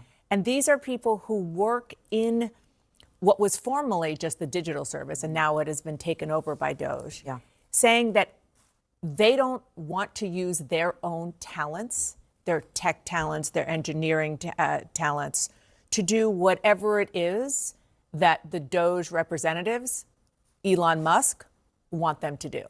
And I think you just made the most. Oh God! So you mean these folks too much cap? Okay, cap on cap, Kaepernick. That's what these people are. These people, the engineers, the scientists, do not want to do what Elon wants them to do. You mean they don't want to save taxpayers' money? Huh? They don't want to do that? Man, these folks. Important point, the whatever it is. There's such a lack of understanding of what is happening and what is coming. The incompetence and the chaos is, I think, at least what I'm hearing, is getting to these people the most. It's not that they feel as if Trump's politics is steering them to do something they don't want to do. It's that they don't know who's in charge and what is coming. That kind of incompetence, whether you don't know if you're going to be fired, semi-fired, resigned, not resigned, it's no way to work. It's an embarrassing look for our government. Well, and just to put a finer point on it, we don't know, but there is a bit of a clue in the following sentence, and that is that as technologists, they don't want to use their skills to compromise core government systems, jeopardize Americans' sensitive data, or dismantle critical public services. I mean, let's just zero in on one of these things. Jeopardize Americans' sensitive data. If I'm just an average voter out there, whether it's somebody who voted for Donald Trump or somebody who didn't, I'm not so sure I want my sensitive data to be in the hands of these people who the technologists are saying could be used. They don't know how it's going to be used. It could be used for things that are dangerous. And this has been an issue from the very beginning. So I think back on what happened with the Treasury Department in the earliest days of this administration, when the DOGE team deployed a couple of workers there to look at sensitive payments information. And on Bloomberg, in an interview with the Treasury Secretary, we got an assurance that no personal data was being reviewed or taken. Since then, we've seen members of Congress push back on that, skeptical of what Scott Bessent said in that interview, Elizabeth Warren chief among them.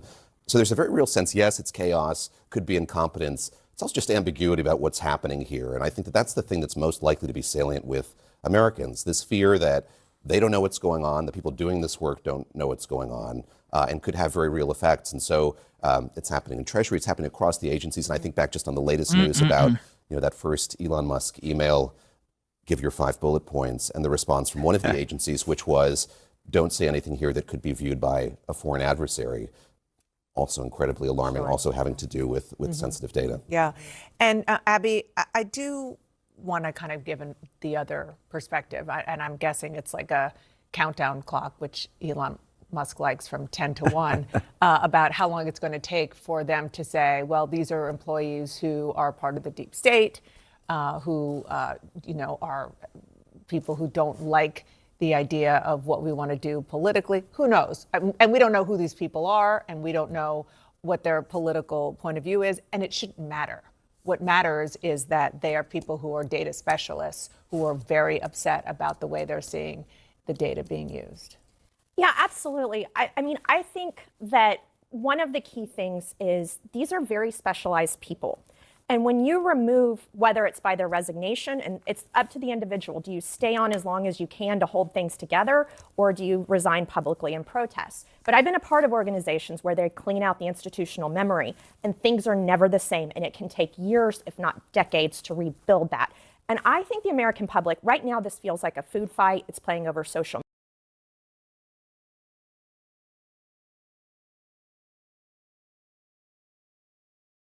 You may be inconvenienced. You may need to go freeze your credit and take time out of your day to do that because your social security number might be on the internet. But people are beginning to be afraid to fly. These are having major societal consequences. I was just going to say one word or one phrase I might just use to describe this is what a mess. I mean, that is what is coming across to the American people. It's no big surprise that among the opponents of Donald Trump, the number one thing they're opposed to is DOGE, Musk, these federal freezes and these federal cuts. And even amongst voters overall, what are we seeing? We're seeing that Elon Musk is becoming a detestable figure amongst them, right? His net favorable rating is way down. I think it's like minus 12 points, according to latest Quinnipiac University poll, down from -5. Back. We have that. Yeah, I think you have it. There you go. You could see it. You could see it right there. Look, that favorable rating is down to 38%. The unfavorable is up to 50%. So the American folks know that something is up, and I think it's only going to get worse from here, given that the American people so far have been saying, wait a minute, what's cooking? You get resignations like this, and you go, this is just a giant mess. Well, let me just a bit of a devil's advocate here. Please. Because I think it's important. And I've heard from a House Democrat who is worried about how Democrats will message this, because I think what Trump and Musk are betting on is there is a sentiment, and it's long, goes back in conservative canon for decades, of sort of resentment toward federal workers and animus toward federal workers. The sense of entitlement among federal workers that they can't be fired for cause, they get taxpayer pension, funded pensions, they have a job for life. That exists. And if you don't parse out who these people are, right? If you don't parse out, these are very highly skilled workers that we're talking about in this instance. If you don't do any of that, it's really easy to sort of lump all these people together. And this House Democrat that I was talking to is worried about how they're going to message against a group of people that might not have as much sympathy. Of course, Americans are happy for what's going on right now. You know why? Because a lot of people are doing 2, 3, 4 jobs just to survive, pay their bills. And here you have government officials, federal workers, refusing to send email about 5 bullet points on what they did a week ago. How is that hard? Oh, Elon is not compassionate. He doesn't have compassion. No sympathy. You're getting paid. Do your job. How hard is that? Carolyn, I was wondering if is Elon Musk going to attend the president's first cabinet meeting tomorrow? He is, as a matter of fact. I spoke to the president about that before coming down here as well. Elon, considering he is working alongside the president and our cabinet secretaries, this entire administration will be in attendance tomorrow just to talk about DOGE's efforts and how. Yo, Elon Musk is attending the cabinet meeting tomorrow. The first meeting tomorrow will be fire. The media is definitely ready to twist everything that would happen tomorrow, for sure. Secretaries are identifying waste, fraud agencies. We look forward to the meeting tomorrow, and I think you'll be hearing from the president and his cabinet where they're on campus tomorrow. I hope you guys are excited. So some of those cabinet members were caught off guard by the email from Nobody Saturday. was caught off guard. A few departments said they were caught off guard. The FBI was, the DOJ was. Did anonymous sources say that, or did the cabinet secretary say that? The cabinet secretaries and others have said that they were not aware that this was happening. So I'm wondering, will there be a give and take tomorrow at the cabinet meeting? Is Elon Musk or the president open to any type of dialogue about who is actually in charge of the chain of command of these workers? I would reject the premise of your question, Jeff. The cabinet secretaries have not said that. I know anonymous sources, probably career bureaucrats, have leaked missed that to many of you in this room. But as I said at the beginning of this press conference, everybody is working as one team, and the president respects the decisions of his cabinet secretaries to tell their staff, not to respond to that email because they did so out of interests of national security, and they don't want to obviously risk confidential information. It's pretty common sense. Dasha. Pretty common sense. Yeah. Musk has obviously been doing a lot of work. He's been working every day, and a lot of the time weekends. He is designated as a special government employee, which means that he can only work 130 days per year. Is the White House expecting him to limit his work to 130 days, or are you going to work around those rules? Do you want to see him extend beyond the 130 So days? today is February 25th, so I think we've been here about 35 days roughly. So ask me in another 100 days. Daniel. Caroline, thank you. You opened up with a major announcement from Apple, $500 billion, 20,000 jobs, doubling its advanced manufacturing fund. Yeah. What does that signal that such a global brand would make what it called its largest ever spend commitment just a month into President Trump's second term? What does that signal about his economic vision for the country? President Trump is a deal maker, and he has restored confidence in business leaders around this entire world. Apple is one of the largest companies on the face of the planet. They employ hundreds of thousands of Americans, but the president wants to see more Americans employed, more investments here in the United States of America. And this is another fulfillment of the president's campaign promises. I recall President Trump at his rallies on the campaign telling the world that if and when I am elected, America is going to be back, and we want your investments to be driven onshore. We want you to hire American workers, and you will have the lowest regulatory burden, the lowest tax cuts, and the president has already proven he's committed to slashing regulation. He's counting on Congress to implement those tax cuts, and so people are encouraged by the president's, again, as Tim Cook called it, they're bullish about American innovation because of the leadership of this president, and it's a stark contrast to the leadership of the previous administration, Joe Biden, who I don't think spent any time trying to recruit any investments or jobs here at home. Mary. We're hearing from some Republicans who are voicing concerns about how these cuts are being carried out. Congressman McCormick, a Republican from Georgia, tells us he's worried it's too rapid for real people to adapt to. And he says he's concerned that it could come off as discompassionate, in his words, that it could risk undercutting the strong message that he feels you're trying to send about the need to cut government waste. Well, I think that was one comment from one senator. And I think, as I cited in my opening remarks in the poll, the most important people are the American people, and 77% of Americans at home support a full investigation into the waste, fraud, and abuse that the federal government has been spending their tax dollars on. So that's the people the president cares about most, and that's why we're fulfilling this pledge. And again, it should come as no secret to anybody. The president campaigned on doing this. The president yesterday said if you don't respond to this email, you will be fired or semi-fired. What does he mean by that? Again, I've been asked to answer this question 3 times now. It is semi-fired, but it's in the memo. The president again has entrusted his cabinet secretaries to oversee their workforce. That's why he nominated them to be cabinet secretaries, and so federal workers can be directed to their agency leadership. The media is going wild at this point. I mean, for Elon Musk of DOGE, at this point, for him to attend the first cabinet meeting is just wild, okay? I support it for sure because, I mean, think about it. He's been able to save American taxpayers a lot of money just in a couple of days. So I support it. Now, with the cabinet meeting tomorrow, you better know the left is in the closet right now, crying. They're crying right now. All right, we got an update. DC may name it DOGE Day. Okay. All right, are y'all ready? Are y'all ready? Ladies and gentlemen, a very good afternoon and happy DOGE Day. Yeah, that's right. It's DOGE Day on Capitol Hill. My name is Aaron Bean. I am proud and happy and honored to represent the people of Northeast Florida and Florida's 4th congressional district. Y'all may remember from a few months ago, the American people, 77 million of them to be exact, voted for change.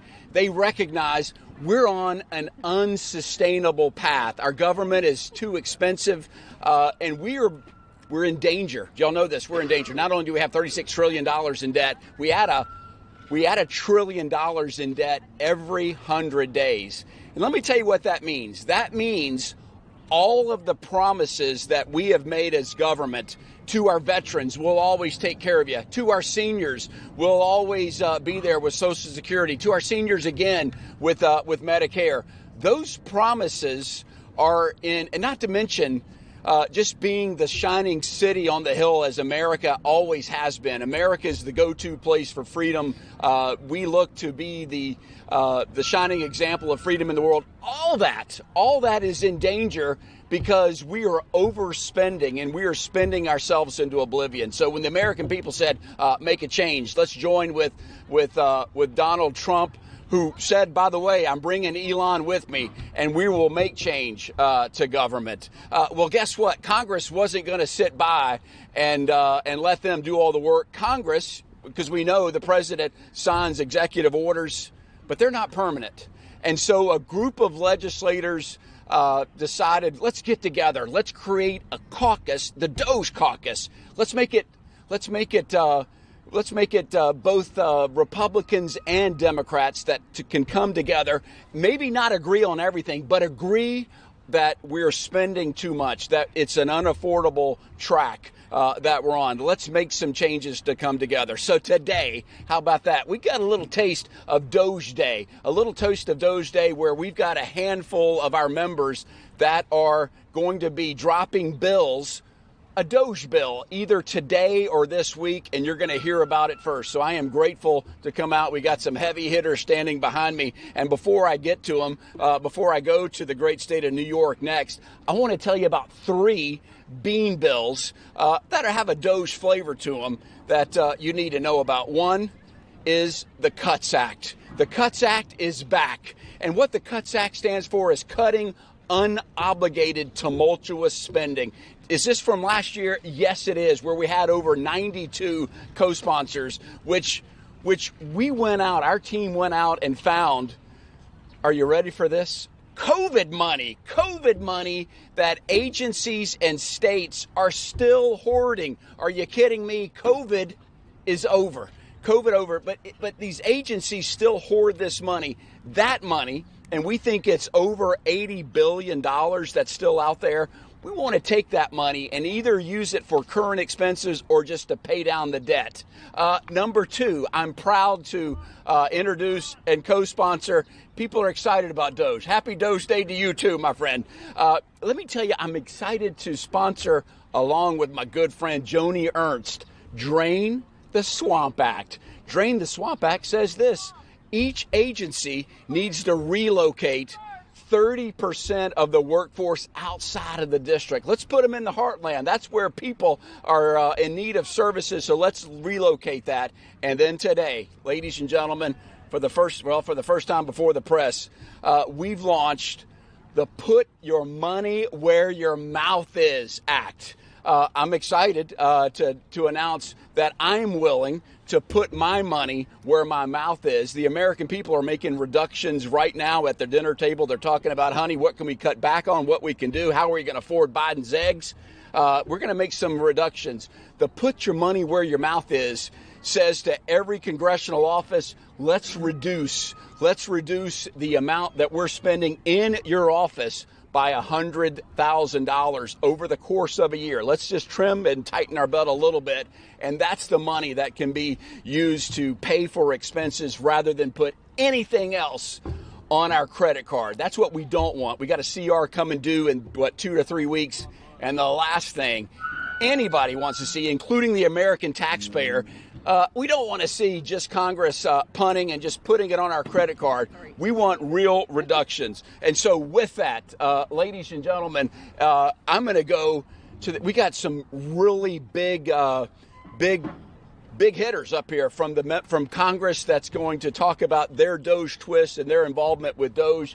And so first, let's go to the great state of New York, where Representative Malliotakis is up next. Representative. Thank you very much. It's great to be here with all of you. I want to thank you for coming out to cover this effort because, as you can see, we have Republicans that are across the political spectrum here. And it's important because we all understand the crisis that our nation's facing. We have a $37 trillion debt. We have to find ways to reduce wasteful spending and cut fraud, waste, and abuse, and our unnecessary overhead, and cut the bloated bureaucracy of our government, make it more efficient. And one of the things that we've done as a conference is say, look, come up with your ideas. Tell us where you would cut, where you think there's savings.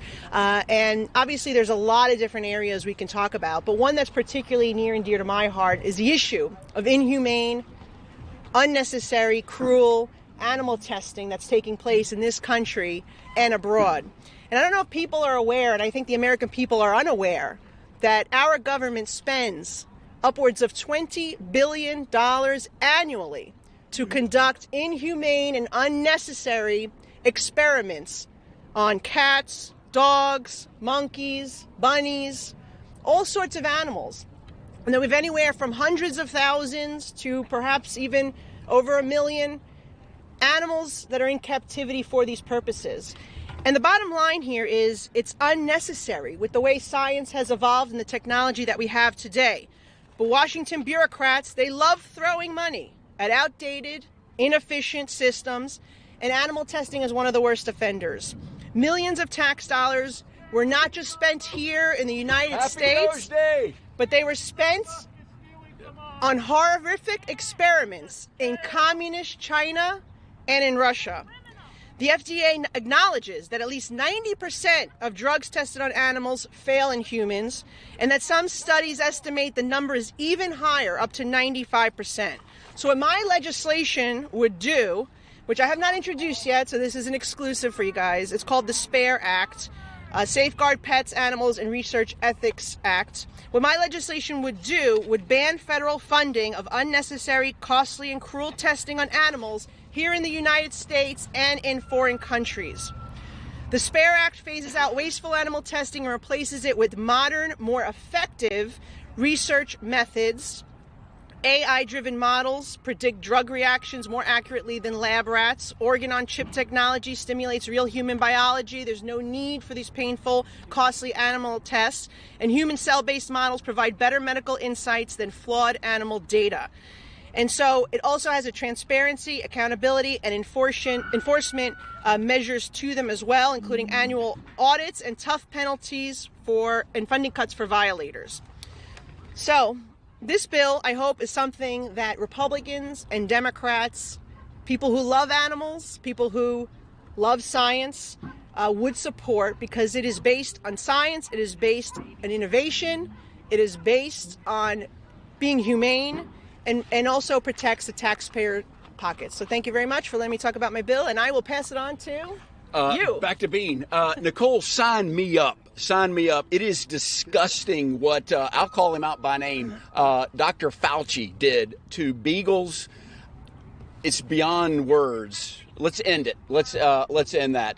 Next up, how about that? We're going to the great state of Virginia, which will give you a hint of where we're going. But I want to brag on him because his work with the Republican Study Committee, he was very involved in the last couple of years to come up with a budget that puts us on a path to being balanced over 10 years. And that is, it's genius economically, knowing that we not only have to make reductions in spending, but we also have to grow our economy. Those two together can put us back on the prosperity train.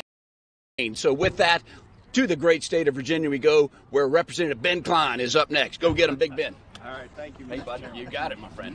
Thank you, Mr. Chairman. I want to thank you for all the work that you're doing as chair of the DOGE caucus, working alongside colleagues from, as was said, across the ideological spectrum to make sure that we save taxpayers money, that we make government work for the people and not the other way around. And to that end, we're working to make sure that your tax dollars are spent wisely. For too long, Washington has treated taxpayer dollars like monopoly money, spending without accountability, racking up over $35 trillion in debt, fueling waste, fraud, and abuse at the expense of hardworking Americans. It's time to restore sanity to our budget and put a stop to reckless government handouts and get our nation's spending back on track. So we need to start by recognizing every single dollar spent by the federal government is a dollar taken from the American people. This isn't Washington's money. It's not the bureaucracy's money. It's your money, the taxpayers' money. It should be spent wisely. So that's why I've reintroduced the No Welfare for the Wealthy Act.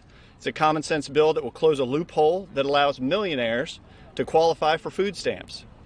It makes no sense that because of broad-based categorical eligibility, better known as BBCE, states are ignoring federal income and asset limits when they hand out benefits. So they're handing out benefits to individuals who own vacation homes, boats, RVs, all on the taxpayer's dime. This is exactly the kind of waste that DOGE was created to target, and exactly what this caucus is all about fighting. You know, this is not about denying help to those who need it. It's about stopping the abuse of hard-earned taxpayer dollars and restoring integrity to a system that has been failing the American people for far too long. Under BBCE, more than 5 million able-bodied individuals who shouldn't qualify for food stamps are receiving them, and yes, including millionaires. Meanwhile, American families who actually need help are left struggling under a system that prioritizes bureaucratic expansion over accountability. The No Welfare for the Wealthy Act puts an end to this nonsense by ensuring states can no longer bypass federal limits and abuse this broken system. And let's talk about the price tag. Taxpayers are footing a nearly $100 billion bill every year to fund food stamps. Fixing this loophole will save more than $11 billion annually. That's real money, and it should be going to those who actually need assistance, not those who are gaming the system.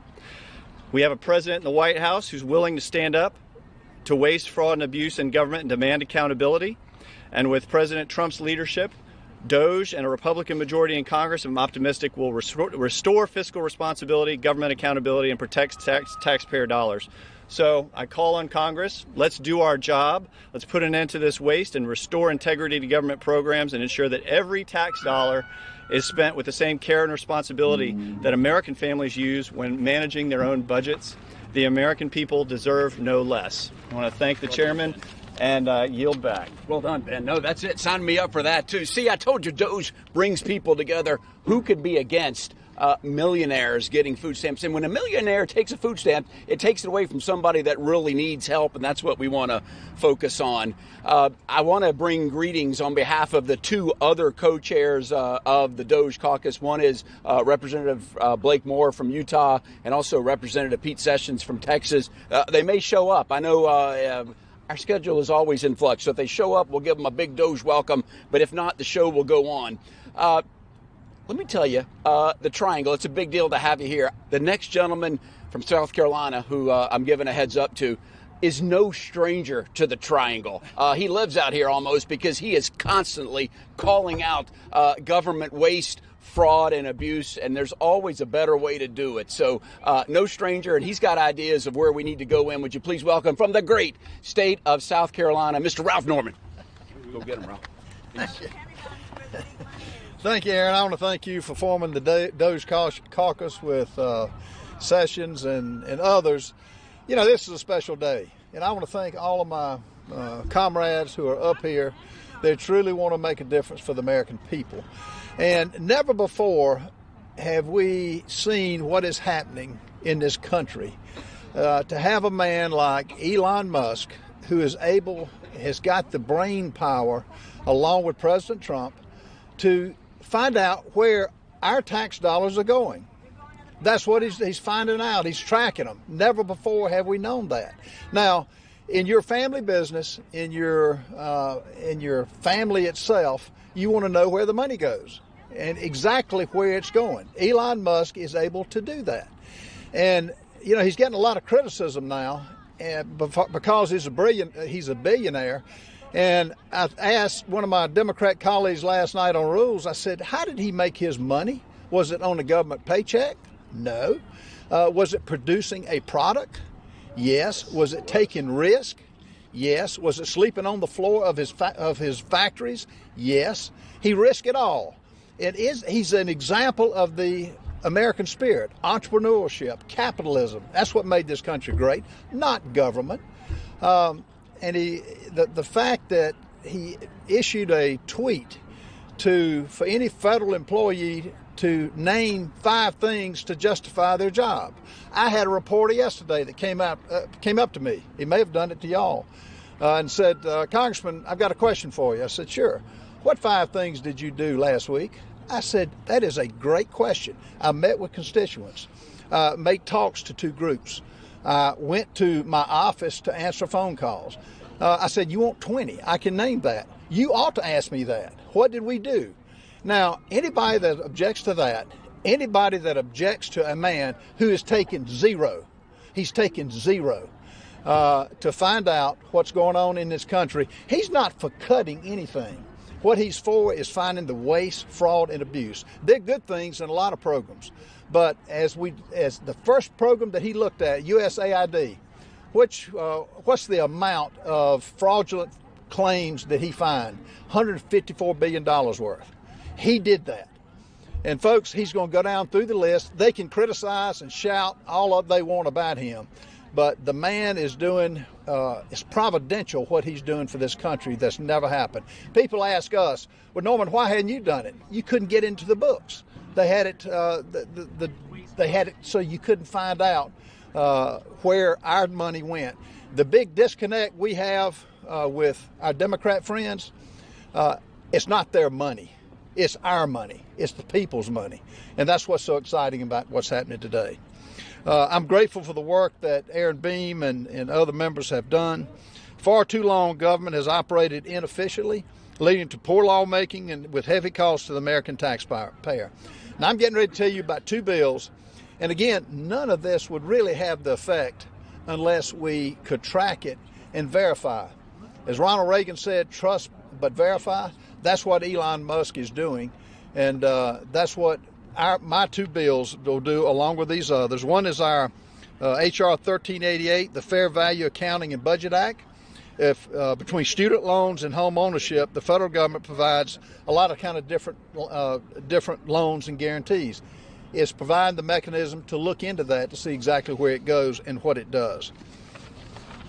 The Cost Act is the second bill, 1387. It promotes transparency by providing projects using federal funds to clearly and publicly disclose where the money ends up. And it's just like the fair value and accounting. It's where the money goes. So it's 2 bills, 2 different bills, but it's being enabled by what the Trump administration is doing with Elon Musk. I just want to thank everybody that's taken a role in this. Folks, they're fighting my friends on the left are fighting to prevent this from happening. It's not going to happen. We just have begun to fight. We're going to win this fight for the American people. And if there's one way we can balance the budget, is get the fraud and abuse out of all the agencies. And guess who's going to be the judge? We the people. Each one of you are going to be able to look at it and say, this makes sense, this does not. So I'm happy to work with my colleagues, and Aaron, I yield back. Thank you so much. Thank you. I'm going to say goodbye to Nicole. She's going to slip out, and Nicole, thank you so much for doing that. If you want to get things done, ask a small town mayor. How about that? Let me put this right here. Here we go. Right there. Boom. Hey, you can tell a lot of people are excited about DOGE caucus. You want to get things done, ask a small town mayor. Our next speaker was mayor of her town. But also, I'm more impressed with her having one of the largest job fairs in the Lone Star State. That's right. She puts people to work in the state of Texas. Somebody may get a free trip downtown. How about that? Maybe several of them. So, Cut the Pentagon budget! Go ahead. You know, so here we go. I told you, small town. She's a dynamo. She currently chairs the budget committee of the Republican Study Committee and is doing an awesome job. My friend from the great state of Texas, please welcome Representative Beth Van Duyne. Hooray. Go, Beth. Thank you. Small town. I was city council for 6 years, and I was mayor for 6 years for a city called Irving, Texas. And small. Happens to be 92nd largest city in the country, 250,000 people. But It did feel like a small town because you get to know the people, you get to know the businesses, you get to know the small business owners, you get to know the teachers. It's a phenomenal experience before you come to council, but it also teaches you the importance of staying within a budget. I think I'm one of only a handful of people in Congress who've actually passed 12 balanced budgets. And it wasn't because we didn't have people who wanted to spend more money. It wasn't because I didn't have staff who could tell me more projects that we had to spend on. It was actually the law. I think we shouldn't do that here. We've got to find ways of being able to get our government spending under control. And I want to say, citing his success in working to cut hundreds of thousands of jobs from the federal government, then President Bill Clinton famously stated, "We have worked to give the American people a smaller, less bureaucratic government in Washington. And we have to give the American people one that lives within its means." The era of big government is over. Man, how many years have gone by between that statement and where we are now, and what we've seen is more government and more bloat. Just a few years later, another Democrat president noted, "We cannot sustain a system that bleeds billions of taxpayer dollars on programs that have outlived their usefulness or exist solely because of the power of a politician, lobbyist, or interest group. We simply cannot afford it." And I agree with then President Obama that to protect the American taxpayer, our ability to grow as a nation, and for our families to be able to provide and afford the lives that they want to live, free from government intrusion, that we must once again rid ourselves of unnecessary special interests and bloated programs that no longer serve our nation. And the American people overwhelmingly agree. Just yesterday, polling numbers were released showing over 70% of Americans agree with the work of the Department of Government Efficiency, and by extension the DOGE caucus, to make significant cuts in the size, scope, and power of the federal government. Every day, new programs of insane spending are being exposed. The waste, corruption, and outright money laundering that has occurred is so grotesque and very likely criminal in some instances that it is our moral obligation to wipe these programs from the books.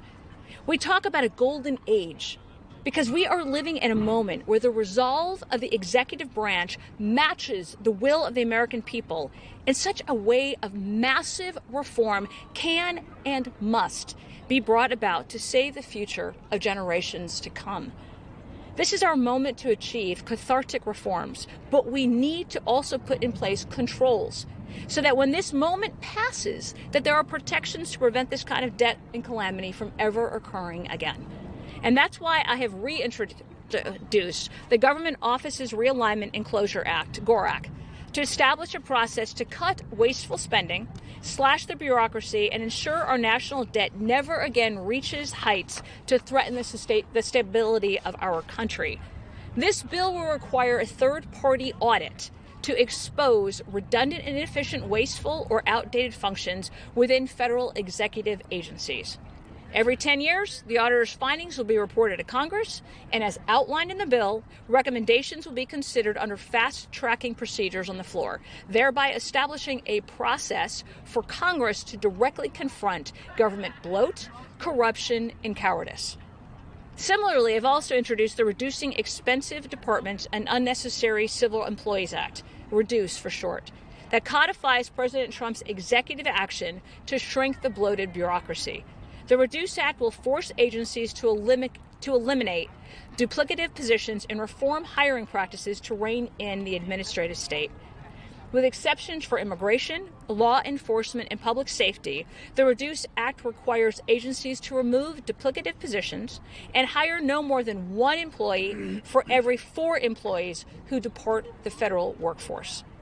These programs and other efforts that have been mentioned here today are outright necessities to ensure the federal government stops stealing the vitality, the innovation, and the economic strength of our nation.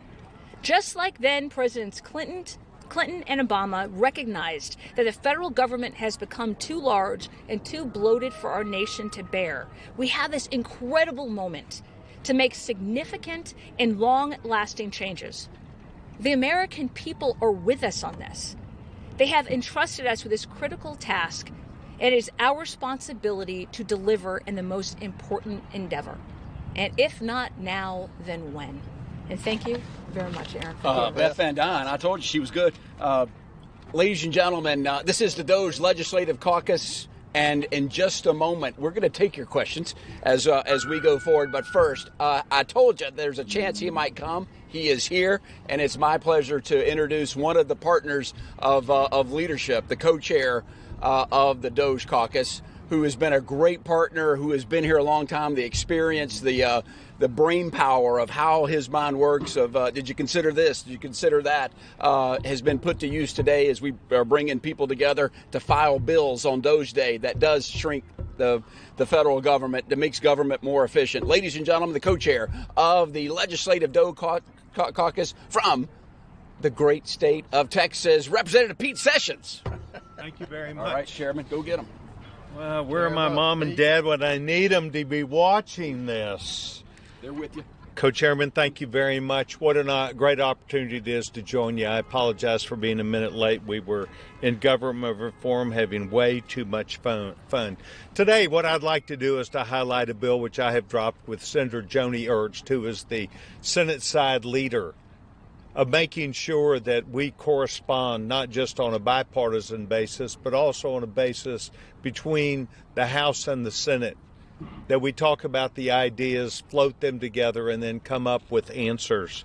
Today, I announced that I'm introducing the Red Tape Act, and essentially what the Red Tape Act does is to make sure that as rules are written within the administration, too many times there are non-monetary issues which show up in the costs of the bill, and they are there for reasons of bringing in political or perhaps social reasons of costs rather than economic costs. The economic costs are the ones that we would measure is the true cost of the bill, not those outside factors that would be brought in that too many times government talks about in order to process what they would like.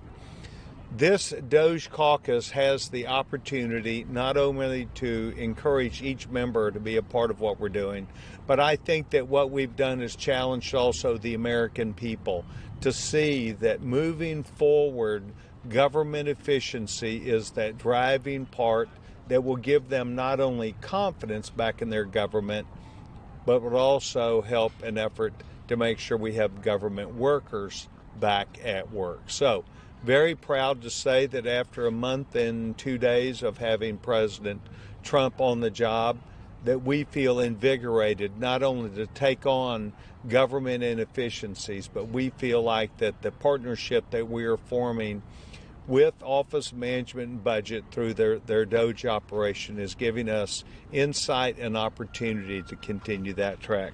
Chairman, I want to thank you very much for this opportunity. Look forward to a continued discussion, not only with the American people and our colleagues, but perhaps more importantly, the entertaining questions that those of you in the press may have.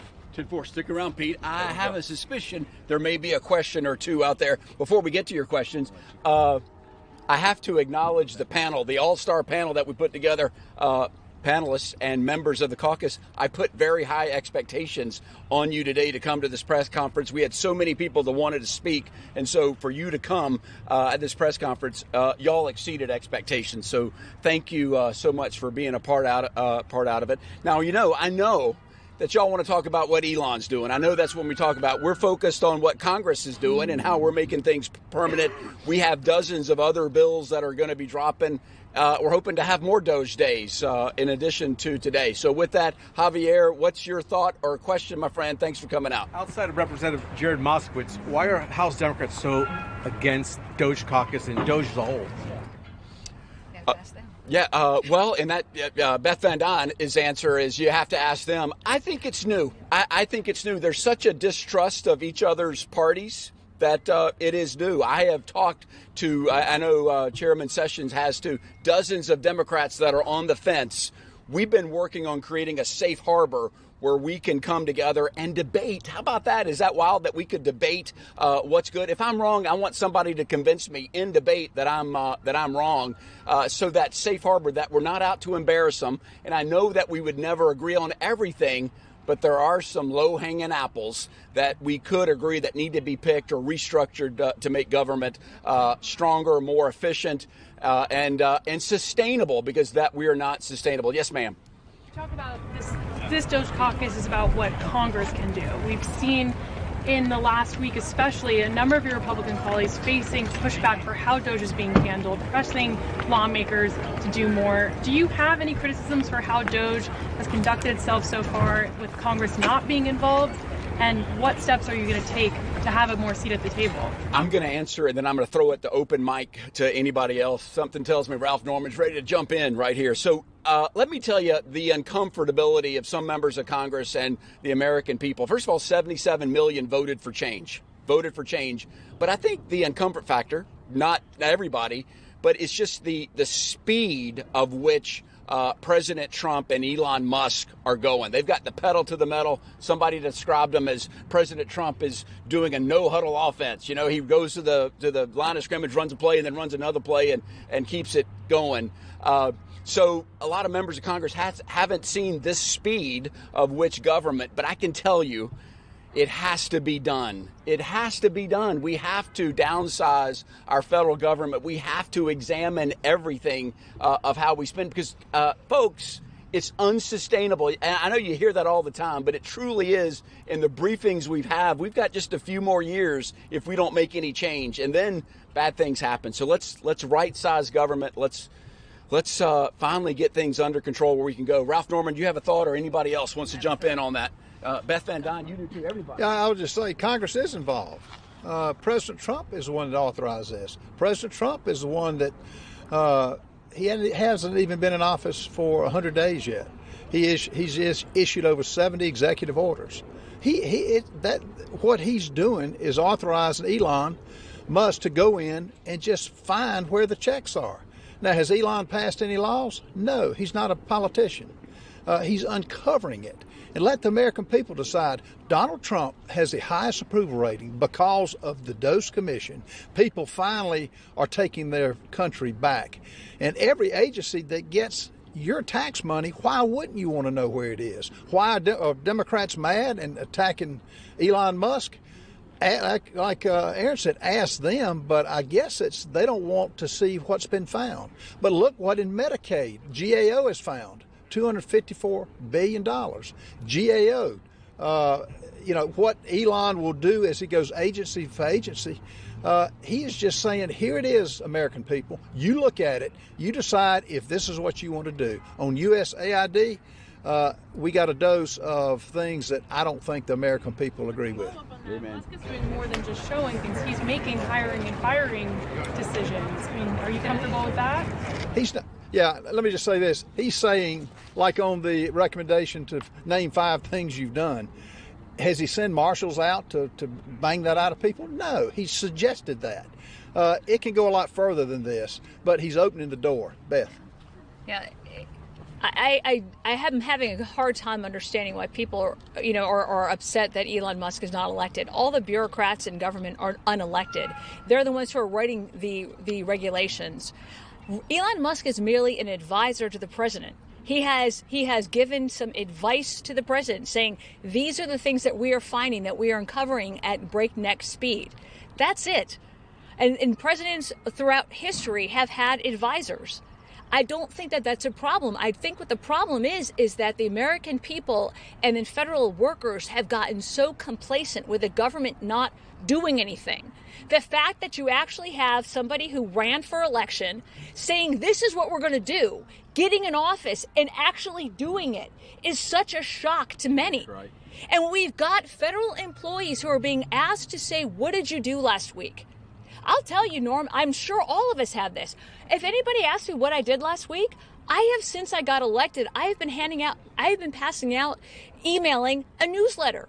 Go to my website. You can find out exactly what I do on a day-to-day basis. It is not beneath me to do that. I'm accountable. I'm accountable to my constituents. I'm accountable to American people because we are getting taxpayer dollars to do this role. We have a job to do, and we should not be ashamed of telling people what we are doing. It should not be a shock to the system. But to think that we've got advisors to the president, and make no mistake, This was President Trump's initiative.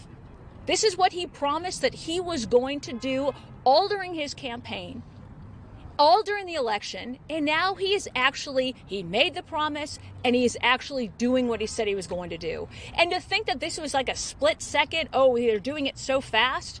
I will keep in mind, this is a president who has already served 4 years in office, had 4 years to look at what all the various abuses were in our federal bureaucracy and to define. He then had another 4 years to put together an experienced team that was ready to execute on those promises. And that is exactly what you're seeing. But should Congress not be playing more of a role when it comes to agencies and which stay open, which receive funding? I think what you're seeing right now is you just saw a multitude of bills that Congress is actually initiating. Because unlike the last administration under Biden, where you saw hundreds and hundreds and hundreds of executive orders that came through not working with Congress, you're seeing a president who is very much in touch with us, who has a communication staff who every day is sending us emails letting us know what they're doing and is asking us to partner. You've got a president who is a Republican who's got the House and the Senate, and he is working with us. Let's go to the lady in green right here. Some of the more specific criticisms of DOGE has been the firing and then rehiring of several hundred workers, particularly nuclear experts, bird flu experts. In addition, there was a tweet sent out that had potentially sensitive tax information that shouldn't have been sent out. What are the guardrails, checks, balances that Congress plans to put on to ensure that doesn't happen again? Well, look, this is a work in progress. He is just identifying it now. It's less than 100 days he's been in office. Why are the people that you're saying that were fired, why are they not pleading their case? They ought to be pleading the case and actually making the argument of why they deserve the average of $106,000 per employee, which is what the average is for the 3 million employees. Ought to be making the case for that. Now, as far as, is sensitive information being divulged, the total, from what my understanding is, the total dollars, where it went, what agency got it, and is going to be on full display. And I'm kind of like Beth. My website, what I'm doing now is once it gets fleshed out, each agency, I'm going to list the dollar amount and let the American people see if they agree with it. Now, they've got every legal right. If at the end of the day, if information that they deem not important, then they've got legal remedies. It's up to them. But I've heard yet one official that's headed an agency come out and say, I'm quitting, I'm not quitting, I'm going to plead my case. That's their right as an American citizen. But to get in the check, you got to remember the check is coming from our tax coffers. It's not their money, and that's the biggest disconnect that I can tell you. So are you saying that it should be up to the employees to work harder to keep their jobs as opposed to the government ensuring that nuclear experts and bird flu experts aren't fired? The employees are going to have to justify what they do, and they're going to have to justify why they get a paycheck and define their duties. The redundancy, just like you do in a normal business setting, you replace redundancy when it's not needed. They work at the will of the American people's money. And so, I could see some of the criticism if we had a flush budget, but we don't. We're in debt. Why is our debt being downgraded? It's for a reason. We can't continue this path. So what Elon Musk is doing is setting a new standard. And you know what? I think each state ought to do the same thing. Hey, we're going to white checker shirt and then Newsmax next. White checker shirt, what say you?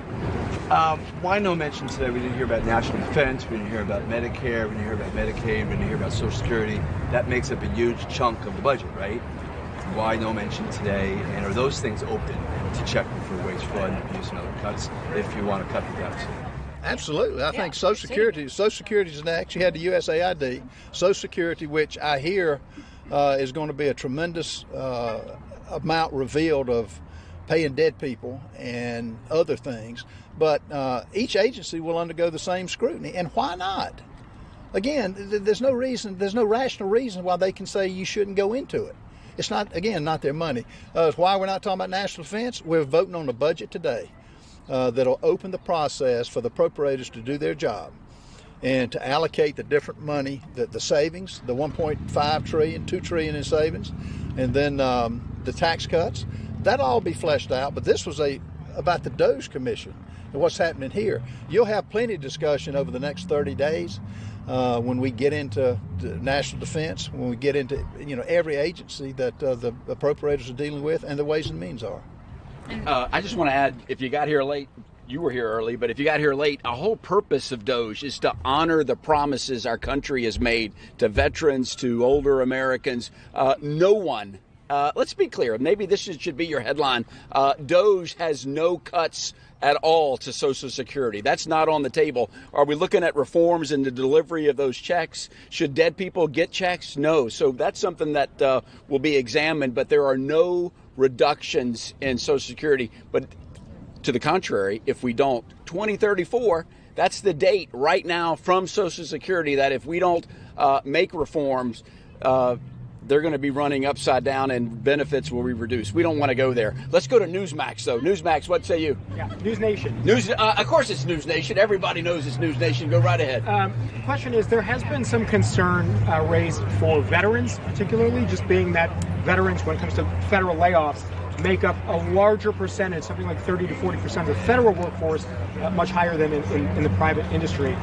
Is anyone at all talking about this? Is anyone looking at potentially exemptions for veteran workers that are being laid off in large numbers? I can speak to here's what I know. I know veterans, if you want something to get something done, hire a veteran. Veterans are used to climbing obstacles and getting things done. It's a shame, and I think anybody that loses their job, our heart aches for them, but particularly a veteran. But Glenn Youngkin, I watched him on news this morning. Virginia is hiring. There are other opportunities, and if anybody can overcome obstacles of getting another job, it's our veterans. I don't know of any exemption given.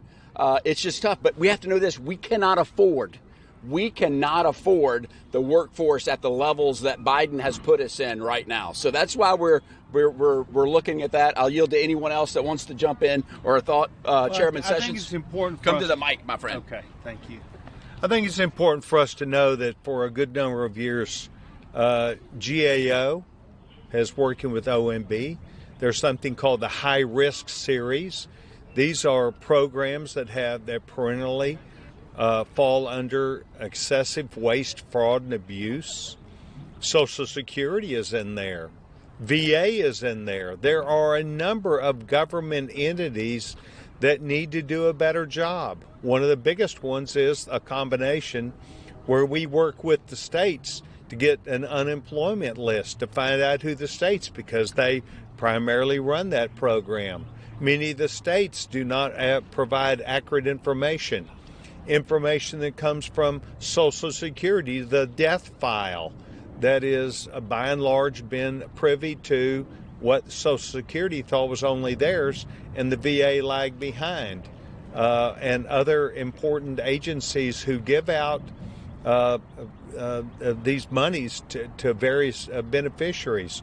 All of these areas are going to be looked at. They're part of the High Risk Series. GAO is a part of it, and certainly I, as Chairman of Government Operations for Government Reform, have held hearings for a long, long time. Last point. GAO last year said that on a moving forward basis, there is $1.7 trillion worth of waste, fraud, and abuse. And I asked them at the end of the hearing, after they talked about all the great things that they had done to help stop this waste, fraud, and abuse, I said, what will it look like 2 years from now? And every single person there said, it will increase. And that is one of the reasons why we wanted so much for government workers to come back, because they have sensitive databases and large databases that they need to now be a part of as government employees to protect the assets and resources, to make sure, as you've already heard, the people who should get the benefits are being robbed by those who get them by mistake or because it was fraud. These are the kinds of things that we will work on here in Congress. We will continue to work with the federal government, and we will continue to make sure that we are looking at that number and reducing it. Thank you. A third of the digital, service resigned over concerns about access to sensitive information. What guarantees can you give to the American people that their sensitive information won't be accessed? Well, by someone who's not elected or otherwise appointed. Yeah. Well, let me say this: the IRS failed that test and has failed it for many, many, many years. We need to make sure that we give the tools and the correct tools in technology. And I talked to government technologists just 2 days ago in a Zoom call where we talked about their needs to make sure that they are brought in and that technology that is efficient and that works properly is a part of the future so that they did not get cut. It is a matter of still employees coming, having the integrity that's with them, and then the federal government deciding that they will live up to prosecuting people who give this information out. And that is where this government has lacked in the past. Very good. Speaking of honoring promises, I made a promise to our panel that they could leave at 3 o'clock. So let me thank them for being a part here. I want to thank the Capitol Press Corps for you being a part of it. How about the Capitol Police? They did their job today. We want to thank them. And we also want to thank, how about this, Code Pink for coming and supporting DOGE. I do want to fix their sign. We want to cut waste, fraud, and abuse at the Pentagon. And we put that on the sign. And how about that? DOGE and Code Pink. We make that change on the sign. We'll do it. So, yeah, she's happy, too. So, happy DOGE Day. Hope to see you next month. And with that, we are adjourned. Have a great day, everybody. Let's go get them. Thank you for tuning into the live show. You know what time it is. It is your boy, Genesis. Double tap your screen. If you're enjoying the show, enjoying the chat, double tap your screen. Show your boy some love. Subscribe to the channel. All right. Okay. So, the legendary OG, the 45th, now the 47th President of the United States, is having an executive order meeting right now in the Oval Office. So we're going to check that out. And then, we've been streaming all day today. That's wild. All right. Are you ready? Here we go.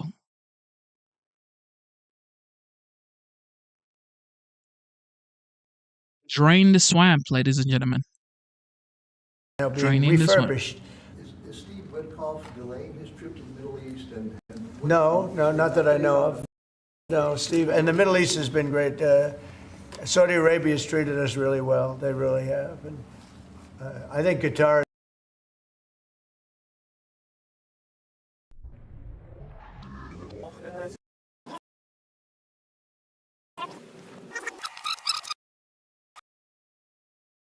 They're all big.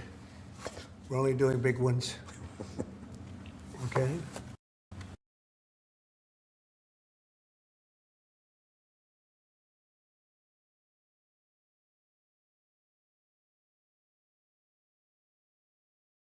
All right, what's going on? All right.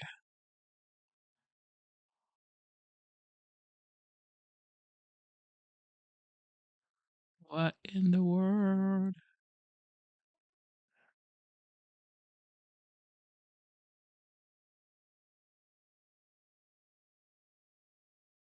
Place all over Europe. They're taxing us, and they're doing other things. They're suing all our companies. And if that's going to happen, we want to be the ones that sue, not them.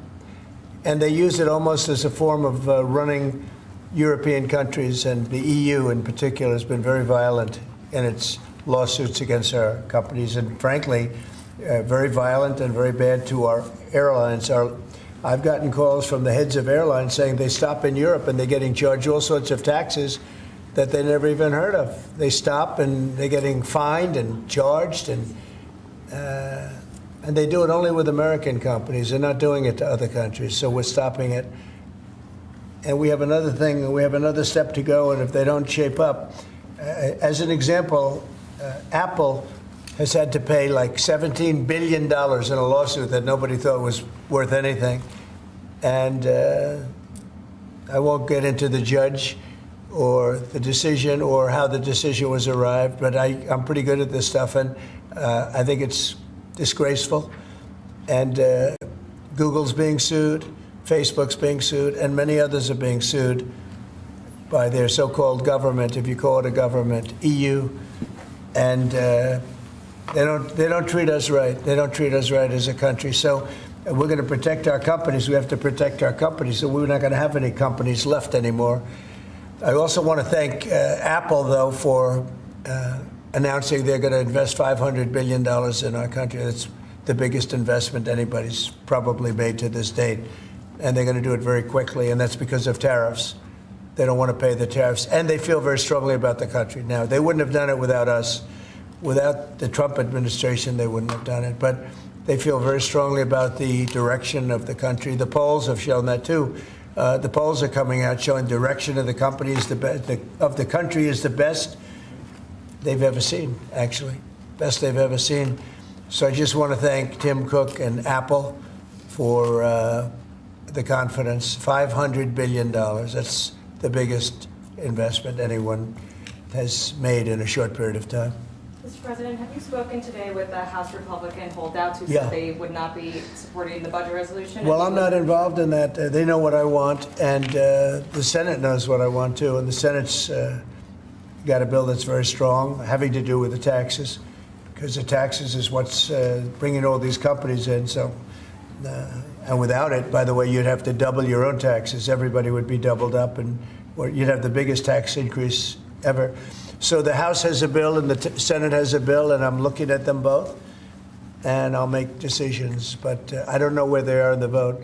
I know the Senate's doing very well, and the House is doing very well, but each one of them has things that I like. So we'll see if we can come together.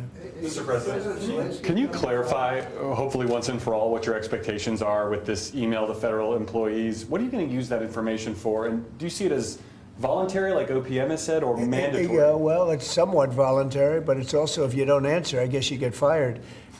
What it really I'm is, still lost on that. What it is do people exist? We have this massive government with millions of people, and nobody knows who's working for the government, who's not. So what they're doing is they're sending out a letter to everybody, and they're saying, what were the things you did last week? I guess they ask for 5. And if people are working, it's easy. I could tell you 5 things I did last week. I could tell you 5 things I did 6 weeks ago, right? If they're there and they're working, they're able to say they did 5 things during work. And that means they're working and they're with us and they have no further obligation. If they're not, it could be there's no such person. It could be that the person's no longer working. They're no longer living at that address. They may be moved. Maybe they moved to a different country, or maybe the person doesn't exist. And we then take that person off the payroll, and we save a lot of money by doing that. But that's one of the only ways. I think it's a very smart thing. And it says, if you don't answer, essentially, there's a penalty to pay. Like, that's the end of the job. Well, Musk has said that. The order itself doesn't say that. I think that's part of the confusion. Is he speaking for you when he says you'll be terminated? Yeah, everybody speaks for me. I'm the one. I'll take responsibility. You know the old statement, the buck stops here, right? Famous statement. Well, I can say the same thing. The buck stops here.